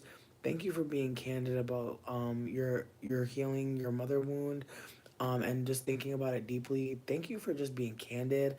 Thank you for letting us just have access to your energy in any way. Um, Yes, Ren, I love it. Just thank y'all so much for being kind. But as I was saying, like we really all deserve to be new. We all deserve to start over.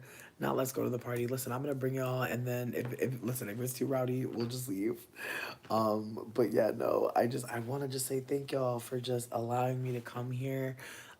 It's been such a pleasure. I've been feeling really just hopeful in life, and it's not just because I got some new dick in my life. It's also because I'm not lowering my standards, in any respect. Like I didn't know that the job was paying $35 an hour. I found that shit out from the older black man who helped me figure out where the fuck to go when I was leaving. He was wearing a mask when I was leaving, and I was like, "Are you the man that helped me?" And he goes, "Yeah." And I was like, "Thank you." I was like, "I think I got it." And he was like, "Word." He's like $35 an hour. I was like, "What?" Because I ain't know how much they was paying per hour, bitch. They ain't say shit to me, so I'm kind of shook. I'm kind of really fucking shook, but the job is intense. So I'm really hoping that I get it. But again, if I don't, I don't. And I'm glad that I finally found an outfit to wear to an interview because I've been really winging it. But I love y'all. Thank y'all for hanging out. Thank y'all for spending time with me. And I hope you have a good night. Really, like, eat all the good snacks, smoke all the good weed. Just thank y'all for just, again, all the good energy. Bye.